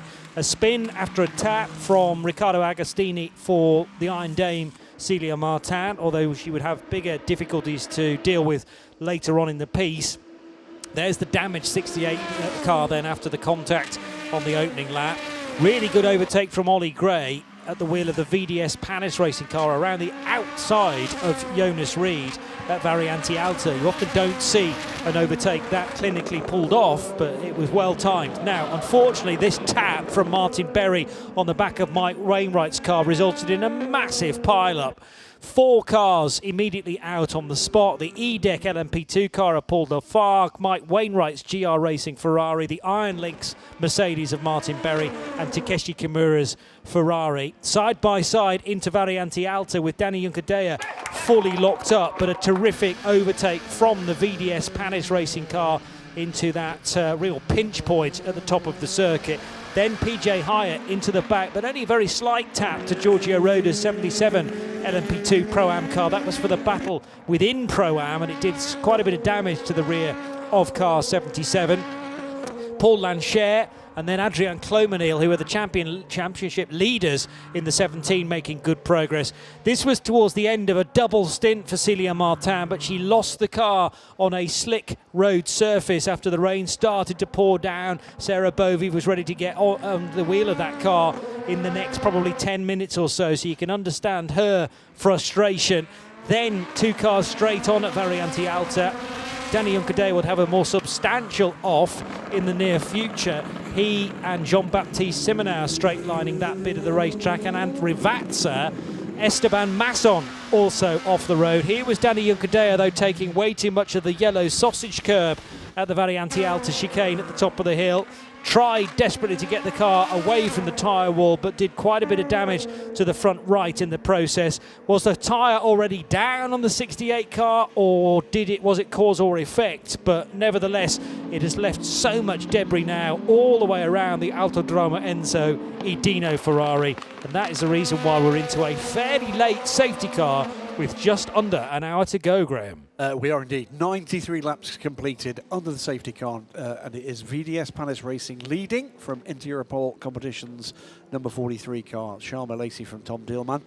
Iron Lynx Protons number 9, now in the hands of Matteo Capieto, is in third from Algarve Pro Racing's 25 with Theo Porcher, and Manuel Espirito Santo for the 47 car from CLX Motorsports. 6th place down through 10th are all LMP2 Pro-Am cars. AO by TF lead the race. Louis Delatraz it is aboard the 99 car from the 77 Proton competition car, Ben Fiscal. Alex Quinn in the 20 from APR, Algarve Pro Racing. DKR Engineering's Lawrence Herr, and Matthias Besch in the TDS Racing number 29. Currently in the midst of the pass around, but LMGT3 it is that is leading the way ahead of the LMP3 battle. TF Sport, the 82 Corvette, 21st in this race. Charlie Eastwood leads David Perel in the 55 Spirit of Race Ferrari. Kessel Racing 74 Ferrari in the hands of Miguel Molina, and then the AF Corsa 51 in the hands of Conrad Lawson. Then completing the top 6, JMW Motorsports, Jason Hart, the 66 Ferrari, and Proton Competitions number 60, Porsche in the hands of Alessio Peccariello. And then in what has been a much troubled LMP3 class here this afternoon, CLX Motorsport, maximum points coming into this race, and against the odds from what was happening at the start of this race, back into the lead. Theo Jensen it is that leads the race. He's 27th overall. From Racing Spirit Le Mans, number 31, Ligier, Marius Fossard. Then Euro International, Ian Aguilera. We would guess they have fixed that door, or they're in big, big trouble. They sit third. From the WTM by Rinaldi Racing, Duquesne, the number 12 car of Griffin Peebles, and Rick Kern in the Team Virage number 8 car. I can tell you that I think all bar the top 2 have had substantial delays in this race for a wide variety of bizarre reasons, and all of the cars in LMP3 have had at least some delay. And that has meant that certain stints have had to be cut short, even if cars are out of fuel, or sorry, with fuel and able to continue on with their current driver, but to ensure that the 60 minutes that everyone has to do in LMP2 has been served, hopefully all of those drivers have been switched around. We're going to go racing again. So the safety car is coming in. This will leave Charles Milesi out front, and he will have cars in behind him before we then see Tom Dillman in the 43 car with the yellow nose. So a couple of seconds between them, and I would imagine if there weren't back markers between car 48 and car 43, then he would have been right with him, Tom Dillman. We'll get a glimpse of that in just a second, but away we go again. Leading then the LMP2 Pro-Am part of the field is Louis Delatraz over Bent Viscal's Proton competition car. Those are the two cars in question, and they're now heading through the Tamburello chicane with them Alex Quinn in the sky blue and black car. Milesi leading on lap 96, Graham. Yeah, tiny gaps with the exception of the battle between 4th and 5th, which is almost 2 minutes. That's one that the safety car has not helped. So what we've got at the moment are actually two class battles, LMP2 and LMP2 Pro-Am, and they are separated by a full lap. So at the moment it is Louis Delatraz fending off Bent Viscal as Viscal tries to leapfrog his way through the traffic towards his target, the number 99 car. Does so now by going by the LMP3 leader, who's under pressure from the 12 car, looking to unlap himself from the 17. All sorts going on here. Charles Milesi 4.7 seconds ahead in traffic of Tom Dillman, with Matteo Capietto right with Dillman for second. Side by side now. This is DCAR Engineering and the Lawrence Hurt pedal car trying to get by Alex Quinn for third place in LMP2 Pro-Am, and it wasn't that long ago before the safety car that Lawrence Hurt was looking to unlap himself from the race leader in LMP2 Pro-Am, and there he is. What is that? 100 metres behind. Has made that move up to third. Lawrence Hurt, DCAR Engineering, the number 3. Tremendous action. We always knew it would be when you're restarting an endurance race with effectively a sprint format. And just less than an hour to go then, but some of the quickest drivers in today's offering have been chomping at the bit, really, to get at the wheel of these cars. And it means that Delatraz and Bent Viscal are caught into one real tight arm wrestle. Laurence Roux trying to stick with them, as is Alex Quinn, and the start of his stint's not exactly gone to plan, but he's still showing good speed. Matthias Besch is there. This is a 5-car train for the overall win, with 15 minutes to go in LMP2 Pro-Am. As I say, these cars are pretty much a lap back from the overall race leaders. So it is two class battles, very unlike what we saw at the start of this year in Barcelona. Big run off track there from David Perel. Well, helped by Miguel Molina. I mean, there was a big old shove there from the Spaniard in the orange and black car, but he in turn is getting huge pressure now from the 51 car of Konrad Lausen. So 3 296s absolutely together. Also looking to get involved, Michel Gatting. He's a lap down. Yeah, fair enough. Because of all that time spelt in the gravel trap at the Villeneuve chicane. That was Celia Martin, you may remember. Right, we're under an hour to go. This is where you, watching at home, get an opportunity to have your say. The Wingfoot Award for the most valuable driver of the race in the classes that Goodyear supply. At the on Instagram at ELMS_official, and you will find the shortlist provided there for the increasingly popular Wingfoot Award in the European Le Mans Series. It's revived this year to be a fan-based award. So get involved, give us your votes, and that will be presented on the podium later. You're absolutely right. That was somewhat physical. I mean, Miguel Molina will say, it's my corner, I was fully alongside, and a bit of Robbins racing, but you've also got to, I mean, there was an awful lot of straightening up that he could have done before. He was pushing the 55 car entirely off the road. So David Perel, I think, in my eyes, and feel he was hard done to. Now, though, a spin for the number 3 of Laurence Roux, and that was on his own, I think, Graham. It was, no contact there, so Laurence Roux drops back in the order, and has dropped back, by the way, behind a gaggle of other LMP2 class cars, so he's out of this lead battle at the moment. Never say never. Milesi, 6.5 seconds clear from Tom Dillman. Matteo Capietto is catching Dillman, 10th by 10th by 10th. And Algar Pro Racing's Théo Pourchaire trying to get involved in that battle as well, but he's 12 seconds back. Car 23, meanwhile, and car 59, both with drive-through penalties for full course yellow infringements. So car 59 is the Aston Martin of Juan Bastard.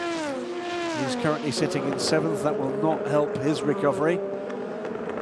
Car 85, the Iron Dames, 10 seconds to be added.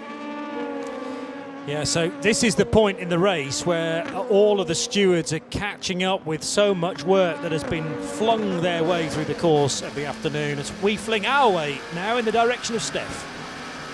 I'm joined by Davide Brigon, driver of the number 51 AF Corsa. You've just jumped out of the car, but first and foremost, this is a home race for you, so how fantastic is it to race in front of such passionate fans here?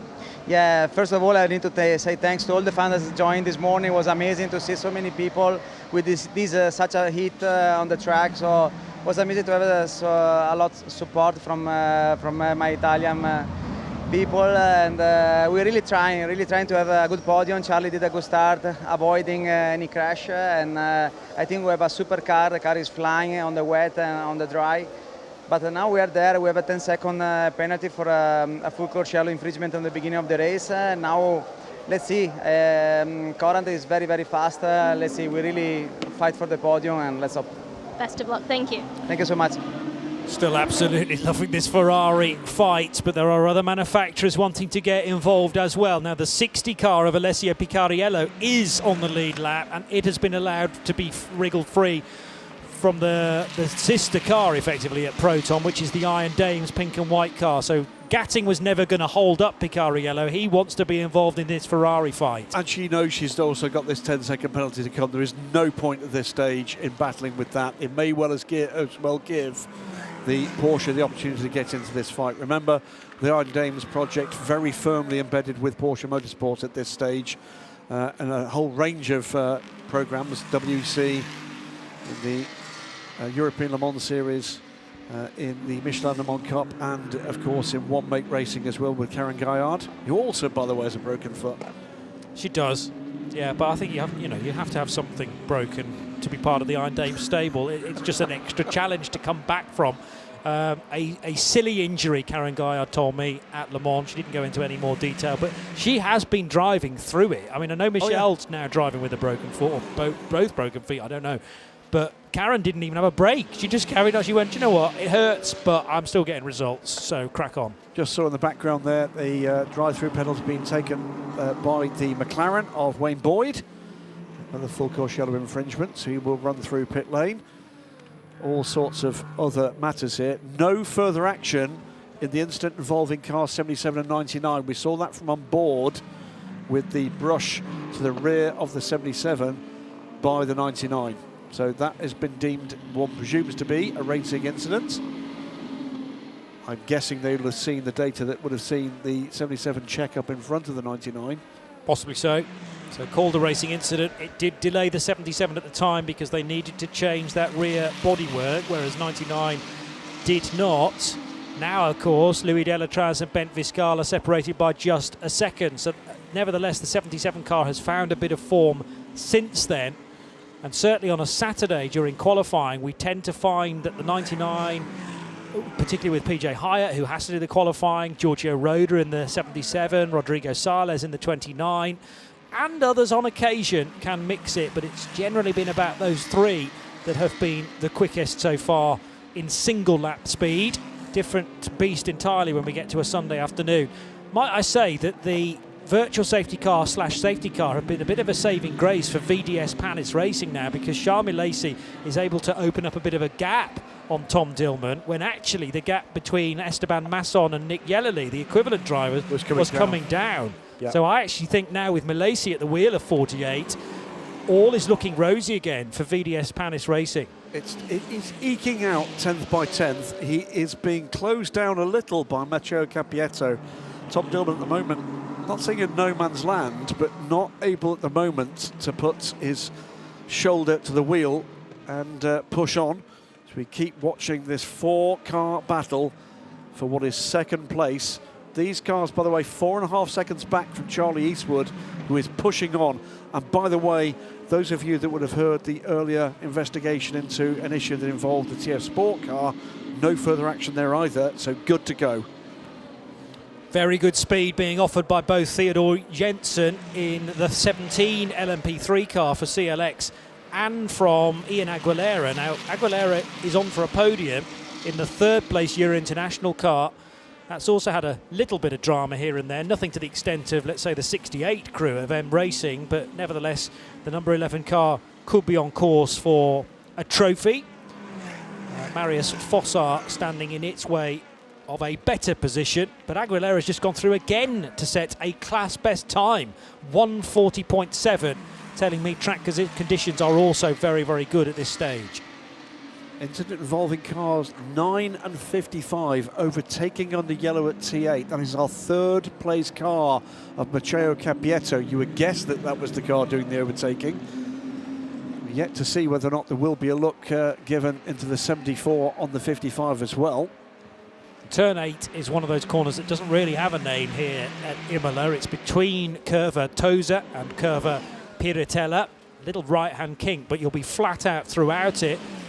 There's been an off outside of your vision of for the 59 Aston Martin, which we may be able to revisit in just a tick, but that car is further back down the order now. Car 59. So still 7th. 42 minutes to go. 51 car jinks to the right-hand side, just filling the mirrors of the 74 ahead. 3 Ferraris, 1 Porsche involved in this battle. These are the cars that are going to determine certainly the 2 final podium positions at this race if the Corvette continues along the way. Here comes our race leader outside all 4 of these cars. Has made it past 3 of them. Just Molina to go. Should clear the 74 car and does without any problems. That has cost him maybe a second in this fight. 59 car here that I think has got a 10-second penalty to serve under this stop. Just saw a bar at the bottom of our screen as part of our graphics package which told you which bits of the track or which bit of the race have been affected by green and yellow and safety car. What we didn't have there was the 20-minute or so red flag, which doesn't count to race time anymore, hence the reason why at 20 minutes to 4 and the designated race end time, we've still got 41 minutes to go. That's because we'll be racing till about 4:21, 4:22, there or thereabouts. But it is a stripy affair, as in it's green and yellow and green and yellow and green, and then that red period, and then back again to, I don't even know what flavour of ice cream that is, but green and yellow, lime and lemon perhaps. And there's been no form throughout it. There's been no established long run of green where everyone can get used to precisely how quick their car is. So are we going to see a bit of history this afternoon? I know Jeff Carter in the media room is frantically checking results, but Jeff's belief that this could be, should the H2 car win, the first ever Corvette win in the European Le Mans Series. Nice. Larper competition, of course, campaigned cars for a number of years. But 2011 with a podium, the last time we saw anything like this. And right now it's Charlie Eastwood, who is a very capable pair of hands indeed. And he has 4.7 seconds on Miguel Molina, who heads this train of GT cars, now with a train of LMP2 cars coming through, which includes the battle for the lead in LMP2 Pro Am. There's the purple car alongside and by the 55. There goes rocketing through the white, orange and grey Proton car. They're still very much together for the lead of Pro Am, 6th overall. And by the way, they're catching the CLX Motorsport number 47 for 5th overall. Might have been a touch there between Picariello's Porsche and the Ferrari of David Proel. I think again, definitely there, because they were getting squeezed and totally in innocence by the LMP2 car that wanted to get through at the same time. Well, certainly the 20 car. But certainly at that point, I'm not sure there's much that David Proel could do. There was only so much room available to him. Yeah, but there was a nibble from Picariello for sure, and then when they got to Rivazza, all of a sudden the 20 car of Alex Quinn arrived on the scene, and they had to make more space for the LMP2 car that was dive bombing the two of them.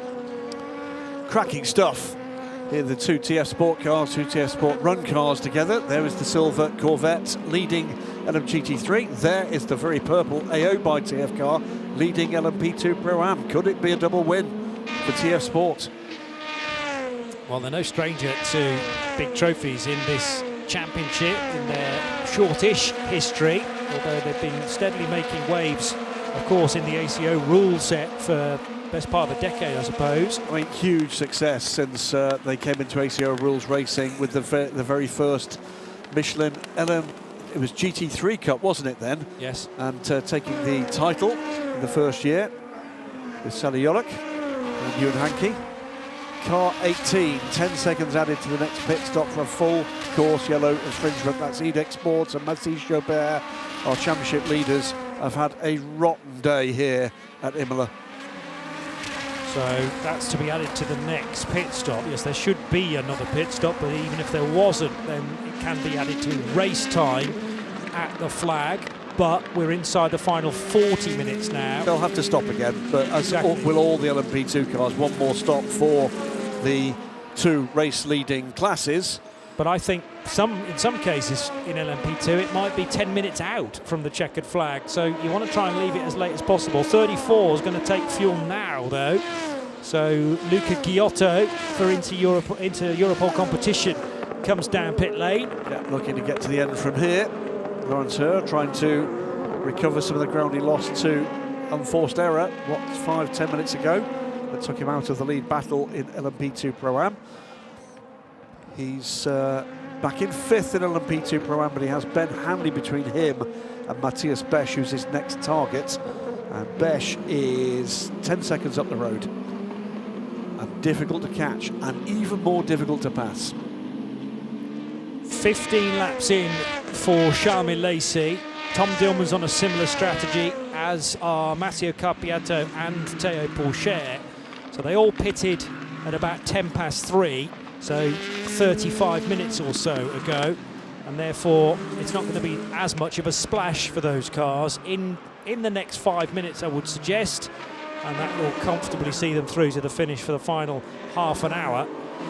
It's not necessarily going to be comfortable for someone like Charles Lacey though, who rests on just a 9-second advantage, but at times that is altering in the favour of Tom Dillman. Matteo Carpietto threatening from that third position as well. Just under 3 seconds the gap between Dillman and Carpietto. That's the one that's looking most spicy at the moment in the leading group. Yeah, 36 minutes to go, and we're getting deeper and deeper into the available time for these cars, these LMP2 cars, to make a final stop. Anybody stopping now will be good to go on fuel. But no real time to throw much else in terms of strategy at it, because the gaps are so small. Meantime, we thought it would come. Incident involving cars 55 and 74 under review, forcing off track at turn 7. That's, I think, pretty much what we saw. Yeah, well, it was Miguel Molina on track and David Perel off track, and one pushing the other towards the scenery, but it depends how it's being read. Well, what we didn't see is the lead into that. True. Whether or not there was anything that put Miguel Molina into a position he couldn't do much about. It didn't look like that, but you know what? I've been surprised before, more than once. I mean, Perel, in Molina's defence, Perel always had the option to get off the throttle and just pull in behind, but he's a racing driver, so isn't necessarily going to be pre-wired to do that. I'm also just looking at the LMP3 pit stops to this point, and it looks like all the key players have already done 2 times their 115-second pit stop. One change, and that is Lawrence Herr has passed Ben Hanley, so his gap now to Matthias Besch, 12.5 seconds. Cars 1st to 5th in LMP2 Pro-Am sit in 6th to 10th positions overall on a line astern on track. So some more pit stops taking place as Milesi stays out, Tom Dillman stays out, Theo Pourchaire over the line now, but we do have Tom Blomqvist taking charge of 37 for CLX unfortunately for them, they're down now in 19th position in the overall standings. Quite a lot of churn compared to, or when you mix up the LMP2 and then the LMP2 Pro-Am cars, although they're neatly arranged in blocks of 5, weirdly enough.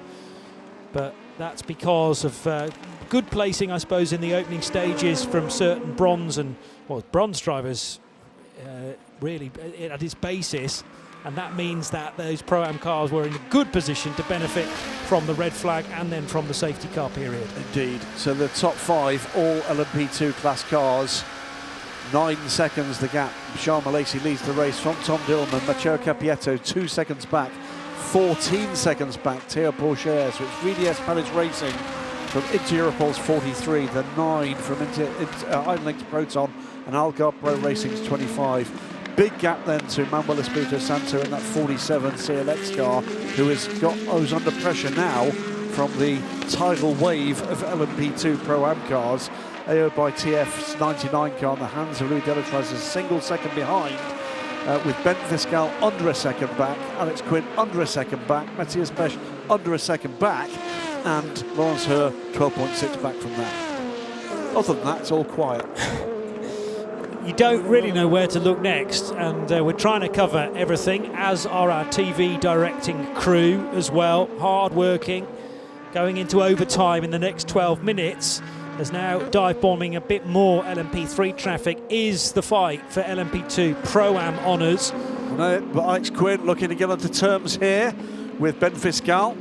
And right behind him, Matthias Besch is in this fight as well. So Louis Delatraz, just through that last bit of traffic, managed to just eke out a tiny little gap. And it's left these three now battling for the scraps. It won't last like that for very long.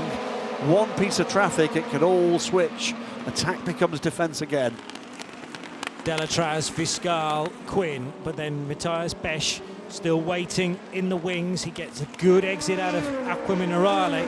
Not quite as good as Quinn's though, which is still right on the boot lid of Ben Fiscal. Fiscal on this lap unable to keep the pace with Louis Delatraz. He's got slightly out of rhythm, and it's only a teeny weeny mistake, but then that can have ripple effects for the remainder of your lap and the next batch of laps. It's about trying to hit a number both for tyre wear and for fuel burn, as we were hearing from Gaël Julien, the champion in LMP3, co-champion from 2024, and good of him to join us here in the box. But he said actually very rarely in the LMP3 world are you asked to go gung-ho, more so on a Saturday during qualifying.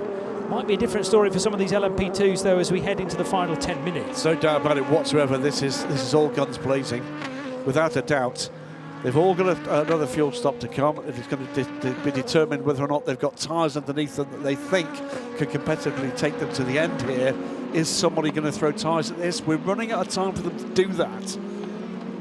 Well, and for them to make meaningful difference. That's what I mean. Yeah. Have you got them?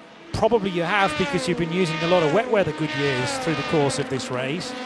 But if it's a 10 or 15 minute stint at the end, is it really worth it, considering the ground you lose by changing tyres in the pit stop in the first place? Well, the only thing that would make the difference is if you've got a competitor against you for a meaningful position that's on really old rubber that will just fall off a cliff. And here's the thing, generally speaking, these Goodyears don't do that. No. They will lose pace, of course they will, but not the kind of cavernous drops that we're used to seeing in the past. Louis Delatraz's middle sector on this lap is very good. He's trying again to further establish a significant gap over Bent Fiscal, but Bent is doing okay. He's actually opened up a bit of a gap himself to Alex Quinn this time around, so they're equally spaced first, second, third and fourth within LMP2 Pro-Am. Still the distraction of a big flapping rear right corner of car number 68 from LMP3, Canton Antonel. Remember all of that repair work that was being attempted and generally frowned upon by Eduardo Freitas, saying that's just not good enough, chaps. Just spotted in the background, by the way, just coming out of the pit lane after their final pit stop. Nielsen Racing's 27 car. That is our championship leader, is it not, in LMP2 Pro-Am, and they're at the moment running last in class. Yes, I think that's right. After a good result last time out, but this time Same story really in LMP2, isn't it? Nightmare for the 18 crew. And for LMP2, Tony Wells, James Allen, Sergio Sette Camara came here with a single point advantage over Clement Novalak, Rodrigo Sales and Matthias Besch. So Sergio Sette Camara is back aboard that car. Yeah. I'm quite surprised at that. Had he not done enough drive time? He had a cracking stint earlier in the race. Yes, he did. I thought he'd done an hour, but maybe they wanted to put him in ideally for longer than 1 hour. So Sergio's, well, he has now done, no, he'd done over an hour before. He did an hour and 5 minutes. I think he may be off the track. He is off the track. Yeah. Oh dear, it's all gone horribly wrong for Nielsen Racing in the latter stages of this, and that is going to require an intervention. There's no way he's getting out of that one. Let's see what happened here. And he got, I think he was hit by Lawrence Herr. In the DKR car. It's possible, just at the turning point, if Roux was going for a manoeuvre. Théo Pourchaire on pit lane. I think they're anticipating a full course yellow here. Yeah, that might not be a bad call. It's not been announced and yet. It is coming. So it's now announced. So they're going to make ground up here. Under 20 seconds. In actual fact, Sergio Sette Camara... We will be deploying full course yellow in 10, 9, 8, 7, 6, 5, 4, 3, 2, 1. Full course yellow. We are under full course yellow. To finish the point about Sette Camara, I've got an hour down as his drive time, but I reckon 20 minutes of that was in the red flag. So he had to have been put back in the car to top up the time when he was sitting outside the car. Right. So in addition to that, we've just seen a replay of what looked like a rolling incident with Ferdy Habsburg trying to get by Lawrence Herr, and there were multiple contacts between those two cars. Yeah. So were they shouting and bawling at one another as that was happening? Well, it was very anti-alta, the chicane at the top of the hill. So we've had two separate incidents, both involving the DKR car and with both Nielsen cars. I would suggest that Lawrence is probably off Sven Thompson's Christmas card list at this point. It's certainly a possibility. 26 minutes to go. Remember, these cars cannot pit, but Algarve Pro Racing have pitted. They'll put Théo Pourchaire back out. That is going to be massive for Algarve Pro Racing if this when this race goes back to green. That could well put that car right in the running. If he can get a clear run now, and where is the 25 car on track is not in traffic, Théo Pourchaire, when this race goes back to green, will have a clear run. Everybody in front of him needs to pit. And the gap wasn't that big. It was about 10 seconds. He entered the pit lane at 3:53 and 17 seconds, there or thereabouts, and they prepare for full course yellow, which is the important bit when it's actually announced that there's going to be a full course yellow, was 14 seconds later. So they have absolutely bagged a potential race-winning manoeuvre there. But we keep saying, you know, amongst all these teams have got strengths and weaknesses. The strategic side of things, time and time again, we've seen David Leach and Stewie Cox, etc., pull a blinder out, and that could be it. There's an awful lot of other moving pieces in this. I would not be at all surprised to see the car that currently sits in 4th position, when we go back to green and we get into these pit stops, that car being in contention for the win. Yep, because it's got fuel, it's done the fuel effectively for free, whilst everyone else is doing 80 kilometres per hour.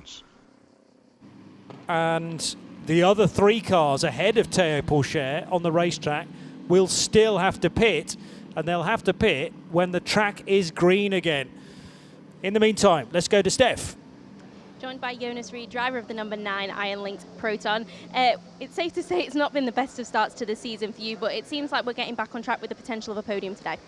Yeah, there is still 20 minutes to go, so we see. I mean, we had 2 good runs this year so far, but never finished, brought it back home. But yeah, let's hope that this time there's nothing coming and we are in a good spot for now, so let's hope that we can finish it like this. All right, best of luck. Thank you. Thank you. Trouble for Janetta. Or is that an LMP2 no, car? No, it's the Lawrence number Herr. 3, beg your pardon. He's so had a torrid last 10 minutes, hasn't he? Difficult to work out from the rear as to whether that was a LMP3 or an LMP2, but... And that came as the race went back to green, so what happened there? Did he fall or was he pushed? There's been a little bit of contact for Lawrence Herr in recent minutes, so was that a bit of afters or some confusion as things got going again? But prepare for full course yellow is another message on our screen. Now, is anybody else going to play the similar game here? Indeed. But it's too late. It's too late for the now. 48, too late for 43. I think that's a mistake. I think they should have done it. Well, but they also needed to be in a position to do it, because you have to be at Rivazza at just the right time. If you're at Tosa, you haven't got a chance of bagging a free pit stop. So your track position, your road position has to go in your favour as well, which it precisely did for Théo Pourchaire. And there is nobody on pit lane that wouldn't already have been there. I don't think anyone was in a position to be able to do that, because... I'm not quite convinced, because we just saw the 48 car crossing the line. And if you look at the gaps behind, somebody in those gaps behind were, 5-6 seconds back. We saw that car on the gravel 5 seconds earlier than that. There was time to pit. It would have been a very marginal call. Well, okay. I mean, without being standing at Rivazza and counting the cars through to realise precisely at the point that Lawrence Herr left the road. But yeah, you've got to be very quick on the trigger, which is precisely what Algarve Pro Racing were, I assume. So calm, reset. 22 minutes to go, under full course yellow. We wait for the number 3 car to be recovered back to the track as it tumbles, I'm afraid, back down the order and will not be in this fight. But, you can see itchy trigger feet already at the coal face here, and one of them is Matteo Cappietto with Tom Dillman. This is the battle for second. Just going over the crest in amongst that GT group. Where is Charles Malaysi? 7.5 seconds under full course yellow ahead, so that's going to equate to just a handful of seconds ahead. This is the pair for second place with the number 60 car, 5th in LMGT3. 68 is back, looking increasingly like a Lego Technic set. What, one that's been stood on? Yes. Yeah, I mean... That hurts, by the way. Yeah. It hurts both the creator and the standee person, as in... Very deep. That's very deep. Yeah. Well, you know, so I've spent many hours building Lego Technic, and the last thing I want to do is to watch you stand on it, for instance. But it would hurt your foot. Agreed. Quite not to the extent of an Iron Dame, maybe. No. But yeah, it's a big question mark as to whether that top 3, any of them, could have benefited in time, because I don't actually know the gap between Herr ended up in the gravel, yes, and then that message that says prepare for full course yellow. You reckon it was about 5 seconds? Very tight window. I think they had a window of something around 10 to 12 seconds. Okay. Yeah, so there's a lot in the lap of the gods there. Let's put it this way, the second you see that TV picture, there's going to be an FCY. Yeah. Oh yeah, there's no doubt about that. But if your car's at Villeneuve, car's at Villeneuve, you can't do anything about it, can you? I think there may well have been a really marginal call for the 43 and or the 9. All right. Well, the bottom line is one team have absolutely benefited massively from a similar scenario. 20 seconds to end full course yellow. Let's watch this now, because this is the battle that we will be removing here. Full course yellow in exactly 10, 9, 8, 7, 6, 5, 4, 3, 2, 1. Full course yellow removed. Full course yellow removed. Away we go, 43 versus 9. This is inter-Europol competition, and Iron Lynx Proton for Tom Dillman and Matteo Cappietto running second and third. Charles Malaysi's not in this shot quite yet, because he's 3 seconds further up the road. In the lead of this third race of the season, and now off the road, Matteo Cappietto.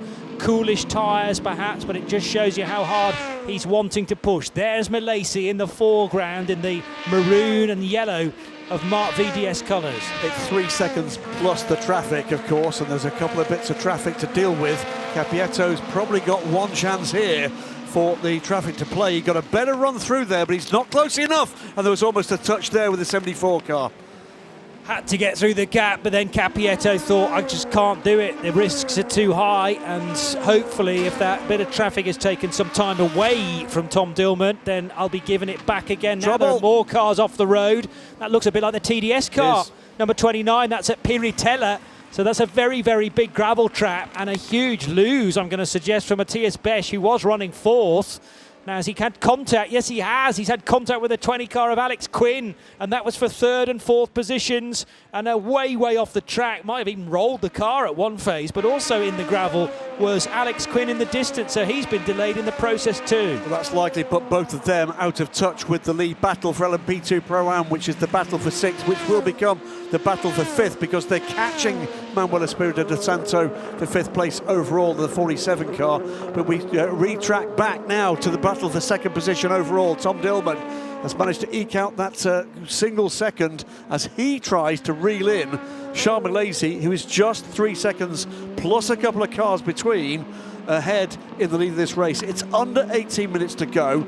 All of the cars we're looking at here will still need to pit before the end of this race, Johnny Palmer. Yeah, but one's already in, and that's Bent Viscal from second position in LMP2 Pro-Am, so that'll drop the Proton competition car down the order for the time being. But Louis Delatraz will also need to make a stop at the head of the order in LMP2 Pro-Am, and we're expecting the top three overall to need to come in for fuel in this closing 17 and a bit minutes. So the key number we're looking for now is how long on pit lane for these cars that are in these battles with tiny gaps between them, waiting for the Proton car to clear the end of pit lane, and we'll tell you exactly how long he was on the in the pits. And the answer is it was 59 seconds.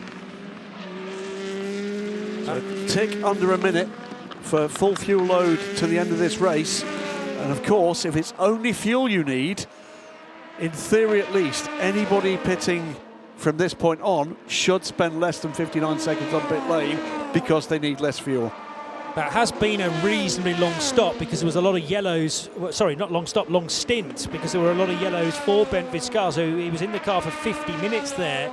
So what's the tyre wear been like? The same can be said, though, for Massimo Capietto, who's now into pit lane from third position. And also in from the lead of LMP2 Pro-Am is Louis Delatraz. Big moves now. These are the pit stops that will count. These are the pit stops that will determine who gets a podium, who gets a win.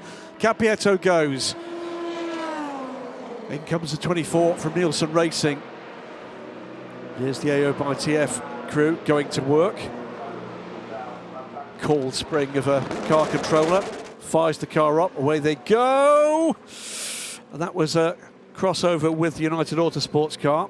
I think that was just about okay. Nobody had to check up to avoid contact. That's normally the crucial thing, isn't it? The incoming car cannot be compromised when you're releasing your stopping car. Unlinked Proton, that was 59 seconds again for that car. We keep an eye on the 99 car. It was 56 seconds for AO by TF, so a 3-second advantage carved out by the AO by TF squad on pit lane alone. But that's because they're pitting a lap closer to the end of the race, perhaps. So you need less fuel. Maybe not 3 seconds worth of less fuel. I don't know how it works. But anyway, less fuel to go in, quicker on pit road. Obviously, those that are going to be leaving it even later than that can be quicker again. Through comes the race leader, Charles Malaysia. 2.4 seconds. That gap is coming down. Tom Dillman is beginning to edge closer. You can rule out car number 9. It's going to have to come in for a drive-through penalty. That's because of an infringement under the virtual safety car. So that's been bubbling for a while. And Massimo Capietto was on course for a podium. Well, one of them has dropped away and is no longer a going concern for the 25 crew of Algarve Pro Racing, who are still in a great position potentially. To tell you, by the way, we did say that the call to pits from Théo Pourchaire could make a difference. He was well over a minute back from Matteo Capietto before that pit stop cycle. As things stand, and without the penalty for Capietto, he's 9 seconds back. Yep. He's looking at a podium right now. Well, he is now, because the number 9 car is likely to have to come in for a, well, it has to come in for a drive-through penalty within the next 3 laps. Alex Quinn on pit lane. Mathieu Vazivière, Freya Corsa on pit lane. As we cycle through the final pit stops in the final 14 minutes of this race. No major changes in the other classes, by the way. Oh, there's a spin there for the Vector Sport car. Was that a touch from Dillman? I think there was. It's got damage on that corner. Looks like there's a dive plane that's now been uprooted, and Dillman was in anyway to get the fuel that he needed, but that might have to be looked at as well. So is that now going to put the 43 car in dangerous waters? He did. And that, I'm sorry, no way. There was no way past the number 10 Vector Sport car, which is a lap down, Pietro Fittipaldi, but unless the gap is made, yes, there may have been blue flags, but he can't just jump out of the way, particularly not at a corner as tight as Rivazza. So the 9's already out of the equation for the race win because it's got to take a drive-through penalty. We're now going to get another full-course yellow. So where's Charmy Lacey on the racetrack? 20 seconds to full-course I don't think yellow. he can. No, he's at Tozer, so he wouldn't have been able to do that anyway.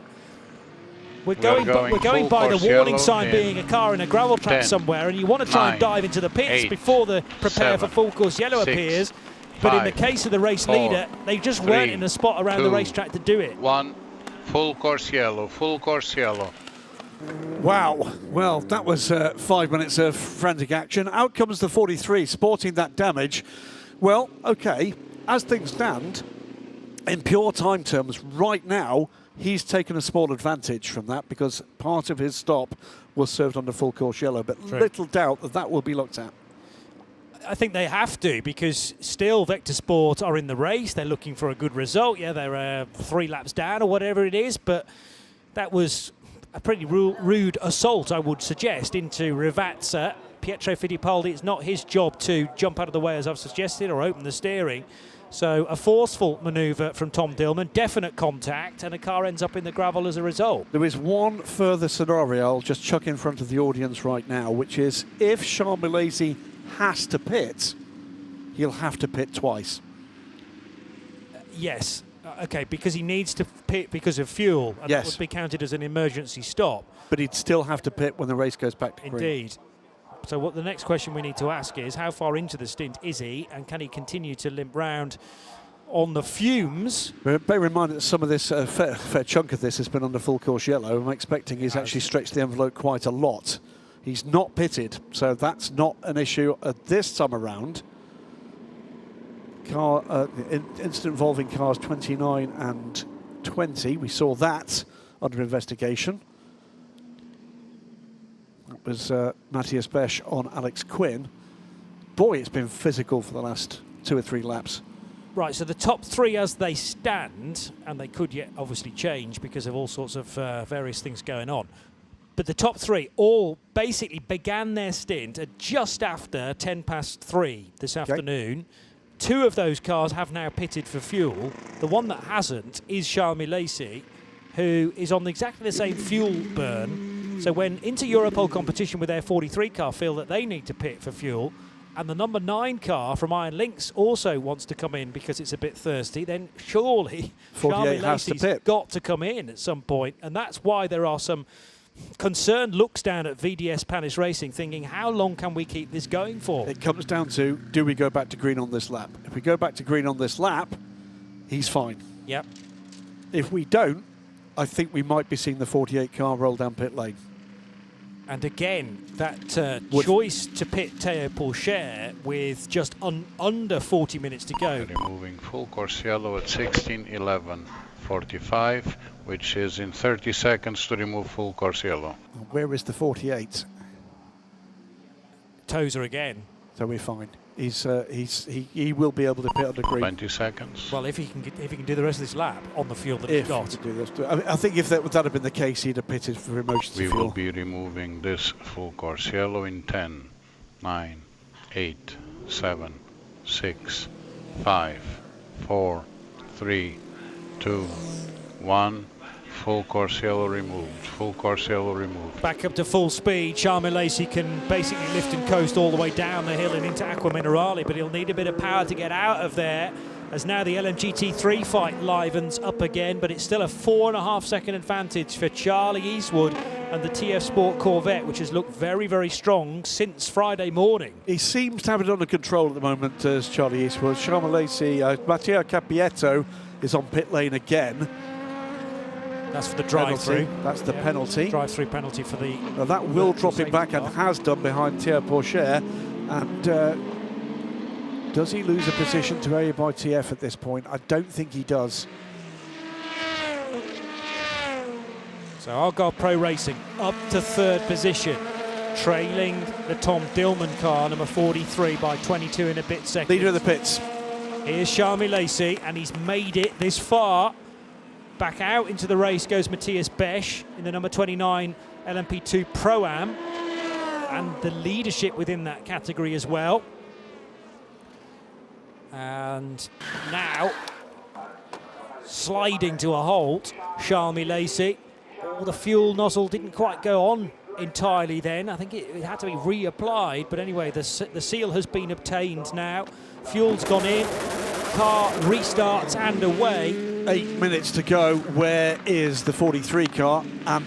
Is the 43 car going to be looked at? We haven't seen that it is yet for that. And there's the 55 car, we lost the position, by the way, to the 60 Porsche. Spirit of Race behind the Proton competition now. Matthias Besch, after that lurid spin through the Piratella gravel trap, has now reached pit lane, so he's into pit lane now as well for its final stop. It was a 47-second stop for Charmy Lacey, which is the quickest of all to this point, and that again is because of it being so close to the checkered flag. We're just 7.5 minutes away. 29 car on pit lane. I think he stopped twice. Well, when did he pit? He stopped pit lane. I think he's stopped on consecutive laps. Well, if he get a drive-through. I didn't see a message about that, but there was obviously something under investigation with the 20 car at the Piratella. Remember, both Besch and the 20 of Alex Quinn went through the gravel trap. He's definitely stopped on consecutive laps. Well, my question is, when did he do his pit stop, and was it under full course yellow? So therefore, did he have to come Maybe. That's a good call. Top it up. Matthias Besch entered the pits at 16:10 when we were under full course yellow. So he's pitted under full course yellow and had to then top up the time the next time around when we go green. 6.5 minutes to go. The gap, Charmy Lacey, 6 seconds to the good from Tom Dillman. Excellent work from the VDS Paris team on pit lane, on strategy and on track. Thierry Pourchaire is 27 seconds back, and we'll now have to wait to see if Tom Dillman has any kind of penalty for the contact we saw just a little while ago. Matteo Capietto, I'm afraid, is out of the podium position fights at this stage, depending on what Dillman gets, if anything, by way of a ping. 6th overall, AO by TF. Louis Delatraz is 3.3 seconds ahead in the 99 car, the 77 from Proton and Ben Fiscal, and Alex Quinn is 6 seconds further back in the number 20 Argyle Pro Racing car.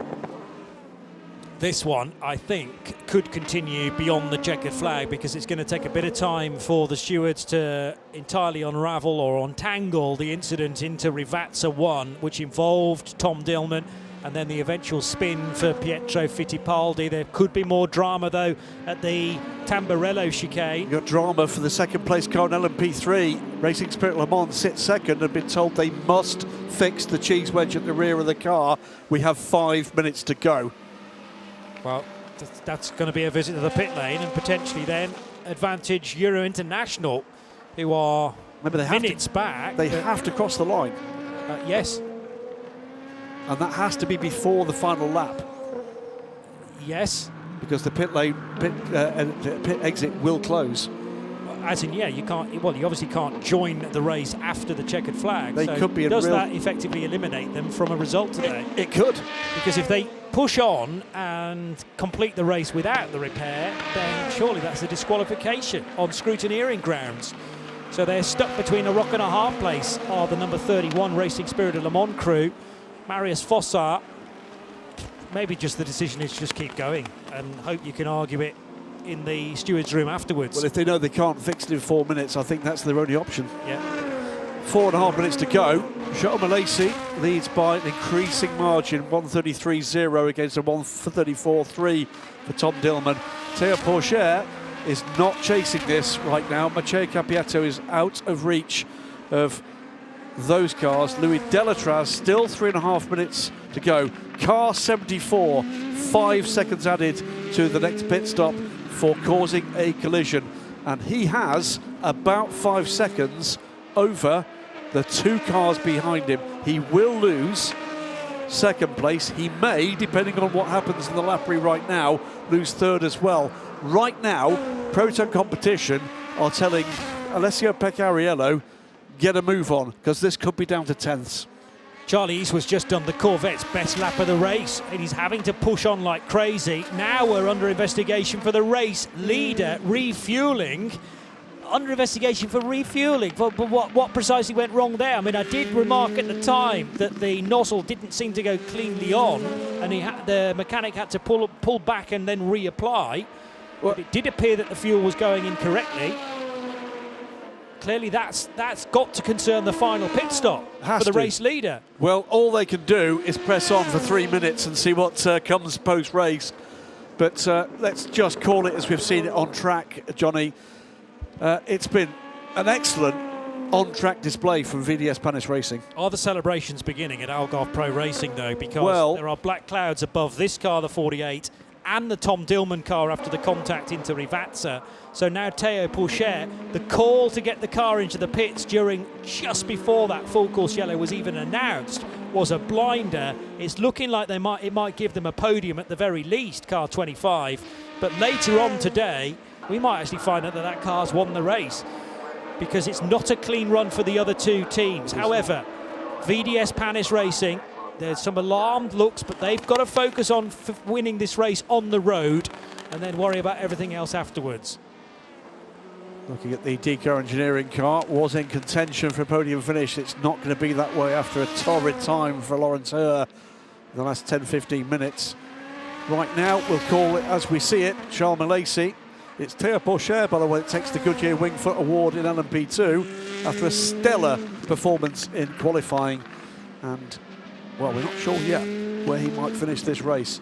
Giorgio Roda, another great qualifier, and had a great run at the start of the race too, the bronze driver from Proton Competition, the number 77 car. Bet I know who's going to... It is indeed the literally Iron Dame, badass Michelle Gatting, racing here to a competitive finish, running 7th at the moment. Michelle Gatting getting the fan award with a broken foot. I'd be at home crying on the sofa, asking for tea and sympathy. Yeah, well, wouldn't we all, frankly? But if you're a motor racing driver and you want to continue your career as intended at the start of the year, then she will step up to the plate, if you forgive that pun, and has pushed on to get that car to the finish of the race. 7th position at the moment for Michelle Gatting. Could have been a lot better were it not for Celia Martin's mistake in the rain. Watching in LMGT3 into the final minute, by the way, and about to start. Is it final lap yet? It's not quite, is it? But watching Alessio Peccariello with the hammer down and trying to draw as close as he can. At the moment, the maths are the wrong side of things for the Proton car to inherit a podium as the Kessel Racing 74 loses 5 seconds, but it will be tense in it. We're going to go around, I think, one more time. It's going to be tight. Yeah, but I think I agree with you. They're well into the final. The leading car is well into the final sector. So 20 seconds left on the clock. Rivazza to the finish line is a shorter run than it is to the start line. The checkered flag will be being readied. But remember, the checkered flag line is just beyond. In fact, yeah, already crossed it. So we start the last lap for Charles Milesi, leading by 10 seconds now on lap 126. He will enjoy seeing his windscreen full of traffic, I can tell you that. 10 seconds to the good from Tom Dillman with a cloud hanging over the second place car. Teo Pourchaire is 25 seconds further back, and Algarve Pro Racing will be hoping that the decisions that may still be to come for the 48 and the 43 go their way, but we'll call it as we see it on track. Cappietto, Matteo Cappietto, great run for the number 9 car, but didn't quite work for them today. But 4th place is a big improvement. Louis Delatraz leads the way, 5 seconds to the good in the AO by TF number 99 car. in LMP2 Pro-Am from the 77 Proton, the 20 Algarve Pro racing car. LMGT3, TF Sport seem to have this one for what would be the first ever win for a Corvette in the European Le Mans Series, and what would be, by the way, 2 class wins for TF Sport with the 99 AO by TF car in LMP2 Pro-Am. LMP3, CLX Motorsport look like they may continue their 100% winning streak here. They've won them all, they've been on pole for them all. Cracking stuff. Johnny, call them home. It was absolute heartbreak for this team at Le Mans. They were leading inside the final hour and then a suspension problem struck, but it's a one way to come fighting back, is it not? In the 4 hours of Imola, at least on the road as we speak, the 48 crew of VDS Panis Racing will take the victory. Charles Malaysi getting the car to the line. Esteban Masson, he had at least one off-track excursion, you'll remember, at Rivazza in the wet stuff. But Ollie Gray, perhaps the big superstar in that, as the silver entered driver. 43 into Europol competition, home in second position, with Tom Dillman doing the final stint, along with Nick Yellerly and Kuba Śmiechowski. In LMP2 Pro-Am, it's another win for Spike the Dragon and the number 99 crew of PJ Hyatt, Dane Cameron and Louis Delatraz, who pilots that car, and the celebrations can begin at TF Sport for the one side of the garage. More entertainment to come yet in that regard, but the podium is filled with the 77 Proton competition and the Algarve Pro Racing crew number 20. And here's the other TF Sport car on course for victory then. After Charlie Eastwood looked so strong on Friday in free practice 1, he said the car is good in the hot stuff, and it's been incredibly warm here this weekend at Imola. But the TF Sport Corvette, a first ever win, we think, in European Le Mans history. Absolutely. For this particular American brand. It's got so many fans worldwide with the Corvette corrals and whatnot, and now finally tasting the best champagne at the end of a European Le Mans Series race. And finally, the championship leaders going from strength to strength. It doesn't seem to matter who you put in this car. Adrian Clomenil, Paul Lancher, who began the race, Theodore Jensen, who qualified yesterday, and will bring the 17 CLX Motorsport car to the finish, and another victory. That's 3 races and 3 maximum point scores for CLX Motorsport in LMP3. Amazing, and LMP3 just threw everything at it, didn't it? Confirmed, by the way, the final order in LMGT3. AF Course's 51 car, brought home by Conrad Lauersen, inherits second place with the 5-second penalty for the 74 Kessel car. Miguel Molina, though, with late race pace, salvages third by gapping Alessio Picariello by just less than a second. That's what that means to Olivier Panis, and that is a emotional Ollie Gray and an elated Esteban Masson. Car being brought home by Charles Malaysi. Excellent all-team performance on track, and we have to wait to see what, if any, penalty comes their way for an offence. We don't know what it is, but it's to do with refuelling. Yeah. I'm guessing that might have been someone with the wrong equipment.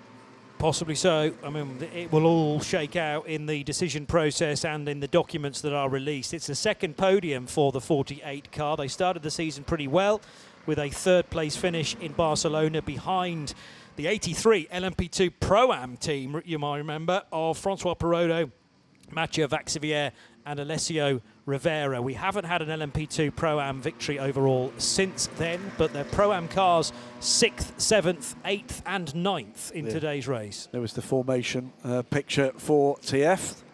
They'll hope that one of their photographers was out on track at the right place at the right time for that one. But VDS Panis Racing, winners on track here today. And they'll be correctly delighted with that.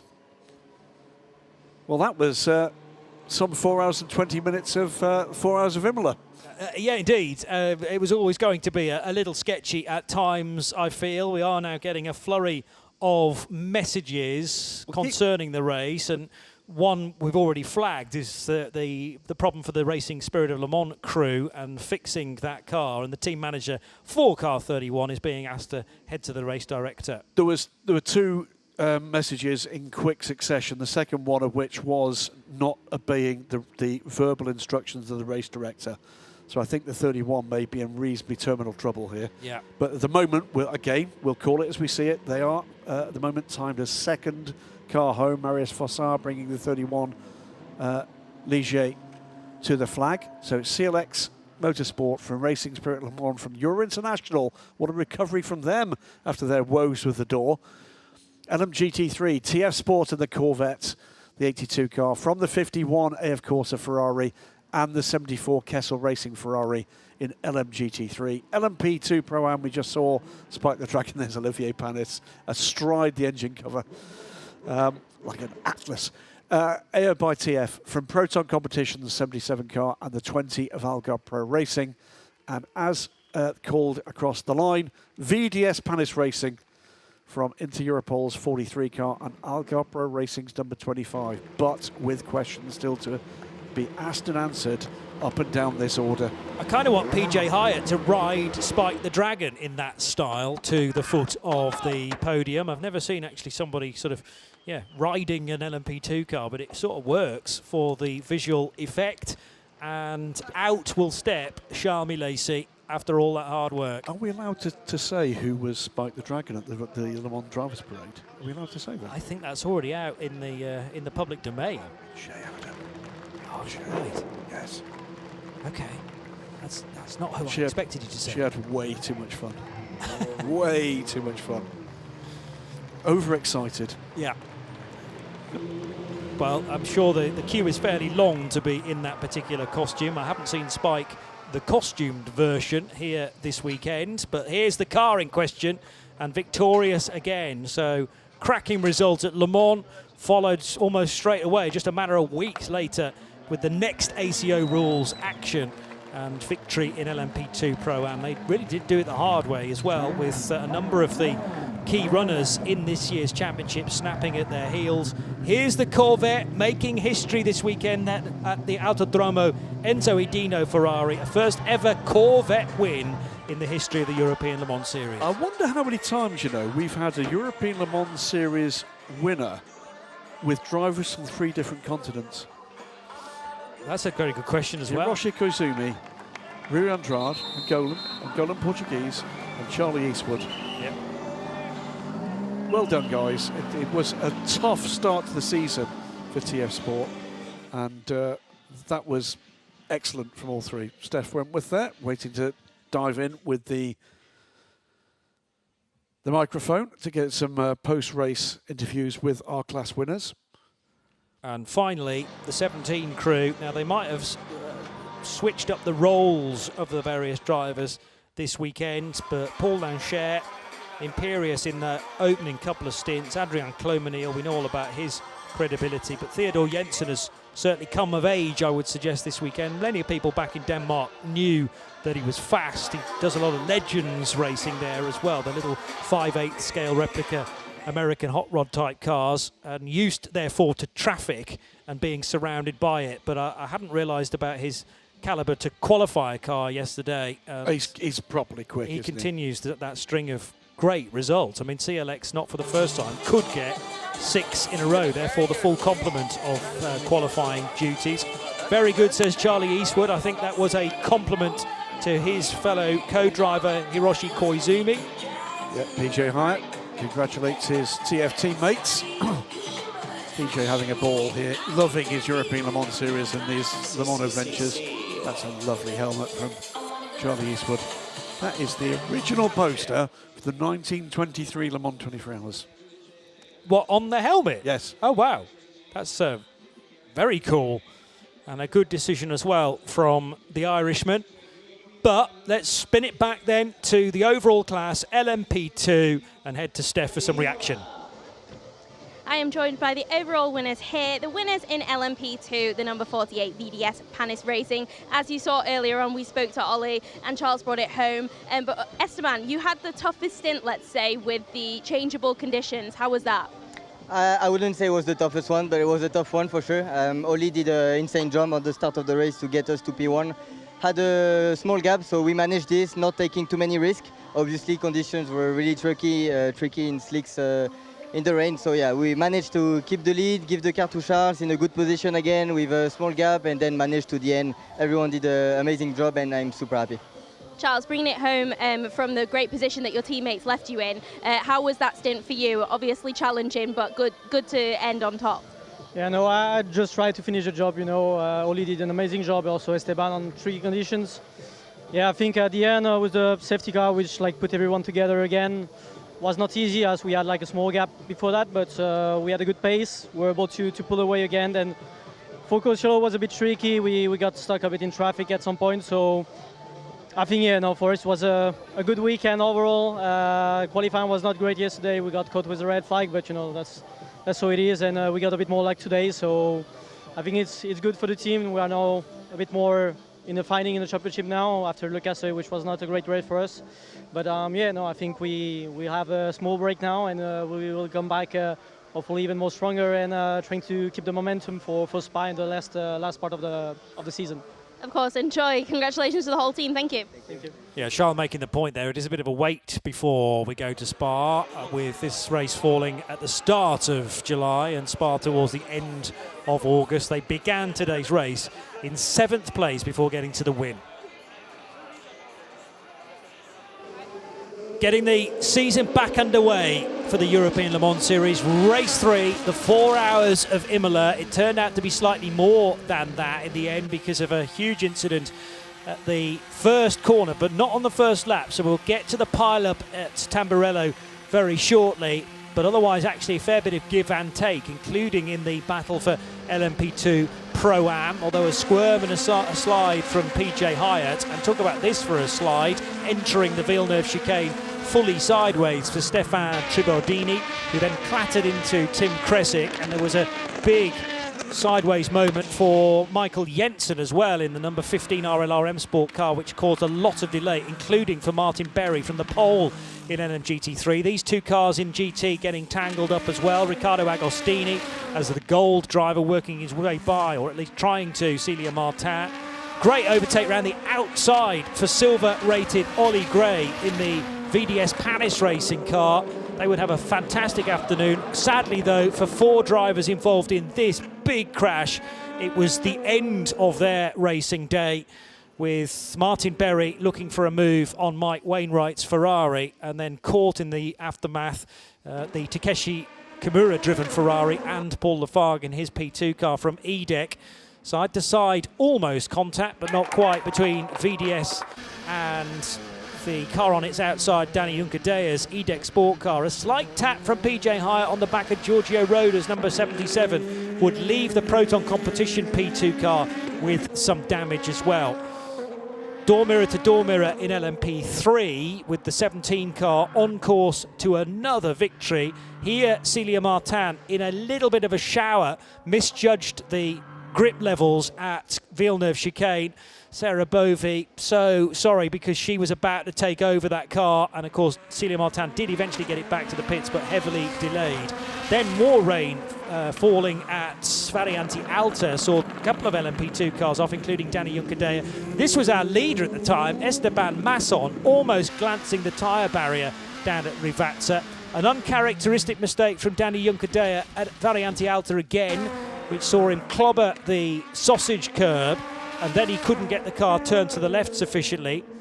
This was either a tyre going down, or as the result of running through the gravel trap, the 68 car got the puncture, but it did untold damage to the rear right corner of the M Racing car, and we would have to go under a virtual safety car, followed by a safety car, to clear up the mess that was left. 60 briefly through the gravel. Now this is a little bit of a black cloud for Tom Dillman's 43 into Europol competition car, because there was contact on his in-lap with the Vector Sport LMP2 car. We've yet to hear a decision on that.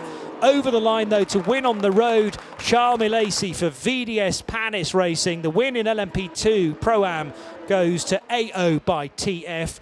Corvette, a first-time winner for the manufacturer in the European Le Mans Series, so the American brand go to the top of the times. And in LMP3, it's another win. They are unstoppable, CLX Motorsport, this year. Well, there you go. It really was fast and furious. 126 laps in the 4 hours of running we got. 48 VDS Panis Racing take the win from the 43 interior pole competition car and the 25 from Algar Pro Racing. AO by TF's number 99 takes LMP2 Pro 6th overall from Proton 77. Algar Pro Racing's number 20. So both APR cars on the podium. LMGT3 was next up in terms of the winners. 21st overall for the winning car from TF Sport. Their two cars take 2 wins here today from the 51 Air Corsa Ferrari, the 74 Kessel Racing Ferrari. The first ever win in the LMS for a Corvette. And LMP3, what can you say about that?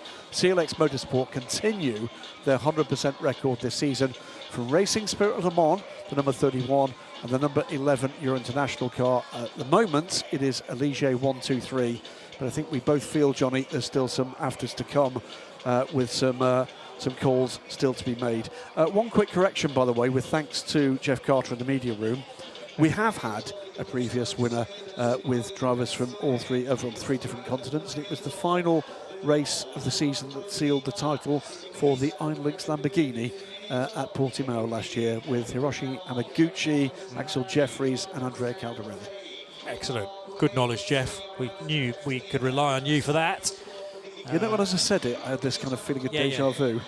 Yeah, because headlines will have been written for quite a statistic, but maybe that sort of stat is like a London bus. You get a couple every year, as it turns out. So VDS Panis Racing winning again in this championship. They've had success with a 65 car, I'm pretty sure. As Panis Racing, yes. Yeah. Yes. But without the VDS partnership. Here comes the 25 crew. So 25 could have won it on strategy, and stand by your beds for the next few hours, because, as we say, it could chop and change yet once all of this is investigated. But for the time being, Matthias Kaiser, Lorenzo Fluxer and Teo Porcher, with their run from the pole position, finished the race in 3rd place. The 43 trio of Kuba Śmiechowski, Tom Dillman and Nick Yellowly. Cracking stuff from Kuba, by the way, the early part of this race. He had a really great stint. Agreed. But it is a win for this combination of real high-profile sporting names within, well, two-wheeled variety in the case of Mark VDS, combining with Panis Racing, who've been long established in ACO rules racing. It seems to be working for all. A cool little addition is the fact that the first names of the drivers are emblazoned on the back of the race suits. Nick Yellowly's gone a little bit too early there, I note, because we have to pause for the national anthem of the winning team here at Imola.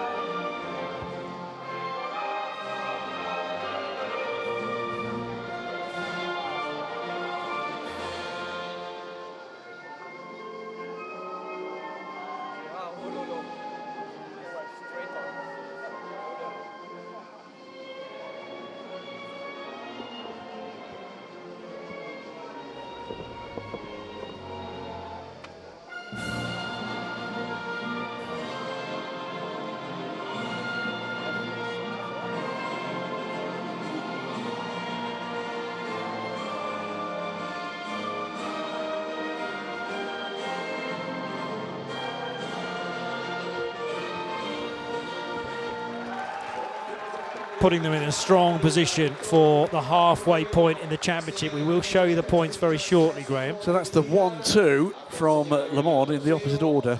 And yes. The dramas we saw at the end of that race could still be reflected here. Representatives from Goodyear. Of course, Cal Kilo from the testing and trackside support team at Goodyear. Working hard on the next generation of LMP2 tyres, and they've got a big weekend next weekend with their new GT3 tyre being rolled out for the first time in Interlagos. As I say, this will reflect very well on the 48 crew, because they trailed in the championship prior to today the 18 EDEX Sport team, who finished 11th, and the 10 Vector Sport crew, who finished 12th. So both out of the points. The only other car beneath them was the non-finishing EDEX Sport, who have struggled to this point anyway. But it may start to emerge as a battle between 48 and 43, first and second in today's race for the rest of the season. It's really going to turn the title on its head here, isn't it? This is going to be a big moment in the 2025 European Le Mans Series in points terms. And that means that not only what we saw on track, and by the way, before I forget to say it, 3 very talented young men aboard that 48 car. Charles Malaysia already has his talents recognised in hypercar. Esteban Masson, I know, is very much in the mind of Toyota and what they're doing with both their Toyota and Lexus brands. And it surely will not be long before the telephone Shea Gray starts to ring with the odd opportunity as well. I thought he was magnificent. Yeah, I mean, particularly good in the first 2 days of the race meeting, but that overtake to the outside of Variante Alta was mightily impressive as well. So that's one podium done. We've got plenty more to come. Here's Steph. Joined by the winners in LMGT3, the number 82 TF Sport. It is a maiden victory for Corvette, so it just means so much more than any normal win. Yeah, it's massive. We've been pretty close at times, both in WEC and ELMS, and it hasn't went our way. So we've executed the races this year really strong and just haven't been in the hunt by the end. But on another amazing day by TF, both of these guys also amazing. Hero's first ever win in ELMS, so it's a maiden for the Corvette and first for Hero, so delighted for everyone and the whole team. Rui, what does this mean to you and the team to be able to bring home the win today in such a difficult race and difficult conditions? Yeah, as Charlie said, it's been a long time coming now. Last year we were quite unlucky a few times, and in WEC this year as well, but to finally see it come is after a lot of hard work is really special. And yeah, very tricky conditions today, especially midway through the race with the slicks on the wet track. But yeah, the team did a mega job. My teammates were faultless. We were good on strategy, and yeah, I think everyone deserved this win. Huge congratulations. Enjoy the celebration. ありがとうございます。僕には最高のチームと最高の車と最高のパートナー2人がいたので、自分のスティントは目いっぱい全力で走って、あとはバトンを渡せば結果ついてくると思ったので、最高の結果で嬉しいです。He have a best team and the best car and the best driver, so he's really happy to pass the car in a good position to the next driver. Of course, congratulations to all 3 of you. Enjoy the celebration. Thank you. Well, great to hear there from the third driver in the Corvette. We'll give you a rundown of how things sit in the GTs in just a tick. However, VDS Panis Racing, as I suspected, are in a, well, slightly more precarious position. I thought it was going to be a bigger advantage, Graham, but 1 point in it between VDS Racing and EDEX Sport. And Interpol well in the fight as well. Argyle Pro Racing's 25 car takes a leap up the order. Vector Sport take a bit of a hit this time. They're still in it, without a shadow of a doubt. Similar position, of course, in the driver's standings. Pretty stable driver squads for most of our leading teams, but it will be Charles Malaysia, Esteban Masson and Ollie Gray that go to the second half of the season, a point ahead of Danny Godella, Jamie Chadwick and Matthias Schubert, who just did not have a good day at the office today. A little further down then, I just wonder whether there's a bit of movement going on with the 25 crew. Théo Pourchaire has turned a corner, it feels, this weekend. So that will just continue onward and upward through a track that he knows well. Next up at Spa-Francorchamps, he would have raced at Silverstone before, and I'm sure Portimão as well, during at the very least his 2023 season. But swinging back to the LMGT3 category, fabulous to hear from Hiroshi Koizumi in his home language, and that will have pleased many Japanese fans, I'm sure, watching our live stream. But third place going to Kessel Racing, to Andrew Gilbert, to Fran Rader and to Miguel Molina. Remember, there was that rough and tumble affair with he and David Perel towards the end of his stint. Second position to the 51 Ferrari of Charles Henri Samani, Conrad Lawson and Davide Rigon. But it's a win for the first time for Corvette, not for the first time for TF Sport, but Hiroshi Koizumi, who we heard from with Steph, from Rui Andrade likewise, and from Charlie Eastwood as well, who actually did the fastest lap for that car quite late on when he didn't really need to, but it was sort of showing just how much more the car had to give. I think he was showing, we've got it, don't push it. Yeah. I think that's what that message was. Here's the national anthem for the winning team.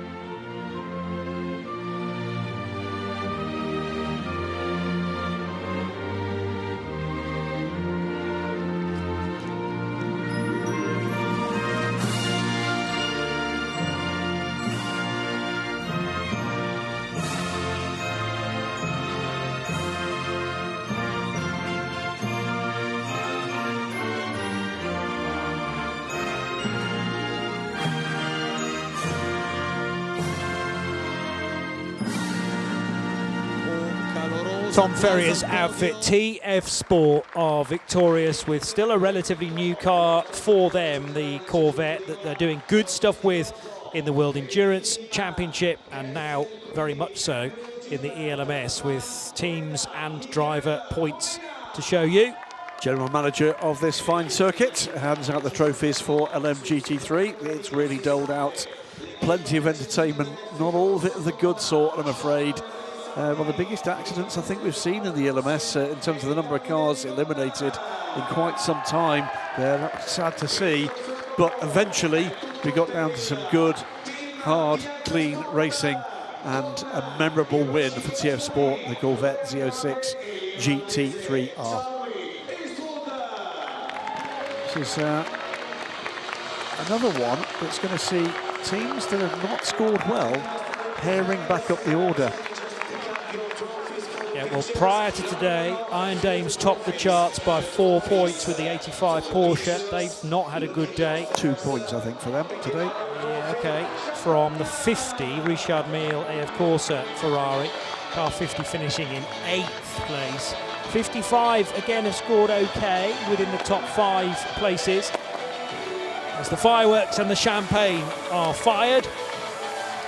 And the podium takes another dousing of the sticky stuff, but TF Sport, who were down in 10th position on only 8 points, this will definitely elevate them to within a shout of the championship. So we'll have a look at the points in just a tick, but before that, LMP2 Pro-Am is next. Steph Wentworth with our winning drivers. Joined now by the winners in LMP2 Pro-Am, the number 99 AO by TF, with Louis Delatraz, PJ Hyatt and Dane Cameron. Dane, you were sandwiched in the middle there and had a tough stint to battle with. Yeah, very difficult. Tricky conditions there, but actually quite enjoyed it. It's quite a challenge. I tried to give it away once or twice, but I think that's kind of what happens on a day like this. But yeah, my teammates did an amazing job. AO by TF did an amazing job. Super happy also for TF to win in GT here. So yeah, quite a special day. Double podium for TF. Enjoy. Congratulations. Thank you so much. So Dane Cameron, who we've not heard from throughout the course of the day. PJ Hyatt, who did have a chat with Steph earlier on, but it's the 51 crew who are now top. Look at that. How close is that? Well, 38 points for the 51, 34 for the Spirit of Race 55, 33 for TF Sport and the Iron Dames, and then 2 on 31, the 50 and the 60. Watch this space. I think we've got some movement to come. So it's Ferrari, Corvette, Porsche, and then another Ferrari. But, now, hang on a minute. It has just changed on our Alcabel screen. So we've just witnessed the podium, but I can tell you now that the 51 Ferraris actually finished the race in 4th position. So these points will need some adjustment as well. It will drop probably Charles-Henri Samani and Conrad Lawson and Davide Rigon down to at least 2nd. Yeah, what we've seen, by the way, is the 55 Spirit of Race car is 3rd. Yeah. That means penalties for the 51, looks like 10 seconds to 51, and the 60 have just been confirmed on our screens. There was already a penalty for the Miguel Molina car, wasn't there? And I think that had been worked in after his fairly forceful manoeuvre on David Yes, it had. Perro. That was 5 seconds. So that was 5 seconds and had dropped the 74 car back to, was it 3rd as a result? But now it's elevated back up to 2nd, which is where Molina was anyway. Yeah. So Miguel Molina for Kessel Racing in the 74 car, now 2nd. 55 Spirit of Race Ferrari, the green and white Duncan Cameron, David Perel and Matt Griffin car, 3rd, and therefore on the podium. They will lead the championship. And they should lead the championship, yeah, I would agree with that. Apologies, because all of that was being discussed and then adjusted on the Alcamel screen as we're in the podium.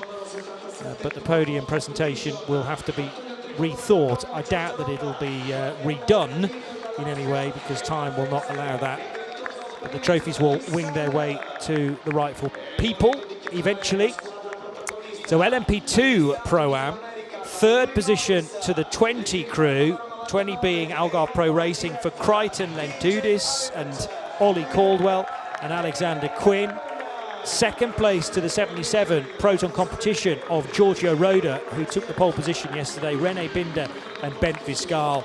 But it's a win again for the 99 trio of PJ Hyatt, Louis Delatraz, Dane Cameron. We just heard from them with Steph Wentworth. And let's hear the national anthem of the United States of America.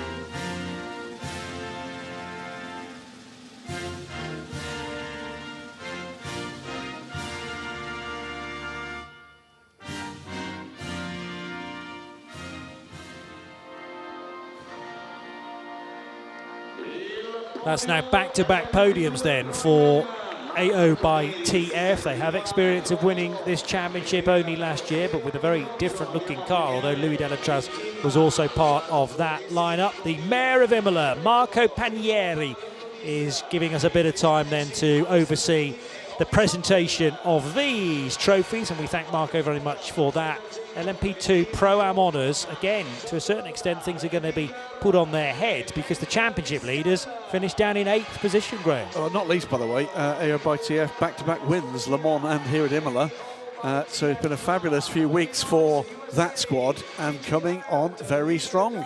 But you're right, I think, again, it's another topsy-turvy result for the points. TDS Racing looking to score well as they were second coming here and just a point behind Nielsen Racing, but that spin through the gravel for Matthias Besch, plus the fact that he needed to pit for emergency service when the full course yellow was out, didn't help. I think this is the only podium we can say will definitely stay this way to the end of this evening because there's so much still in the in-tray. Let's not speak too soon. But yeah, as far as these three cars are concerned, it was relatively clean. We know that the contact for PJ Hyatt on the back of the Giorgio Roda car was originally called as a racing incident. But one more podium to come, so Steph Wentworth has caught up with winning drivers there. Here you can see I am joined by the winners in LMP3, and it is a third win of the season out of 3 wins. Paul, tell us what this means to you and the team. Yeah, it's very good start for the season. Really thanks to all the team, the mechanics, the engineer, team managers, and my sponsors. It's magic start of the season, the dream. Congratulations to all 3 of you. Enjoy the celebration. Thank you. Paul Lancher almost in tears there, and don't you just love a bit of that emotion? That's how much it means to be victorious in LMP3. However, P2 Pro-Am does see the 99 crew of AO by TF now take the championship lead by 4 points over Proton competition number 77. And bear in mind, we're talking about the 6th and the 5th placed cars in the championship prior to today. 2 points back, TDS Racing, Algarve Pro Racing also in the fight with their number 20 car. The 27 car that came into today on top of the points finishes the day in 6th, and the top 5 separated by less than 10 points. Dane Cameron, Louis Delatraz and PJ Hyatt it is that lead the way at the halfway point from Bent Viscal, Giorgio Roda and Rene Binder. Clem Novalak, Matthias Besch and Rodrigo Salas just 2 points further back, and then it's the 20 crew from Algarve Pro Racing. This is shaping up to be quite the season Portimão is going to be unmissable. As it always is, because very often going into that final race meeting, and the same can be said for Michelin Le Mans Cup as well. And of course, we'll have the finale of that particular championship, that didn't feature this weekend in Italy. That's because they were at Le Mans. But because it is only a 6-race championship in the ELMS, 7-race championship in the Le Mans Cup, there's never really a chance for a team to get a big lead unless they are uber consistent and everybody else has a nightmare.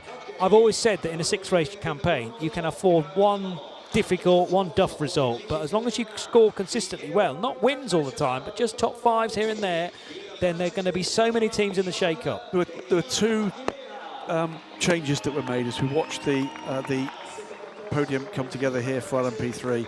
The switch from 3-hour races to 4-hour races made a huge difference, and the extension from 5 to 6 races for the European Le Mans Series, it has transformed this as a spectacle. Yeah, because all of a sudden the number of direction changes within the championship are numerous, and there's also sufficient time between each race for teams to react. It's not as if we're racing every single weekend. There's one race per month with the exception of June, and now we go into almost a summer break, even though it's been a big gap from Le Castellet to here, the best part of 2 months until we are next racing. But the winners in terms of LMP3 are CLX Motorsport again, and these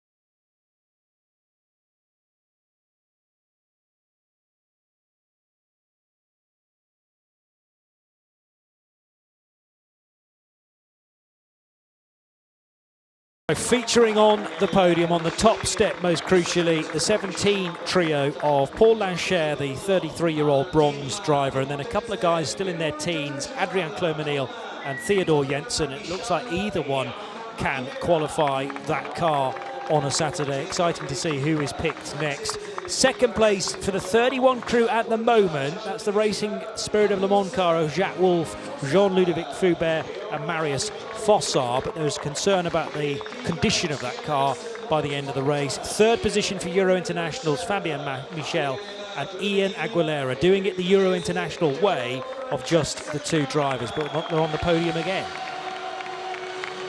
Yes, indeed, topsy-turvy stuff in LMP3, without a shadow of doubt, and a catalogue of issues and problems and dramas, really pretty much up and down. And Paul Lancher, you saw it in the emotion, can't believe it, really.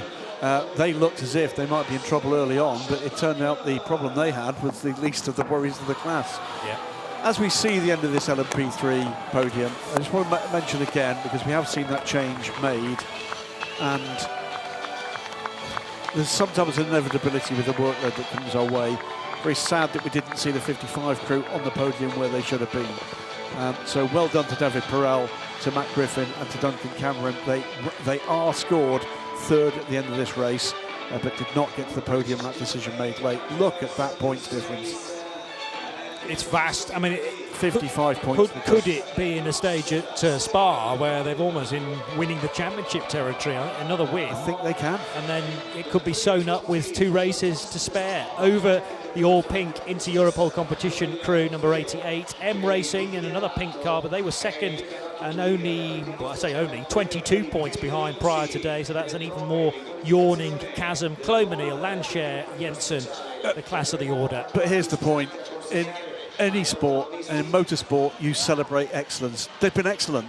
You know, you can't kind of quibble with this. They've just executed, and whilst everybody else had an issue or fell into a problem on pit lane, off pit lane, whatever, traffic. They've come back, and it is now an absolutely 100% season for them. And you have to start to ask the question, can they finish it that way?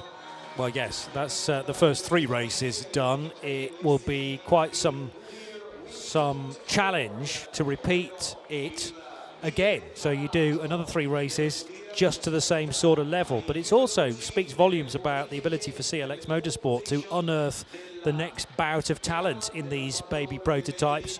Clearly, Theodor Jensen has come here with form, with Breton Racing having been an Asian Le Mans Series champion. Yep, well, here we go. This is the Wingfoot Awards being awarded, as we said they would, on the podiums. And if you've been involved in the vote online on the Instagram page for the European Le Mans Series, you've had a part to play with this. And this is a Wingfoot Award for the most valuable driver in each of the classes that Goodyear supply. So LMP2, LMP2 Pro-Am and LMGT3. And not necessarily the winning drivers, and I think I'm right that in 2 of the 3 cases it wasn't. Okay. In fact, it might have been all 3, if I recall correctly what I announced about an hour ago. Well, Pourchaire was one of them, Théo Pourchaire. I think it might have been Giorgio Roda. Giorgio Roda, not a winning driver. And it's Michelle Gatting. Michelle Gatting, because she's a badass. Yeah, and that's enough, isn't it? That's more than enough to win the Wingfoot Award from Goodyear. So fans, I hope you're proud of yourselves. You've made Michelle Gatting climb up the stairs on crutches. It's all your fault. There is a lift, by the way. Yeah, but nobody told her. Yeah, but she came up handstanding it. I mean, phenomenal to be at the wheel for as long as she was. I hope that she did get the full hour. I think she did, yes. To make sure that the points go her way as well. Here we go then. Well, qualifying performance for Théo Pourchaire and a great performance in the race. You said at the end of this race, Johnny, we're beginning to see what we expected to see from Théo Pourchaire. It does take a while to get to the stage where you unlock whatever piece of equipment you're in motorsport. Here she comes. This is Hopalong Gatting. And yes, she'll kick me with the other foot. Well, that's the beauty of the crutches, isn't it? I mean, it'll actually give her a head start. She can come from much further back and absolutely wallop you. Batter me.